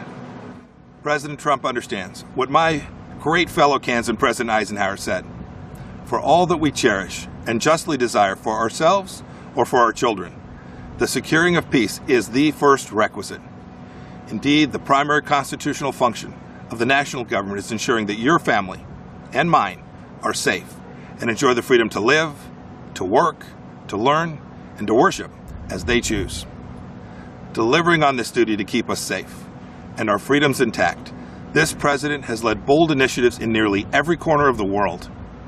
In China, he's pulled back the curtain on the predatory aggression of the Chinese Communist Party. The president has held China accountable for covering up the China virus and allowing it to spread death and economic destruction in America and around the world.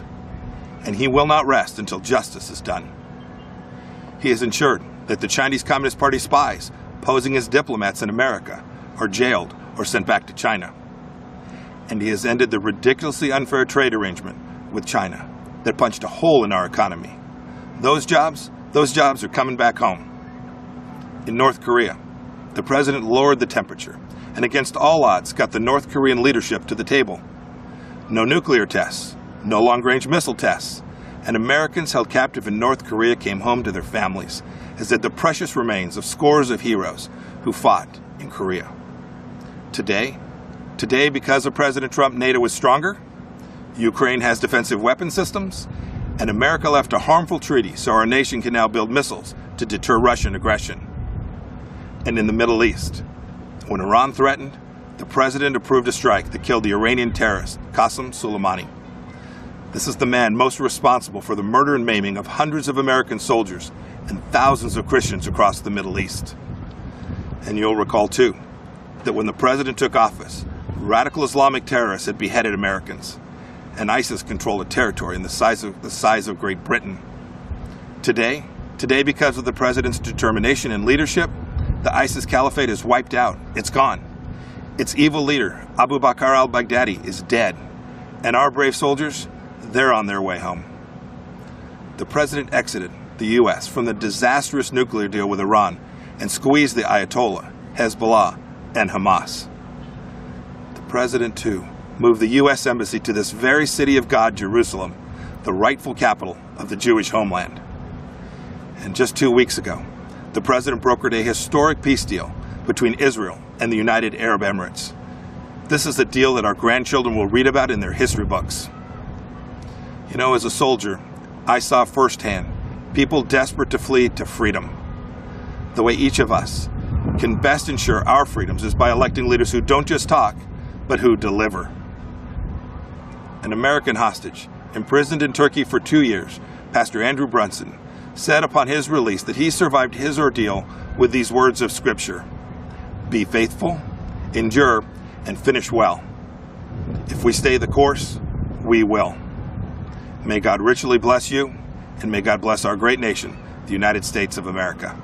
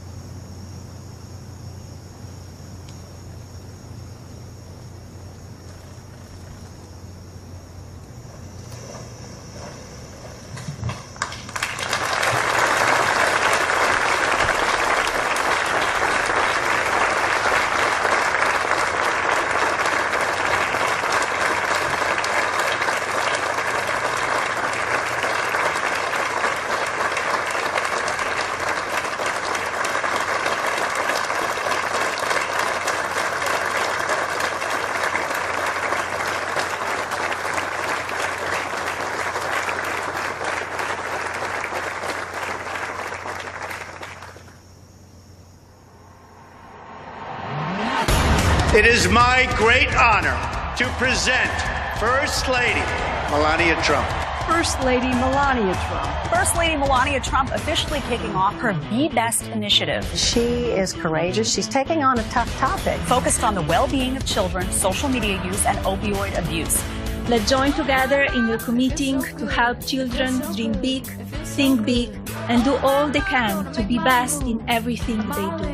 This is her showcasing what she brings to the position of First Lady. She is smart, independent, and I think people have underestimated her big time. The First Lady was amazing. She was gracious, empathetic, and showed true compassion. First Lady Melania Trump stepping out onto the world stage. Her Be Best campaign is now going international. She has the advantage of speaking several languages. She can be a diplomat for our country. The sun was shining. She was greeted by children. This, of course, is her continuing to work on her Be Best campaign by shining a spotlight on successful programs that teach children tools and skills. She represents our country with enormous warmth and elegance and grace. Throughout history, women have made lasting impacts on society, and these women represent the strength of the female spirit. As First Lady of the United States, I'm proud of what this country continues to do for women. We as women must continue using our great tool of empowerment, our voices. It was a very important moment for Melania Trump. This was a really prominent week for her. The iconic White House Rose Garden has been renovated for the first time in 60 years. When the history books are written, there should be a special chapter reserved for our First Lady. She is an incredible First Lady.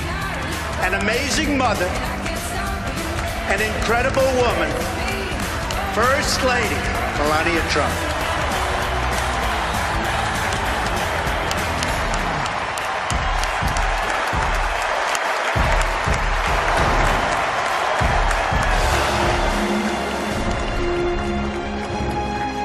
Ladies and gentlemen, please welcome the First Lady of the United States, Mrs. Melania Trump.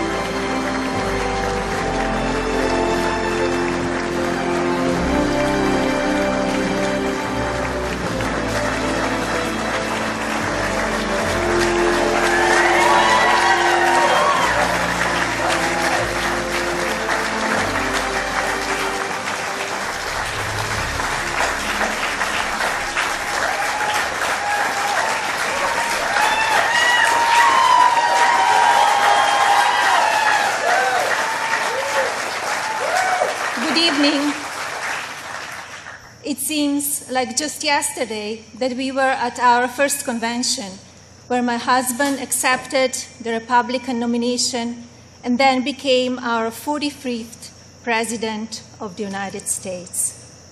Yet the energy and enthusiasm for who should lead this nation, it is real today as it was 4 years ago.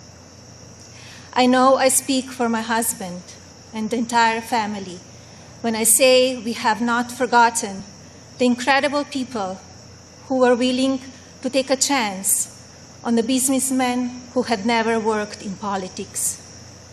We know it was you who elected him to be Commander-in-Chief, and we know it is you who will carry us through again. We were humbled by the incredible support then, and we are still grateful today. I want to acknowledge the fact that since March, our lives have changed drastically.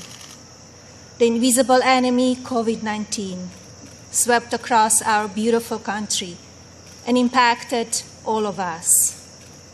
My deepest sympathy goes out to everyone who has lost a loved one, and my prayers are with those who are ill or suffering. I know many people are anxious and some feel helpless. I want you to know you're not alone. My husband's administration will not stop fighting until there is an effective treatment or vaccine available to everyone. Donald will not rest until he has done all he can to take care of everyone impacted by this terrible pandemic. I want to extend my gratitude to all of the healthcare professionals, frontline workers, and teachers who stepped up in these difficult times.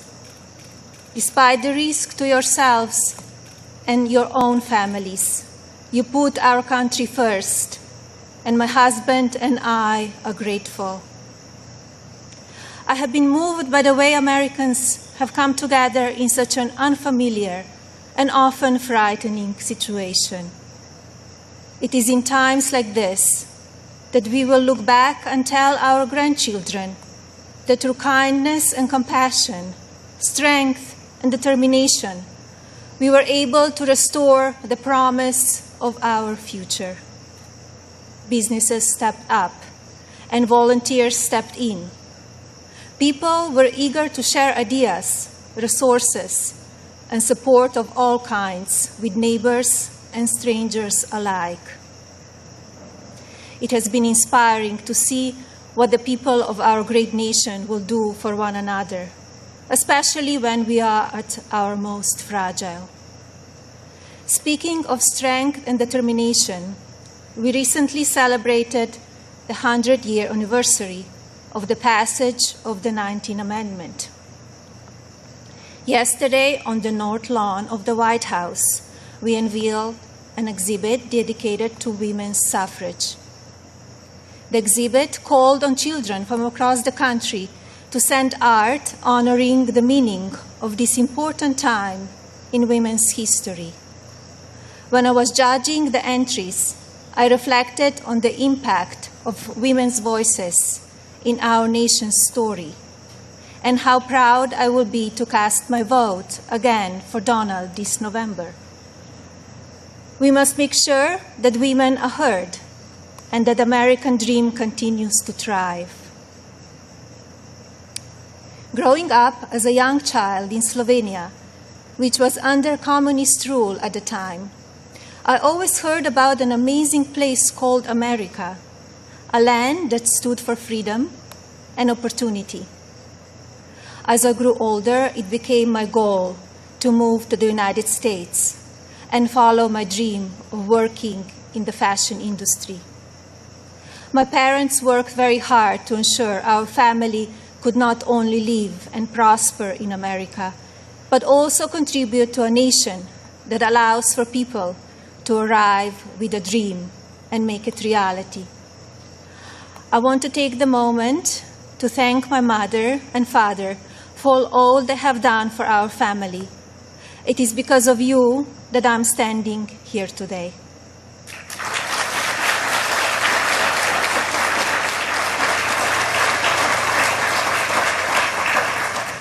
I arrived in the United States when I was 26 years old. Living and working in the land of opportunity was a dream come true, but I wanted more. I wanted to be a citizen. After 10 years of paperwork and patience, I studied for the test in 2006 and became an American citizen.